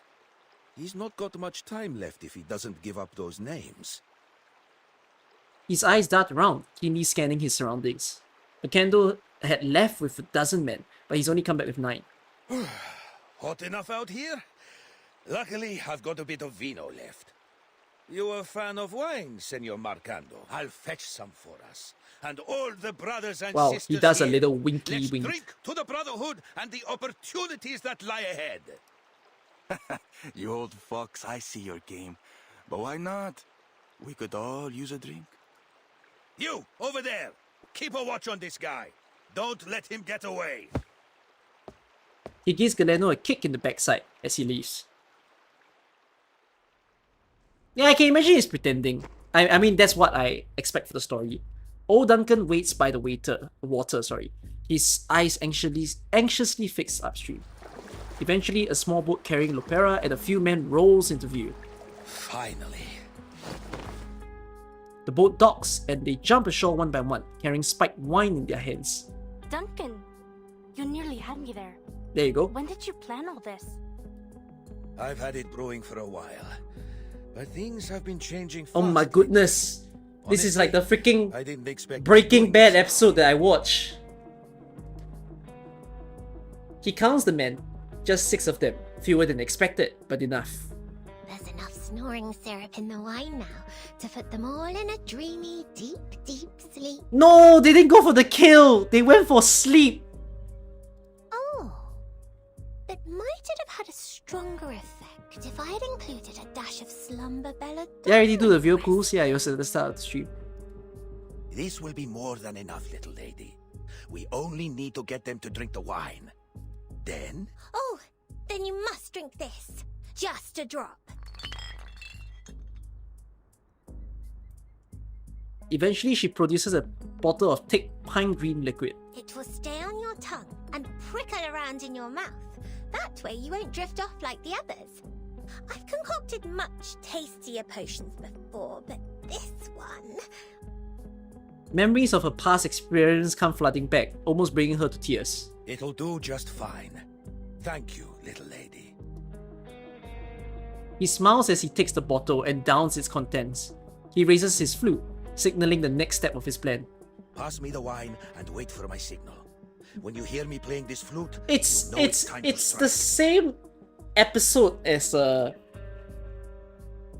one of Breaking Bad season is the one where Gustavo Fring meets the cartel man. I don't know, go find it yourselves or go watch Breaking Bad yourselves. It's like the literal plot here sounds the exact same.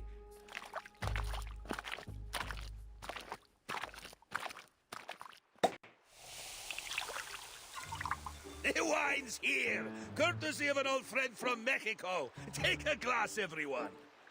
Here's to his reverence's good health. To his reverence's health. To Marcando. To the invincible brotherhood. To Marcando! The flattery and alcohol have successfully lowered Macando's guard. Duncan, is that your flute? Give it over. Macando snatches Duncan's flute and looks it over. This is a fine flute. Duncan, did you said that you got a friend in Mexico? Huh? You know that old Mexican song, La Llorona? Can't blow the flute just yet. A few men are still awake. That I do. I learned it from the best. In the cactus back in Tulum. From a fine young lady with silky hair and gentle eyes as dark as coffee. An improvised lie, but there's truth in it. The cactus bar in Tulum is real, at least. Claro. So, how fine was this chica, huh? It seems beautiful ladies are much more interesting than music to him. Don't let me start spinning that yarn.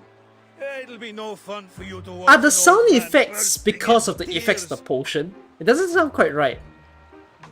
I think it just made the person high. Lies and fake tears. Duncan's acting wouldn't fool the sober, but with his audience under the influence of alcohol and potions, he might just get away with it. I'll only say I was heartbroken by the time I left. That love of mine. Anyway, enough about the old flames of yesterday. Let's raise a glass to a better tomorrow. To poor old Duncan. To poor old Duncan.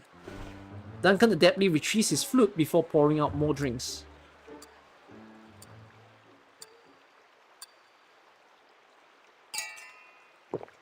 He feigns joy, drinking and laughing with his new friends until they're too drunk to stand. Every one of them is utterly inebriated. Macando and his hounds pass out one by one until they're all fast asleep. It's time. He blows the flute and his companions jump into action. Good music. Who are you? Huh? Join with us, comrades.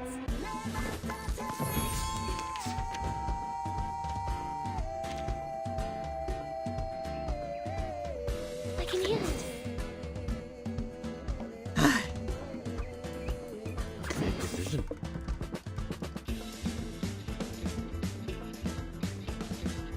I will remember your sacrifice. Sharp blade.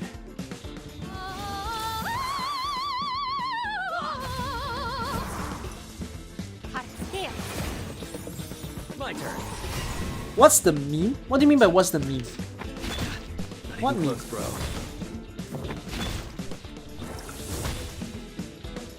One of you who asked on YouTube.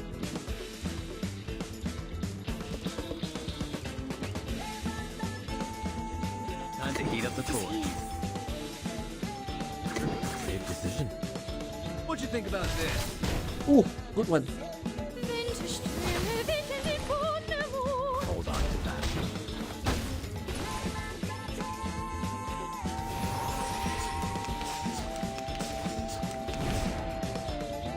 Ooh, big boy.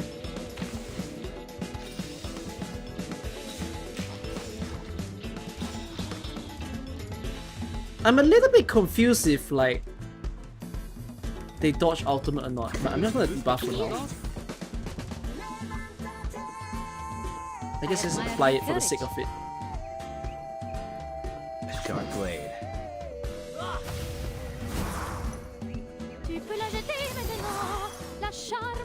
Together, we are fearless. Why don't I introduce you to the lady in my life?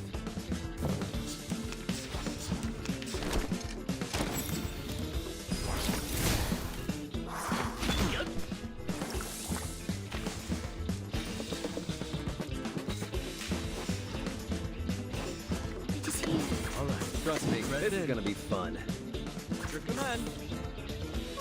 It's okay, I don't plan to remove the dodge. I'll just use the siege Give mechanic. me a hand, friends.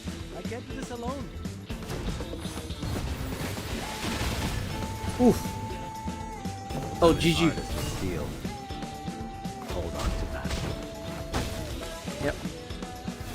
Whew. I feel like the hard stages of this will be a bit more annoying. Lopera! Galeno! Come on, give me a hand! Oh, pinche traidor! Time to cash you out. He pins the struggling Macondo to the You'll ground. be begging for Lord Santo's mercy. Be reasonable, kid! The Brotherhood is finished! Your time's up! He pulls the knife from Galeno's waist and finishes Macondo's off the Sao Paulo way. Don't let them slip away! Mr. Carson, but you... She swallows her words. No, her butler would never do something like this. This is raw, fierce power of a man who has lived on the streets of the favela.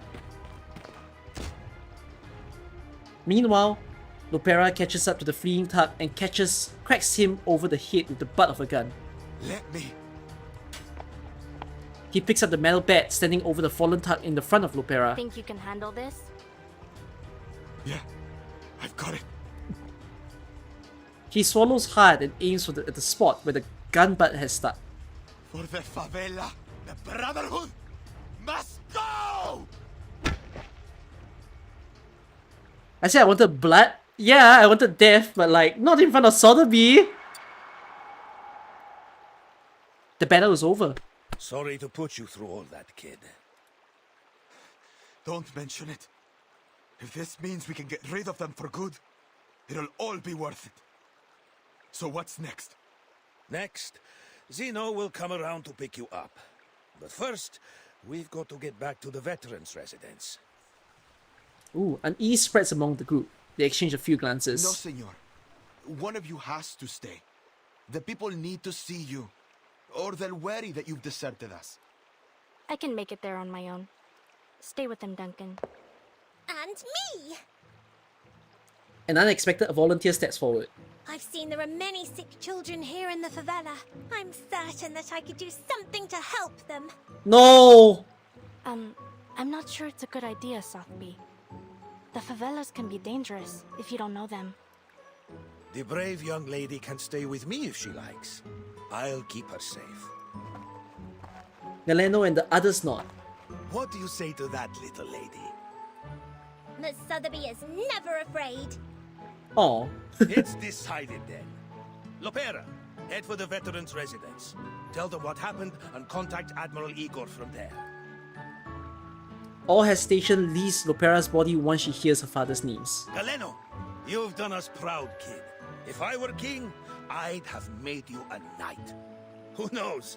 Maybe the little lady could do that for us. But first, young Galeno, we'll seek another deed worthy of knighthood. It's time we fight for our people. Okay. I guess the antagonist of this stage would be Lord Santos then. So it's just going to be another amalgamation of a creature monster for the final boss. Silent Night, Holy Night. Isn't that an ordinary looking wrench, bursting with stories and the marks of time, just like the old craftsman's it belongs to. Oh shucks, where are we? We hear the song every night we bid the day farewell. Wishing you peace, my dear. Oh, whose note did I just get? Oh, I got Duncan's note. Alright, to be honest, I never had the courage to open these letters until I found that drowning girl. Don't be fooled by its plain appearance. This here is the foundation of all my work, just as much as my callous old heads. Okay. Is this a is this a cliffhanger? If I do this, it will be a cliffhanger. Screw it. We'll make it happen.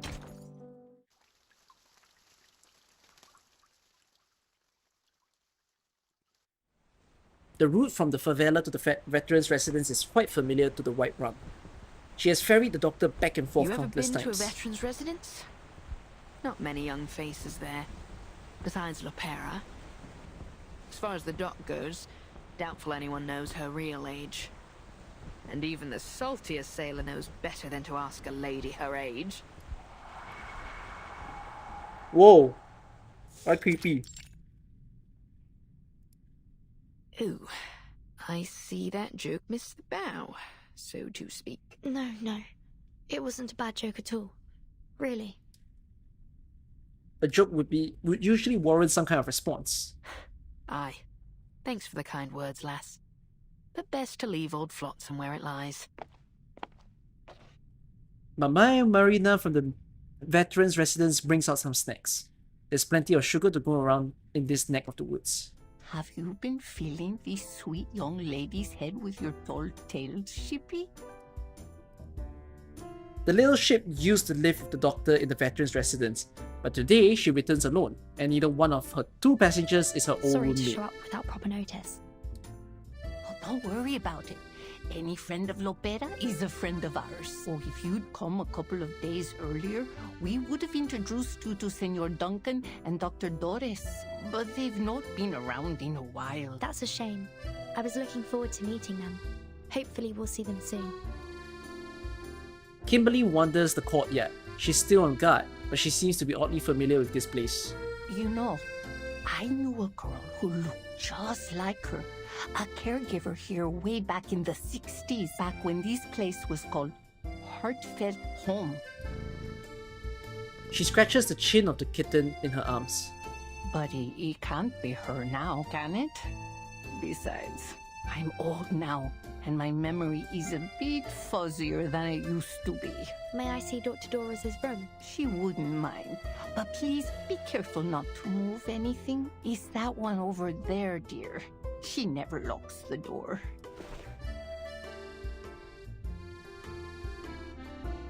Nice zoom in. The place looks no different from the other rooms in the courtyard, but the door is slightly ajar. Green vines hang from the roofs, and the weathered walls bear the passage of time. It's a simple little home. Kimberly stands by the door. A stray cat in her arms, she scratches his belly. How dare you scratch me! The cat leaps out of Kimberly's arms, grabs hold of one of the vines, and clambers over the walls of the veterans' residence. Back here, you fluffy rapscallion! I'll have your tail, you hear me? Oi. She's not as agile as she looks, or perhaps the kitten has made her soft. She fails to catch it, instead stumbling into the door, throwing it wide open and hitting the floor with a Do thud. be careful, Miss Kimberly. How did that happen? She's crying! And how long have you been standing there? Just a little while. Funny. I've never thought to open a door like that before. Come along. Let's take a peek inside. Like slamming herself down onto the floor.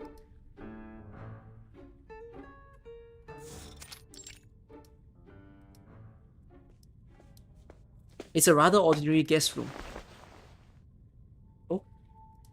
Except there's a peculiar white marble chair sitting by the window. There's a red button on the armrest. The marble feels familiar, but no memory comes to mind. Odd how they both have some kind of familiarity with this place. What's this red button on the chair? The button seems totally out of place, as if daring someone to press it. Kimberly takes a seat and curiously presses the button. Despite her fervent pressing, nothing happens. Frustrated, she swings her legs over to the other side of the chair. Good for nothing. A tasteless decoration. No one knows why this chair is in the doctor's room. But pressing the button didn't trigger an explosion or anything of the light. It's simply a functionless, harmless little contraption. On the other side of the room, the doctor's desk holds a stack of manuscripts. These must be articles that she hasn't sent out yet. Notes on the districts of Sao Paulo, records of arcades in the favelas, investigations into plantation economies in northeastern Brazil. She's a good woman. And her room smells like a good woman's room. You don't find many of those around these days. Really? What makes you say so?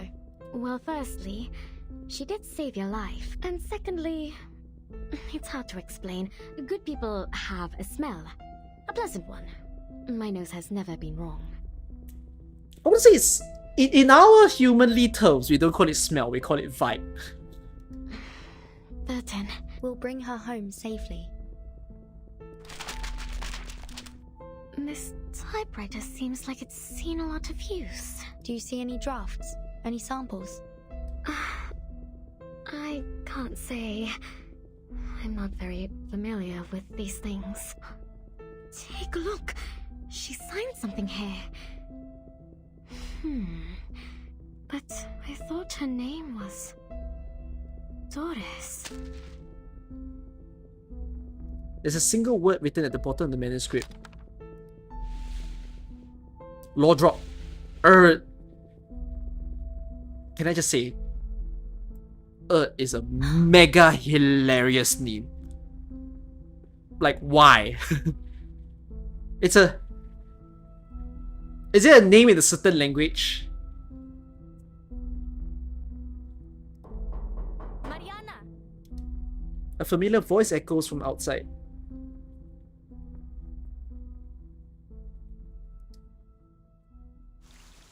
Oh my god, what the hell? Then it was probably Lupera though.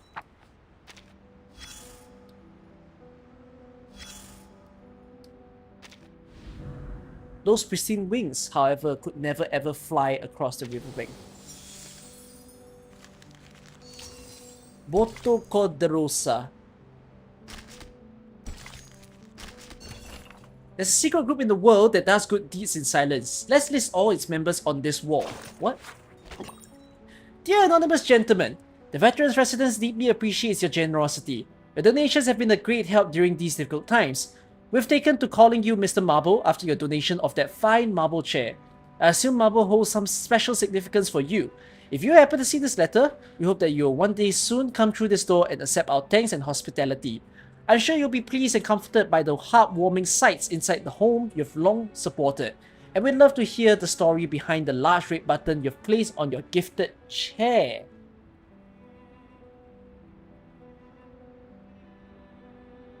Okay.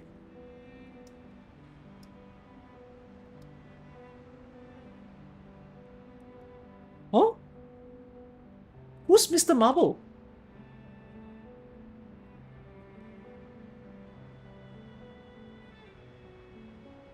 Earth has no gender?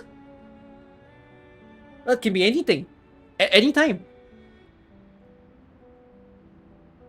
Because it sounds like it's referring to Earth. But it's listed as Mr. Unless there's a second person involved and I do not know.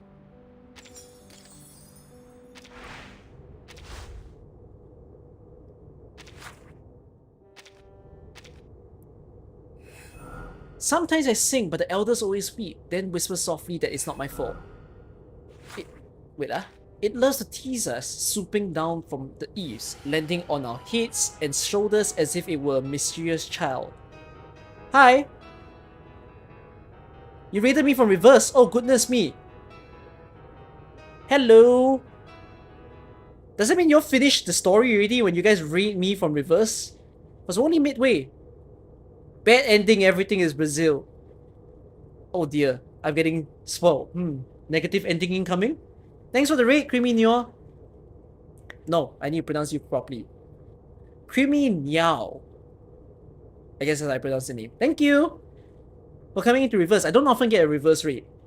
But stick in with me. We're actually reading the story proper. Although I was planning to close out the story. But I realized one of you said that the wilderness update is forced, meaning if I enter wilderness, I'll see the update. So I'm gonna make sure I watch that before I close the stream for today.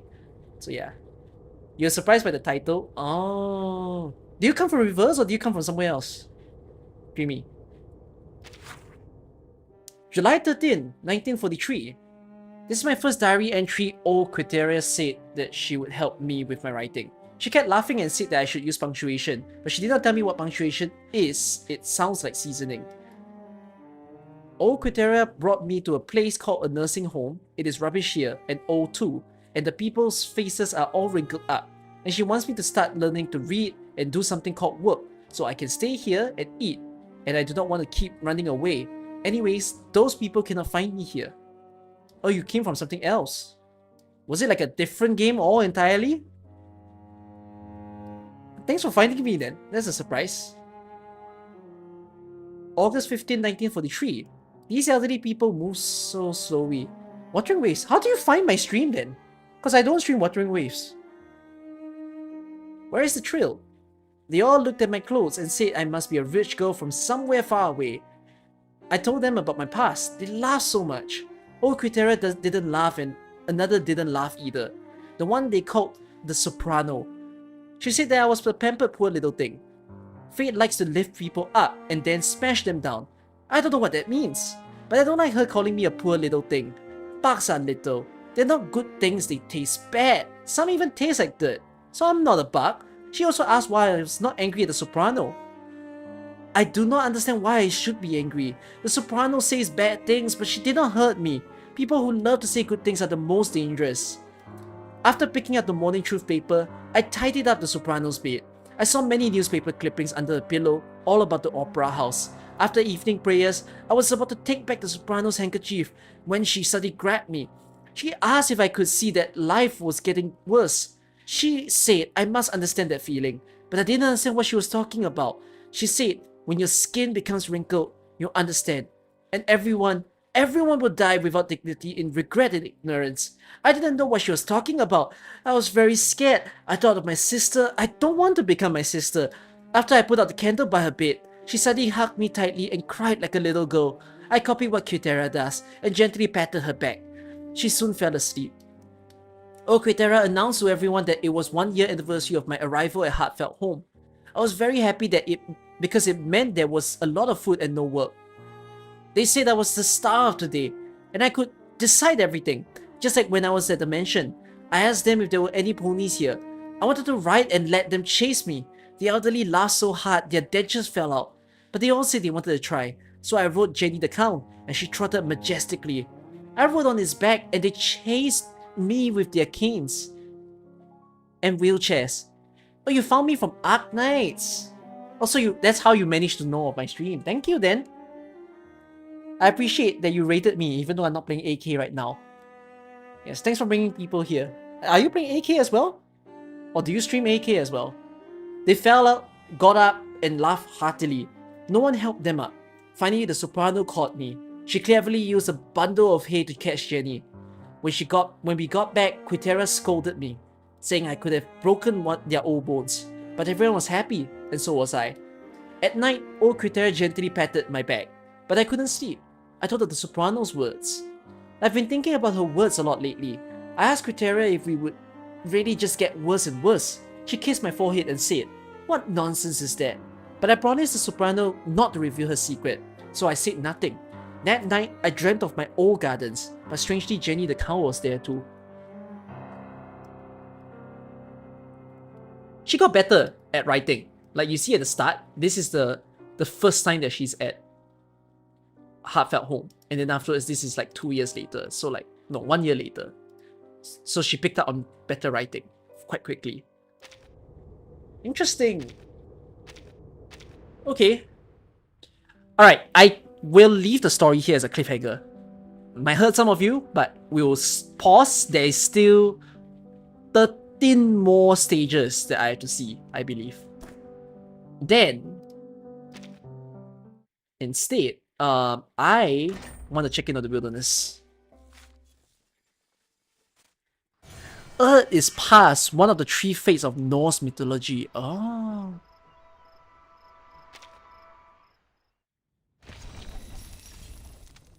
Accompanied by the faint glow of an arcane skill, an ambitious guest has come to visit the world inside the suitcase.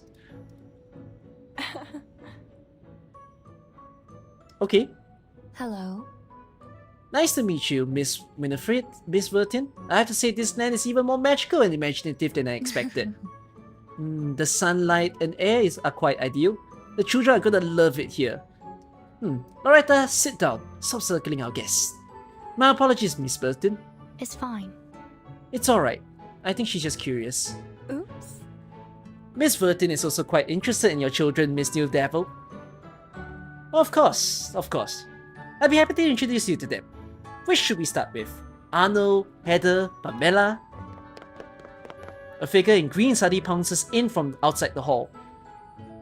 You little rascal! I knew you were hiding here. Hello. Hello, little lady. I'm ever so sorry, ladies. I didn't know you were having a tea party. She hastily curtsies to them and turns tail before finally remembering her current mission. Oh, right. Ladies, have you seen a strange critter at all?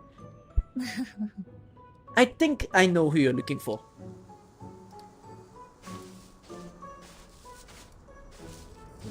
Out in the wilderness, lively, sticky, fluffy and scratchy critters are creating a commotion. Hey? There weren't this many critters here a moment ago. Bad friends, that's Mr. Rabbit Straw. Damn it. This wasn't in the job description. See, this is why I said we should be promoting electronic pets. There's a fennel props up the shrubs and saplings that have been knocked down by the critters. Damn critters. You think you're a match for my teeth? Oh. Miss New Babble, were your children always this fond of exercise? Not usually. They're lively, but they know how to keep it under control. I wonder what's going on. The clock tower chimes. Miss New Babble looks up as gentle rain of fresh dust falls from it. The Cruiser family's arcane skill is remarkably effective. The critter's wild partying abruptly stops as Miss New Babble starts chanting, finally giving the unwilling guests a moment to catch their breaths.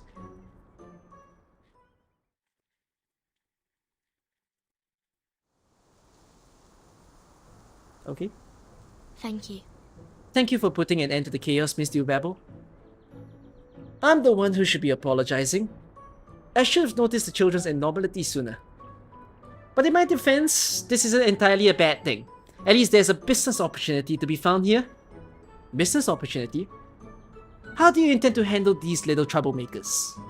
I'm not sure yet. I think I'll have to apply for some resettlement funds from the Foundation first. No need to go through all that trouble, dear. They aren't hopeless destroyers. They just need some proper guidance. I can influence their behavior patterns with my arcane skill and boost a few production methods too. Guidance? Exactly. We can teach them to channel their pent-up energy into work, engaging in production, or cultivating sections of the wilderness. See this as my first gift to you. A mutually beneficial solution, Miss Vertin. Let's move somewhere quieter to discuss the details.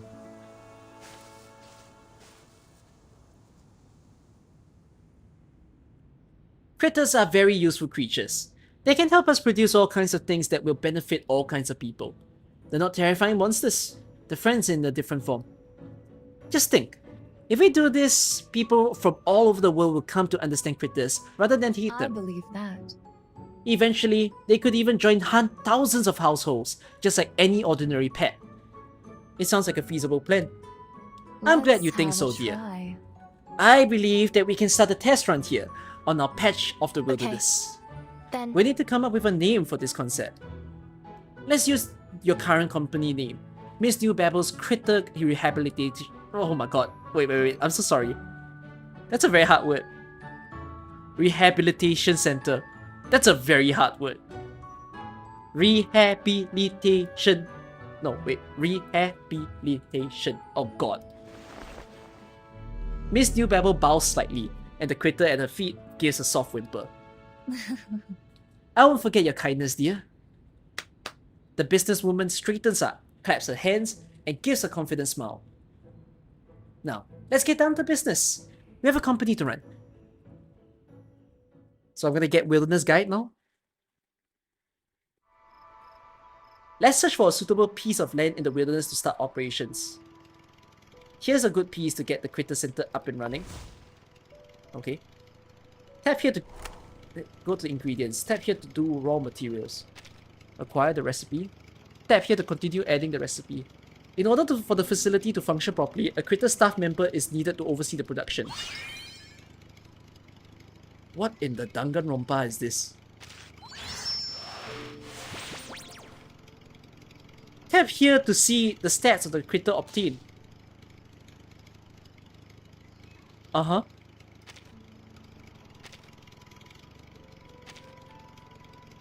Here you can see the work status of the critter in its current facility. Tap here to assign the critter to operate the facility and start production. Creating a product takes time. Here are some arcane gadgets that can help you speed up the process. It's time to reap your well-deserved rewards. Tap here to claim your first product.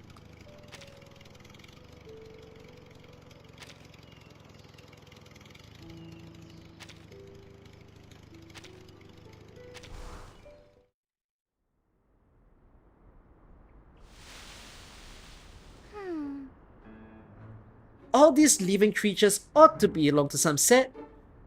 Strange. Why do your numbers look so chaotic? Don't run. I just need to calculate a few formulas. It won't take long. 27. You've scared it. They're different from the critters on the islands. Perhaps some new formulas need to be introduced to prove them. The critter whimpers before quickly fleeing in another direction. Ugh. Don't move, you furry little rascal. Now let's see. Wait. What are you doing? Medicine Pocket swivels around, holding a Solidus in one hand and a trembling carbuncle in another hand, its eyes wide with fear.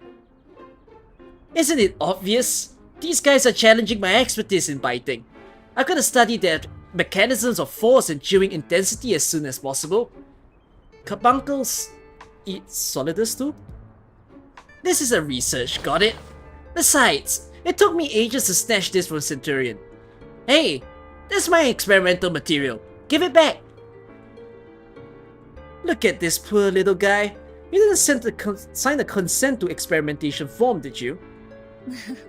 Oh, it seems our little Pamela has made some new friends. You're welcome. I'll send you a copy of my experimental data as well. Miss Babble, say, I need a creature to help distribute flyers. Would this little one be able to assist me? I'd be more than happy to extend the invitation, but the decision rests with the little Pamela. Give her some time. She needs calm more than anything right now. The two mutter as they leave, and little Pamela hides once more at her owner's feet. I'm sorry. Sorry, the critters in the suitcase have quite different personalities. I hope it's not too bothersome. That's normal. The little ones are the same. They just need a little bit of time to understand each other. Besides, they're providing me with great material for my future projects. The Arcanius and Miss Newbabble's mutant critters, for example. Your ambition is admirable, Miss Newbabble. So, we've already figured out how they operate and managed to produce a suitable batch of products. Next is to expand, set up some production lines, and increase publicity. Aren't you going to take a break? Of course not. Time waits for no one, my dear. A lesson I've learned many times. There's far too much to do than to take a break. Think I can keep up, business partner? Of course.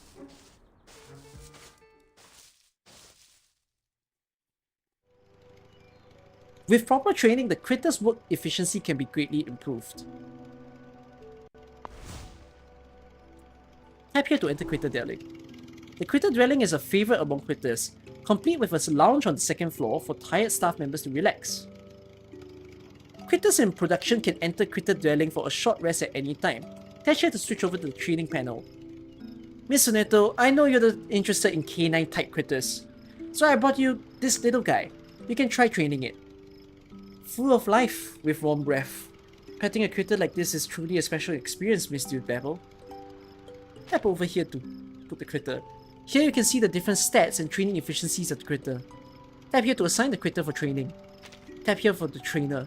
Each trainer has different training specialties, and these specialties provide corresponding stat boosts during training.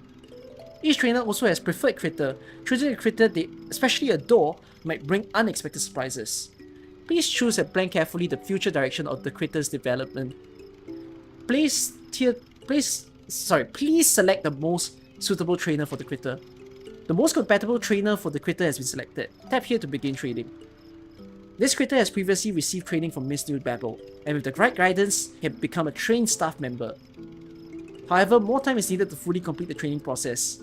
Tap here to see the available training events. Tap here to begin interact with the critter. Companionship and education are necessary processes in the guidance of critter growth. Which stat would you like to improve? Here you can see which stats that you want to improve. Tap here to train the endurance. What the fuck?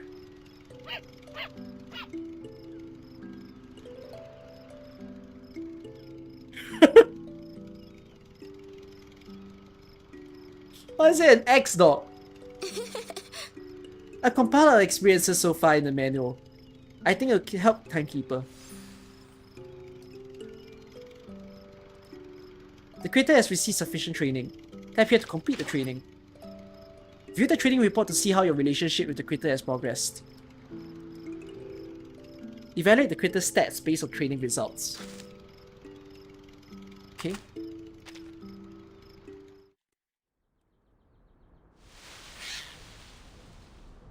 Ugh. You ate my glove? How about some reagent? Damn it. Where did all these critters come from? Calm down, Medicine Pocket. You've been here for a while now. Shouldn't you be used to the chaos around here? Oh, sorry. I forgot that it's usually you causing the chaos around the place. Nice. They're gonna tear this place apart. Gnawing away at the door panels, crunching up the asphalt and cement, setting the lawn on fire. I'm excited. I'm glad to see you're so lively. But my dear children, don't forget your proper social etiquette, alright? Her arcane skill shines again, and the critter's enthusiasm temporarily subsides. They seem to be quickly adapting to life in the wilderness. But have you considered the other issues that may arise, Miss Duke Babel? Territorial disputes, resource competition, settlement forming, then of course the irrepressible instinct breed. To breed? I fully understand your concerns, Mr. X. In fact, I've been thinking a lot about those issues. The lady sighs and shakes her head helplessly. What I mean to say is I can help you. That is, if you're willing to provide me with some energetic volunteers for my new invention. What exactly do you plan to do? It's simple. We need a cranking gumball machine. Turn the crank and you get critter candies with various unique flavors. The candy will attract different kinds of critters, and more importantly, the critters will eat the candy rather than chew on the lawn. Rest assured, these candies won't harm the critters. In fact, they provide them with richer nutrition. It can control the quantity, improve quality, and achieve scalable, automated production. I don't see why we can't give it a try. The only drawback, of course, is that it hasn't been invented yet. That's not a good joke. Mutual assistance, my friend. You provide me with a batch of energetic critter volunteers for me to analyze so that I can prepare candies tailored to different critters. And I provide you with a fully functioning cranking gumball machine. I didn't expect to have such a profound understanding of critters. The sharp-eyed businesswoman sizes X up with interest. Well, I don't exactly... I have to admit, a certain butterfly has provided substantial assistance in the research, knowledge, inspiration, and a touch of mischief. He sighs as if unwilling to talk about her further. Alright, I look forward to working with you, Mr. X. She offers a warm handshake.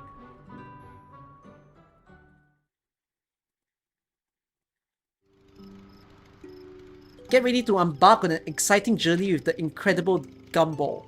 Here you can look at the quality and available flavors of the gumballs in the cranking gumball machine. Turn the winder and listen to its mysterious sound, then give the machine a shake before drawing your gumball. And don't worry, your first winder is provided for you, completely free of charge. Now tap here to draw a gumball. My gumball is in the fucking grass.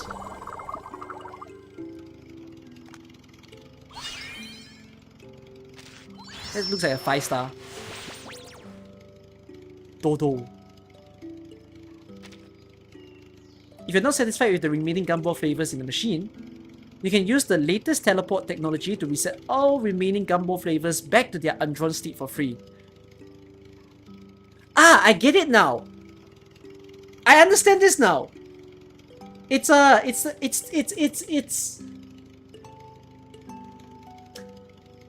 shit, a certain game has this mechanic. Flip me, what game is that? It's like you Reset the pile if you've gotten the best items.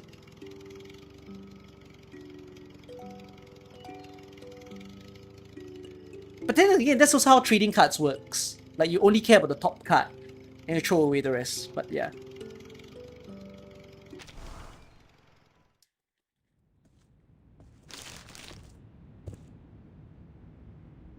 A steady quarter. Order numbers are expected, income stable, no real surprises. The Critter Rehabilitation Center has safely completed its first quarter. That proves that the business has a solid foundation. Now with the innovation to really grow our revenue. Miss Newbabble, your office printer went tut this morning and printed out 3 orders. Is it time for another meeting? Everyone gathered together with no refreshments, no balls, no balloons. Just piles and piles of paper. Good memories. Today's the day for our quarterly review. And while there won't be a ball, we have prepared plenty of refreshments. I'm looking forward to it, Miss Newbabble. Of course, as soon as we finish the meeting, we can spend the rest of the time enjoying our tea. She gently pats Sotheby on the head before handing her the documents.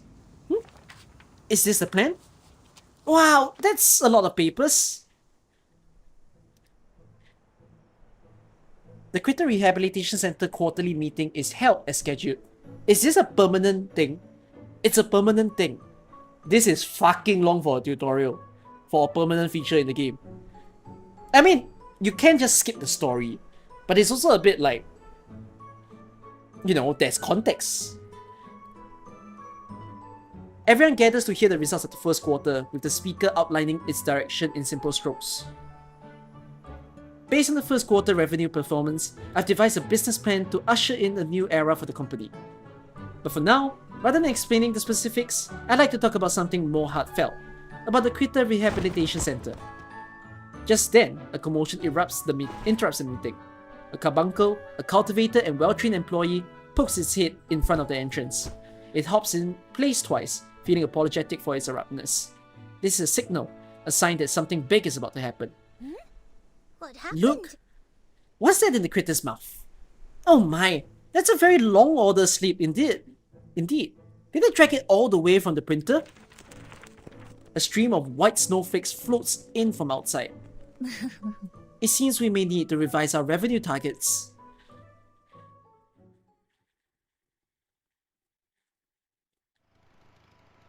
Big purchase orders and daunting tasks, this place is where the trials of maintaining a good reputation and financial stability converge. Open your handbook and familiarize yourself with the Critter Center's business plan. This here represents the Critter Center's business scale and renown. We can see that it's still in the wilderness rumors phase. To advance, take a look at the operation goals for each phase listed here. Complete the operational goals to expand the business scale, which affects the Critter Center's future business development. The operation goals of the first phase have been completed. Tap here to claim these new business developments as a rewards to advance in the next phase. New building. So doesn't that imply that there will just be like new things to do at each step of the way? 1, 2 little bad counts. Do you have time for an interview now? The lively and polite carbuncle tilts its head silent.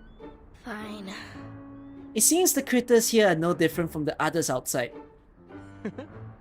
Not at all, Miss Barbara. Our critter friends can participate in basic potion tests, soil analysis, and simple tilling. Their job prospects are quite broad.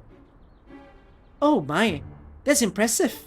If only I could understand their language, then I could conduct an in-depth interview with them.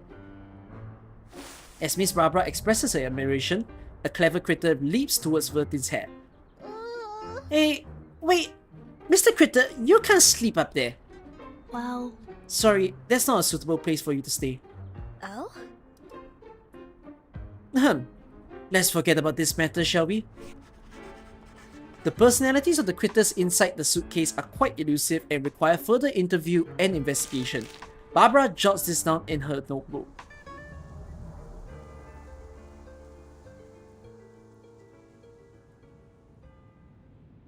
Before long, a report on the critters of the wilderness has spread far and wide, and the domesticated carbuncles have drawn significant attention from the arcane community. We need to schedule regular media days every week. Right now, our biggest shortage is manpower, followed by promotional meetings. Miss New Babble, the order printer is overwhelmed. There's simply too many of them. Don't worry, my dear. X has provided us with a batch of constant running paperless printers, ready for immediate use. Oh, excellent! And Miss New Babble, there's one other thing, isn't there? 7:30 PM in the garden. We're watching the premiere of Miss New Babble together. Is that it? It's written down in my schedule.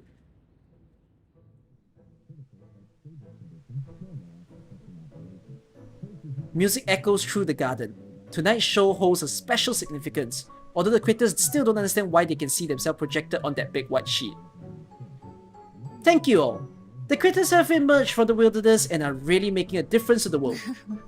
I think we should add more hotline numbers.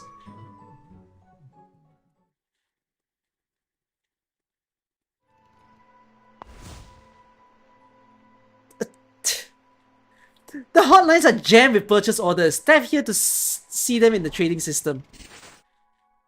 Every day the trading center is flooded with new purchase orders. Oh my god, we're playing Farmville! The types of purchase orders vary, just like the returns they bring. If there's enough stock available to meet the required demand, simply tap here to complete the purchase order. If the warehouse is understocked, you can mark and track the items needed for the purchase order. You can also manually refresh the purchase order here. After refreshing a purchase order, you have to wait again before you can refresh them. There's a daily limit on the number of purchase orders that can be completed. All purchase orders completed below will count towards the limit. Now let's tap here and head over to the wholesale panel.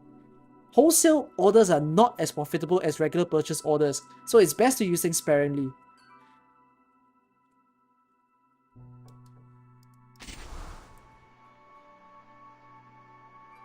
Is that it? Did the tutorial just end? Did that just close? No, I can explain what's going on. But is that it? Like any more mechanics that I need to understand?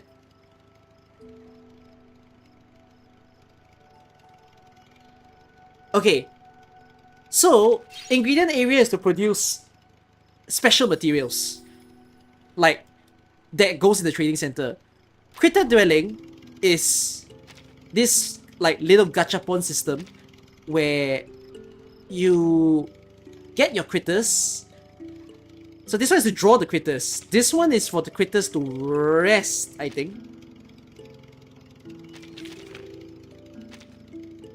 Yeah. So if they rest there, they will stop production.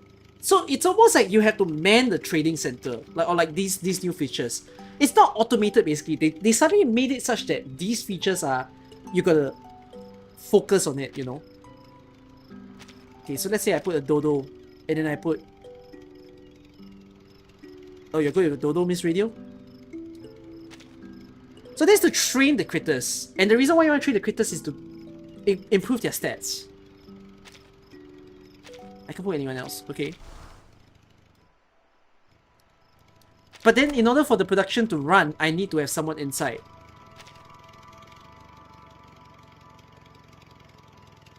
What do the stats mean? That's what I'm missing. Ah! I get it now. I think one of the stats must mean... I think this is time it takes to produce. This is time of like reduction. And this is something. But yeah. And then I'm also seeing how this is 5 and this is 50. And how this doesn't multiply to become this. So this is like, if you are exiting the game, then you might as well put the longer timing of like when it can be produced. So this can be improved, I believe. Ticker of speed, okay. How do you improve this? Requires promising venture critters hot topic. Okay, so you just need to complete a bunch of missions then. Oh my god, I need this to be in a more suitable place. Okay, when I'm training the critters, what they just also mentioned is how you can actually interact with the critters. So interact, training, play. Does that mean I can do one of each time? So what is training? Oh. Well, train efficiency. Efficiency should always be the best, I think. You shouldn't care about the hard one, because the hard is the amount of time it takes. So if the logic is the same as like how AK is, you don't care about morale deduction. You care more about you can produce more things at a time.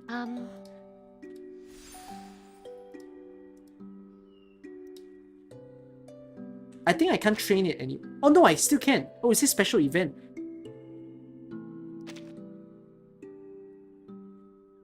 Oh, everything works. Ah, you're using a currency. So you can't just go spending it as you wish.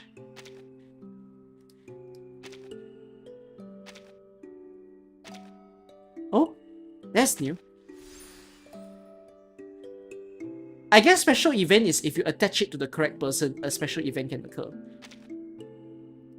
And that's after you've played or do something with them, I guess. Okay, so how do you get more candies then?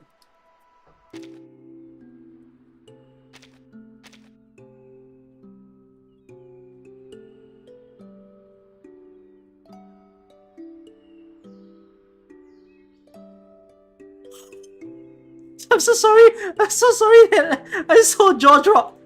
Like, why are there more things to care about?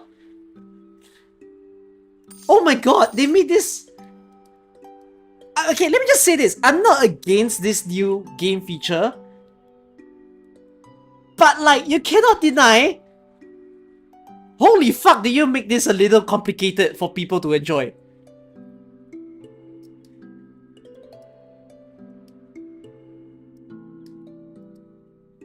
Like the beauty of the base. Oh, they shouldn't have done this, man. The beauty of the base in reverse was such that it was automated and you didn't need to have so much management. But because they added this thing, it makes it seem like you need to manage. Actually, you don't. Because from what I understand as well, it seems like if you look at this is the currency that you're trying to farm. You're farming this thing called the Jig-Jog coin. So the Jig-Jog coin is only used to get furniture. There is nothing else. This is a permanent event. All you're getting is furniture. And then you just get to farm and you get to get the critters, basically. So you collect critters, you collect furniture, and that's the end of it. So they're just like letting you do all the grinding of these coins, if you want. In a way, you don't have to stress about this. If you're playing reverse, if you want to ignore this entirely, nothing wrong. Because there's no like currency, materials, or anything. It's just have fun. Have fun training some pets and looking at them sleep, or being able to being able to walk around and see this 3D view.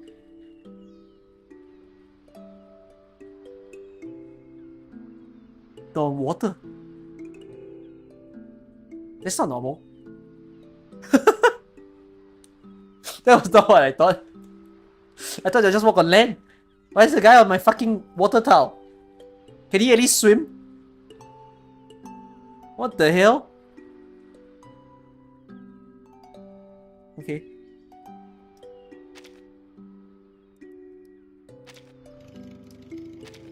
I mean, I thought it was cool, but now that I just see it, I just feel like, it's not as cool as I imagined it to be. Yeah. Oh wells, it is what it is though. I mean, I'll still fiddle around with it nonetheless and see when I want to play it. So this handbook tells you all the things that you need to do. What's album? Ah, album is a collection. Log is, I guess, the interactions between the trainers and the critters. So this tells me that I should still interact with him. I'm assuming that you want to max this out. And like, doesn't matter the candies, I guess. You're supposed to use the currency to buy the candies as much as you can. yeah, I think you're supposed to use up all the interactions that you can get. Have I done match 3 already? What match 3? Oh, the mini event. There's a match 3 mini event.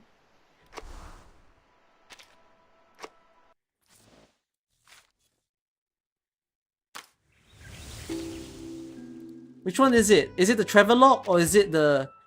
Or is it this one? This one. Oh, it's for White Rum? No, that I can't. I need to do 24. Okay, so let me mention when I'm gonna do the next stream, okay? I will not stream, I think, at all today. I will stream on Saturday, Sunday, and Monday. So Saturday and Sunday I will stream for you guys AK, and then Monday I'll stream the second part of Reverse. So I'll finish this whole thing. Sure, we'll play the match 3 in the next stream. I think I'll do this on my own. I won't stream this part. Like the puzzle stuff, I know it can look fun, but honestly the puzzles are always like usually quite simple. So I'll do the puzzles on my own. Unless I hit a wall. And yeah. I want to see the end of this story. Like I'm quite curious the lore of Anjo specifically. So There's still a yeah. vacancy behind me on my Okay. broomstick. I hope Would it you was like to fun. ride This together? stream went on way longer than I If you was dare to hoping. walk I was on thinking my I was gonna do 3 I won't hours, but scare turns out I did 5 hours. So that's as long as you guys get to enjoy. Okay, I'll be back on Saturday. I will have more videos posted over the next few days, including today later on. Okay, thank you all. Good night. I see you all in just a little while. Matter of hours from now. See you. Bye bye. Good night.